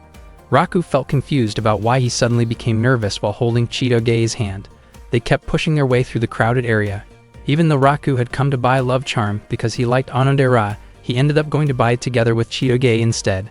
Raku reminded Chitoge not to let go of his hand. He kept trying, and in the end, he managed to get the charm. Chitoge then urged them to head back right away, but suddenly her hand slipped out of Raku's grasp. Raku looked around for her, and not long after that, he saw a hand reaching out. He thought it was Chitoge's hand, but when he grabbed it, he realized it was Onodera's hand instead. They stared at each other in surprise, and Raku could not believe that Chitoge had somehow turned into Onodera. At the same time, Chitoge managed to get out of the crowd and felt confused as she searched for Raku. Onodera wondered what Raku was doing there, and Raku asked her the same thing. Onodera noticed the love charm in Raku's hand and realized that he had come to buy it. Raku then wondered if Onodera had also come to buy a love charm. Onodera denied it and explained that she had simply been swept along by the crowd by accident. Raku quickly let go of Onodera's hand, clearly feeling nervous. Onodera thought back to how Raku had been with Chitoge earlier. Raku explained that Chitoge had indeed been with him, but they had suddenly gotten separated, and he began to worry about whether Chitoge was okay on her own. Chitoge kept calling out Raku's name, feeling irritated because Raku himself had asked her not to let go of his hand, yet they still ended up separated. She noticed that many of the girls at the festival were wearing yukata. Meanwhile, Raku suggested that he and Onodera move out of the crowd so it would be easier to look for Chitoge. Raku found it strange that after buying a love charm, he somehow ended up alone with Onodera. He even wondered if it might be the charm's influence. He felt guilty toward Chitoge, yet at the same time, he felt happy to be with Onodera. Moments later, he questioned why he felt guilty at all, since Chitoge technically had nothing to do with it. Onodera also felt happy, even though she had not bought a love charm, because she was able to spend time alone with Raku, and she wished that moment could last longer. Suddenly, Raku bumped into someone, causing his love charm to fall to the ground. Onodera picked it up for him, but at that moment, the strap of her sandal snapped. Raku immediately lifted Onodera and carried her so she would not fall. Onodera could hardly believe what Raku was doing, and her face turned red as she became extremely flustered. Raku checked to make sure that Onodera was okay. She nodded and apologized, thinking that she must be heavy. Raku brushed it off and said it was not a problem. Onodera could not believe that her wish had come true, and although she felt happy, she was also very embarrassed. Raku then fixed Onodera's sandal, and afterward, he decided to look for Chitoge again.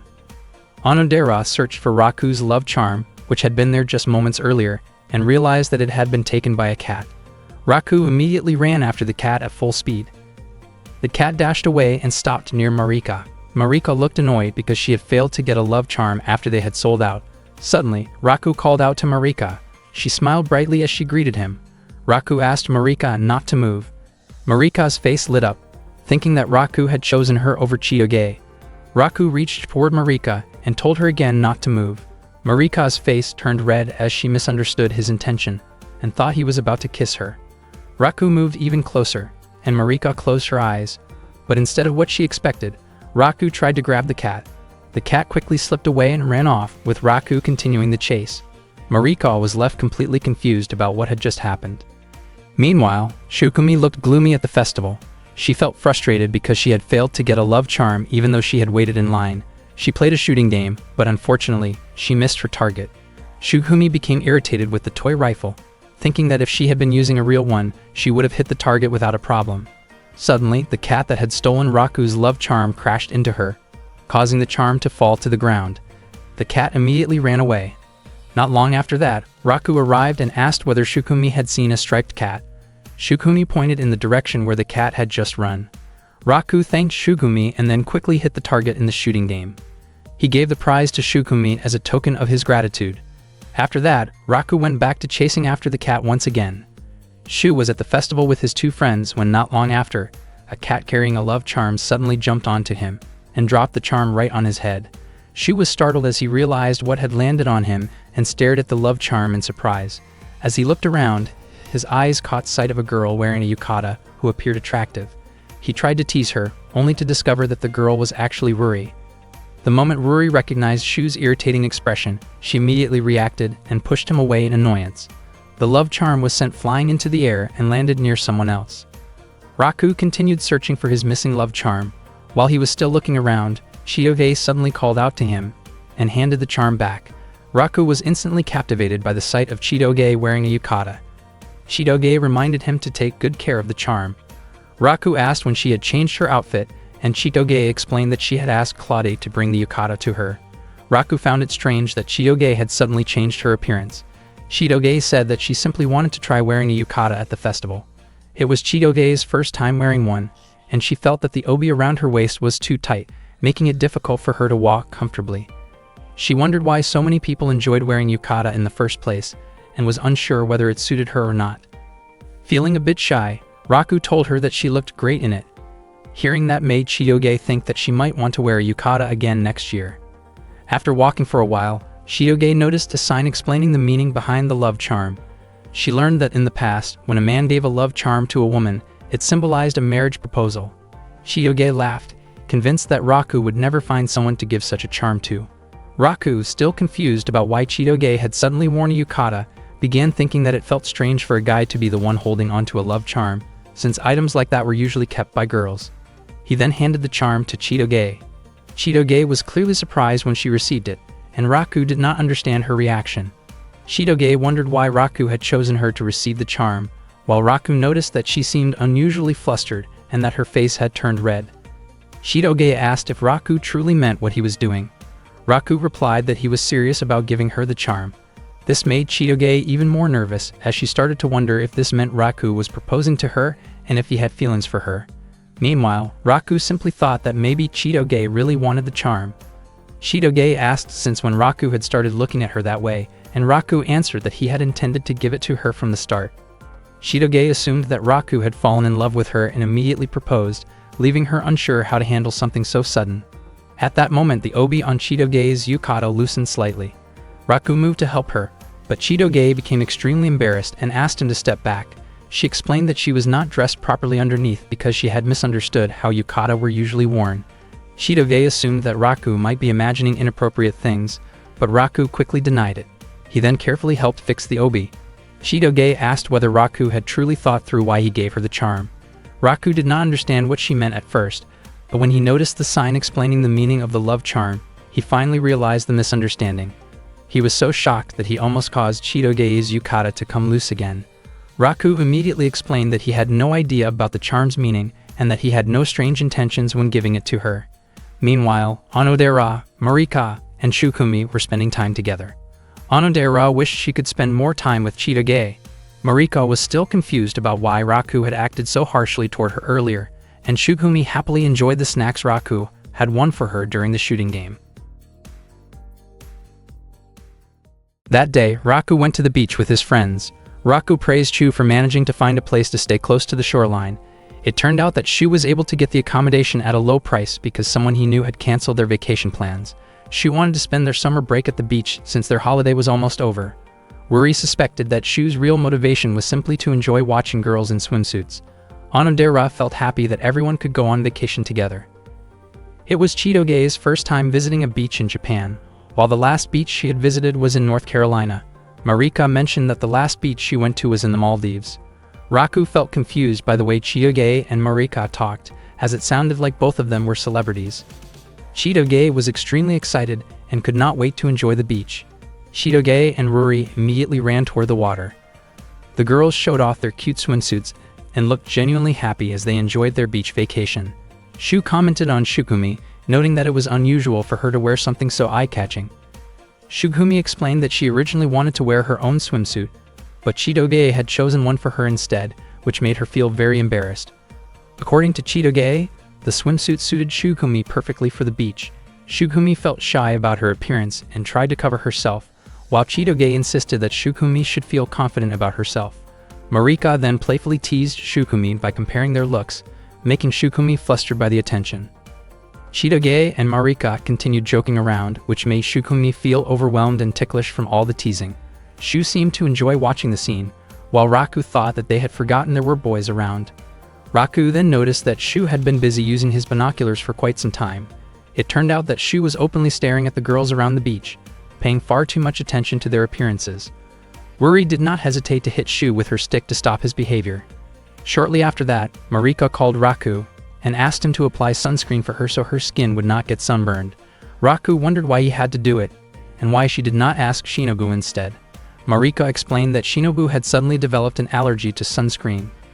Chidoge became irritated because Marika kept teasing her boyfriend. Chidoge even offered to apply the sunscreen herself. Marika accepted Chidoge's offer, but confidently claimed that Chidoge would not be able to do it, as well as Raku. Marika then stood very close to Raku and continued asking him for help. Chitoge became furious upon seeing this and ended up hitting Raku out of frustration. Chitoge walked toward her belongings, still annoyed after seeing Raku blush so much.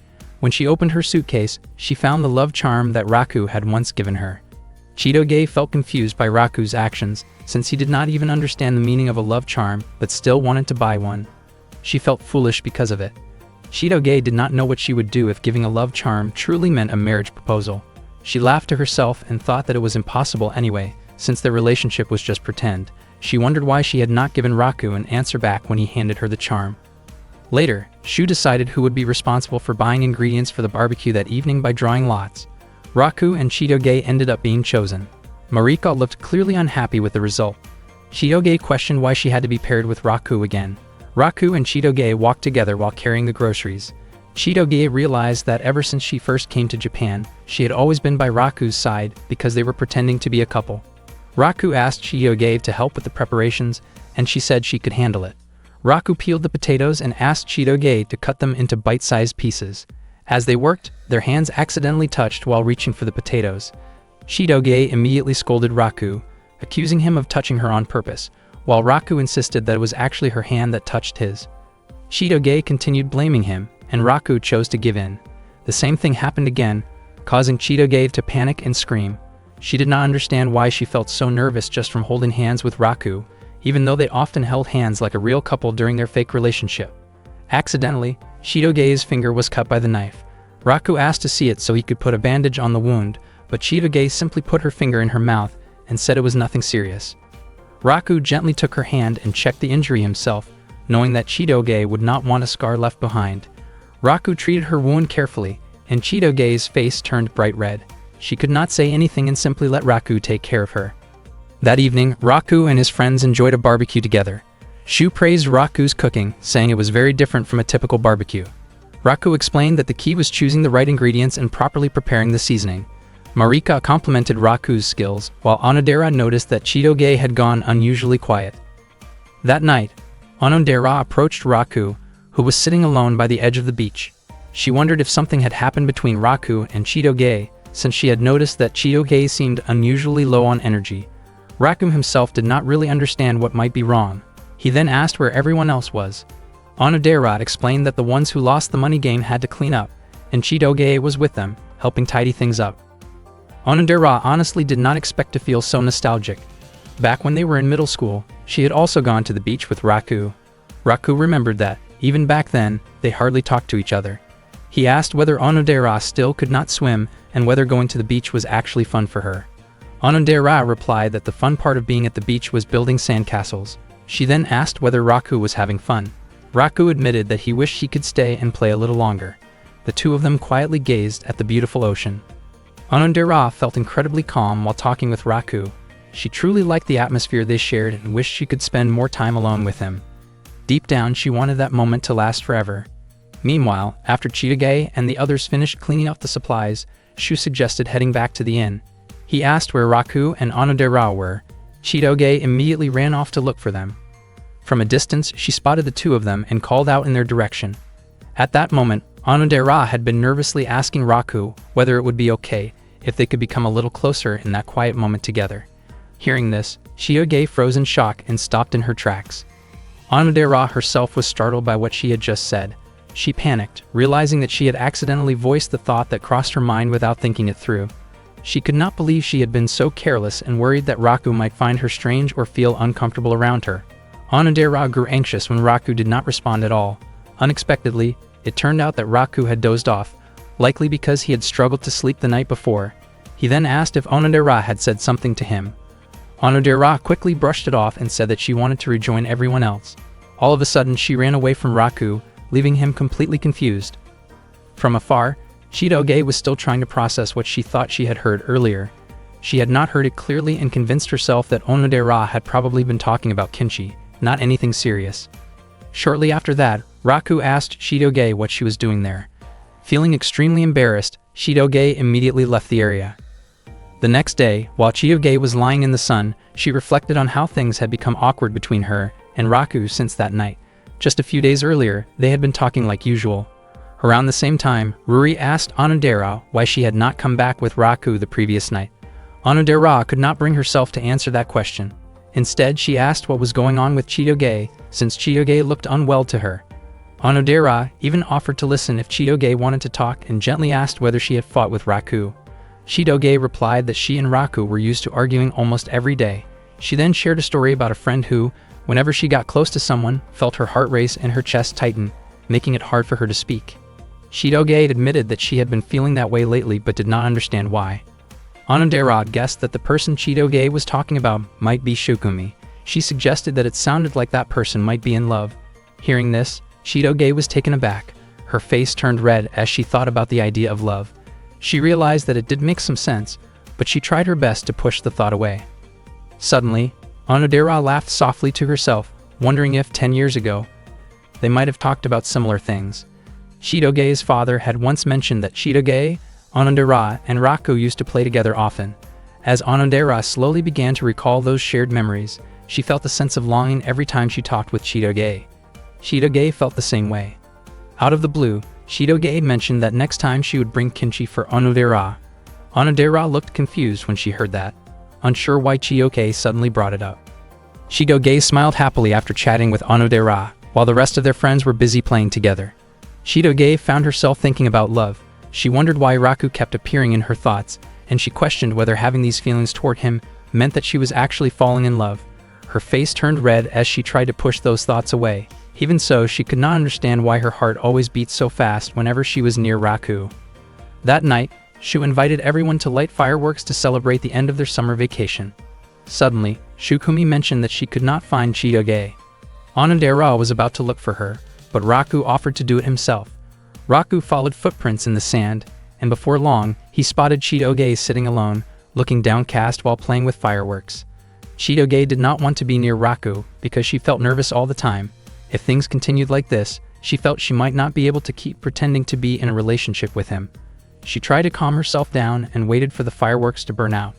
All of a sudden, Raku showed up and asked why she was there. Chitoge was startled and said that she was just bored, but Raku did not immediately believe her because he knew she was not the kind of person who would wander off for no reason. Chitoge felt confused by how familiar Raku acted toward her, but Raku explained that he knew a lot about her because they spent so much time together, both at school and outside of it. Chitoge reflexively hit Raku lightly, leaving him confused about why she suddenly seemed offended. Raku then asked if something was bothering her. Chitoge said that it was nothing important, especially since they were only pretending to date, so there was no need for them to be that close. She also mentioned that she knew Raku disliked her. Raku was surprised by this sudden topic and explained that he did not hate her anymore, unlike when they first met. He then asked whether Chitoge still hated him. Chitoge admitted that she truly did hate him, but Raku did not feel pressured by that answer. Chitoge then wondered aloud whether things would go smoothly if they were really dating. Raku was confused about why she would ask something like that. Chitoge insisted that he answer her question. Raku felt that something was clearly wrong, since Chitoge was acting unlike her usual self, and that made him uneasy. Even though the person he liked was Onodera, he noticed that he felt nervous standing in front of Chitoge. He also found her expression strange and assumed she might be joking. Raku explained that it would never work if they actually dated, because Chitoge was not his ideal type. He thought she was rough around the edges, lacked manners, and was not sweet at all. He also believed they would argue every single day. Raku suggested that Chitoge should try to be more mature and feminine. Without realizing it, Chitoge snapped at him, then quickly apologized and walked away. From that incident until the end of summer, Raku and Chitoge did not speak to each other at all. When the new semester began, Raku still could not understand why Chitoge had been ignoring him since that day. He could not figure out why she had suddenly gotten angry with him, and just thinking about it irritated him. Onodera looked at Raku, and felt that he seemed gloomy, guessing that he might still be fighting with Chitoge. Raku could not guess what Chitoge was thinking, and his mind kept returning to what she had said to him at the beach. He wondered why she had suddenly apologized back then, since that was not like her at all. Before long, Chitoge arrived in the classroom and quietly took her seat. Raku asked why she was ignoring him. Chitoge apologized and said that she had been dealing with a lot of personal issues. Raku did not understand why she had become so distant and asked why she had suddenly been upset with him. Chitoge said that she was not angry and told him not to make a big deal out of it because class was about to start. Raku was left feeling confused by her behavior. Day after day, Chitoge remained cold toward him and acted as if their previous issue had never happened. One day, Shu gathered everyone to discuss preparations for the school cultural festival. As a member of the festival committee, Shu explained that their class would be putting on a stage play for the event. The play they would perform was Romeo and Juliet.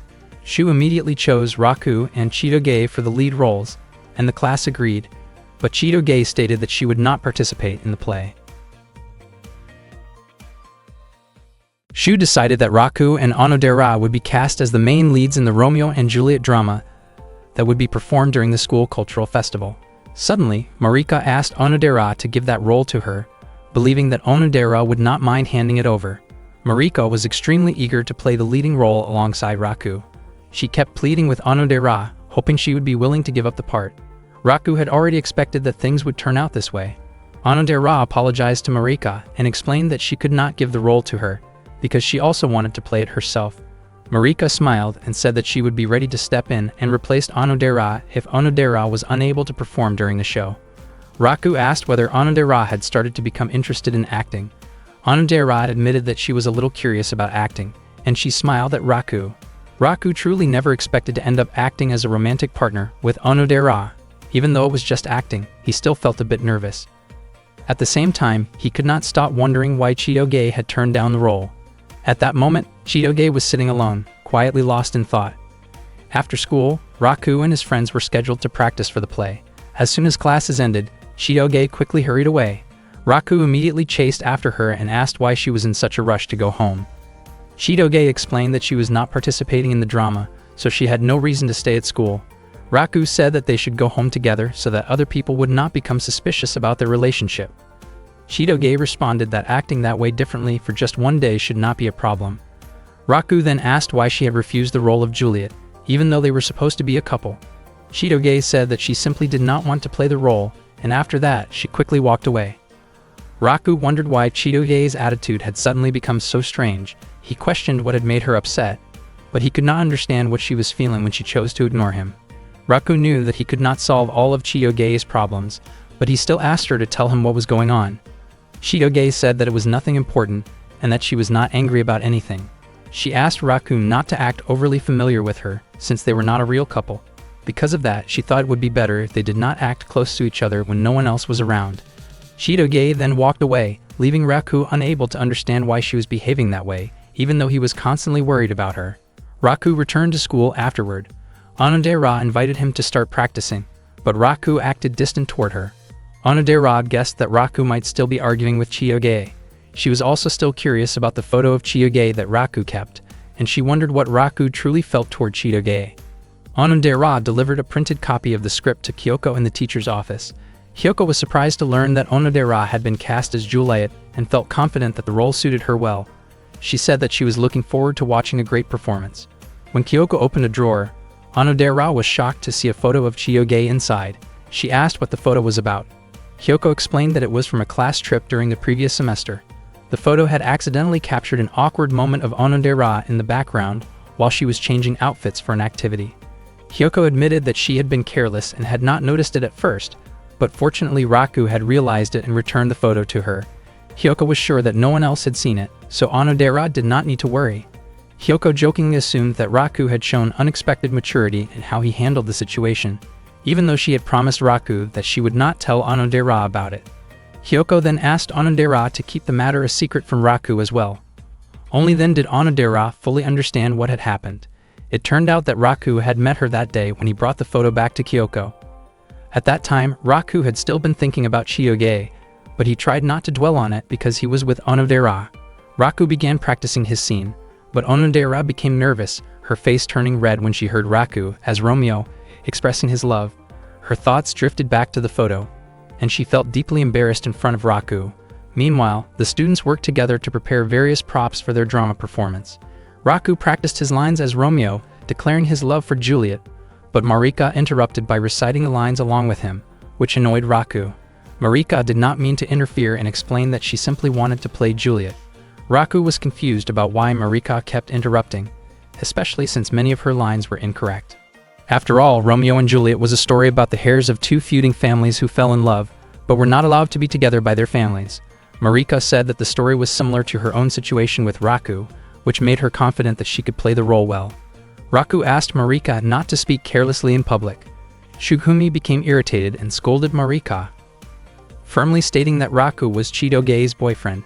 Marika smiled and said that it did not matter, since Chitoge was not playing Juliet anyway.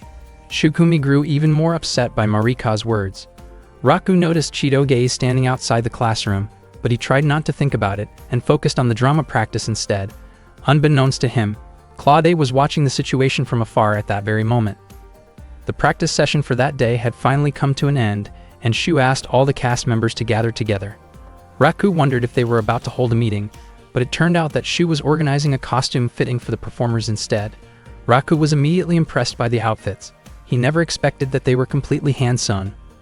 The costumes had been carefully made by members of the sewing club. Meanwhile, Marika loudly questioned why she had not received a costume. Since she was only a standby performer, she did not get one. Raku, on the other hand, could not wait to see what kind of costume Onodera would be wearing. When he finally saw her, he was completely captivated. She looked incredibly sweet in her outfit, and Raku found himself nearly speechless because of how charming she appeared. Onodera smiled and wondered if the costume suited her well. Raku felt that it fit her perfectly. Onodera then returned the compliment, saying that Raku also looked good and that his appearance suited the role nicely. Raku smiled and thanked her. The Juliet costume had truly been crafted with great care and quality, and for a brief moment, Raku imagined how it might look if Chitoge were the one wearing it. He immediately pushed that thought away. Raku ended up hiding when Chitoge passed by the classroom. He did not understand why he was avoiding her, but he knew he struggled to deal with Chitoge's distant and indifferent attitude. At the same time, he felt nervous because Claude was constantly keeping an eye on him. Unable to take it any longer, Raku ran after Chitoge. He admitted to himself that the situation had become overwhelming, especially with Claude watching their every move. Raku wanted them to act closer in public again, since both the Yakuza members and their families were starting to worry about the lack of interaction between them. Unfortunately, Chitoge refused. She was exhausted from having to keep pretending to be Raku's girlfriend. Raku reminded her that what they were doing was not just for themselves, and that failing to keep up appearances could lead to serious consequences between their families. Chitoge firmly stood her ground, stating that she did not want to do something she truly disliked. Raku was confused by how uncaring Chitoge suddenly seemed. She admitted that she did not want to talk to him or deal with him at that moment. Raku then wondered if that was the reason she had rejected the role of Juliet. Chitoge made it clear that she did not want to play Juliet if Raku was Romeo, especially since their families did not truly share any real bond. Raku could not understand why she was acting this way or why he had to go through such an experience. He never imagined that Chitoge felt so strongly toward him. Raku reflected on the past, realizing that he still needed to uncover the truth about how they first met, as he felt there must have been some kind of connection. Eventually, Raku came to terms with the situation. He acknowledged that they did not truly know each other, had no real relationship, did not understand one another, and that all the memories they shared were nothing more than an act. He also convinced himself that the promise from 10 years ago was likely a misunderstanding caused by Chitoge's father, and that Chitoge was not the girl who had once promised him anything. If they could not get along now, then it seemed impossible that they had been close back then. Raku decided that it would be better for Chitoge to forget about the fake relationship entirely and to act as if they had never carried out those obligations. He even hoped she would explain everything to their parents. At that moment, the tension between them reached its peak. The sudden emotional outburst drew the attention of nearby students, who were startled by the situation. Chitoge quickly walked away, leaving Raku behind. Onodera called out to him, but Raku apologized and said that he needed some time to rest. Although Raku was used to Chitoge's rough behavior, what had just happened left him feeling deeply shaken. Meanwhile, Chitoge was filled with frustration. She repeatedly blamed Raku for being unable to understand her feelings. The day of the cultural festival finally arrived. The school was lively as students celebrated together, with each class presenting performances on stage. Onodera encouraged Raku as they prepared for the Romeo and Juliet play. Raku encouraged her as well, asking her to give it their best effort. Since the incident with Chitoge, Onodera had tried to ask Raku about what happened, but he never wanted to talk about it. In truth, Onodera was curious about what had occurred between Raku and Chitoge, and she wondered whether Chitoge would come to watch the play. At the same time, students from another class approached Chitoge and asked for her help, as they were short on people for their own class project. Chitoge agreed to help them without hesitation. Onodera peeked at the area in front of the stage from behind the curtain. She never expected the audience to be that large, and it made her feel nervous. It was the first time Onodera had ever stood on a stage of that size, but she believed she would do her best, especially since Raku would be there with her. She felt confident that everything would be fine because she had practiced hard and memorized all of her lines. At that moment, the other students were preparing the stage setup when one of them slipped from a ladder, and Onodera rushed in to help. As a result, Onodera twisted her ankle. Hyoko became worried about the condition of Onodera's bones and asked her not to perform in the play. Hyoko then asked where Marika was so she could replace Onodera, but it turned out that Marika had not come to school that day due to a fever. Onodera insisted that she could still perform, but Kyoko refused and told her to rest instead. Hyoko asked Raku to stay with Onodera so she would not act recklessly. She then said she would look for a solution and instructed the students to continue preparing themselves. Raku asked whether Onodera was really okay. He was certain that Onodera truly wanted to play the role of Juliet. Onodera felt guilty because if things continued this way, the play would be cancelled. She felt sorry for her friends who had worked so hard to prepare everything, and even the costume made especially for her would go to waste. Raku was deeply moved by Onodera's attitude, especially how she was still thinking about others during such a critical moment. He believed none of this was Onodera's fault, and he would feel responsible if the play ended up being cancelled. Raku immediately ran off to find a way to solve the problem. Meanwhile, Shido-ge was assigned to help at her class cafe. She barely understood what she was doing at the time because her thoughts kept drifting to Raku. Even so, she could not bring herself to express what she truly felt. She wondered why she had brought up the topic of not pretending to be a couple anymore, and she was not prepared for Raku's response, which did not match what she had imagined. From the beginning, it was true that Raku and Shido-ge's relationship had never gone smoothly. Their personalities completely clashed, and their relationship was nothing more than an act. Shido-ge did not regret it, because she believed that if Raku ended up disliking her, the relationship would eventually come to an end.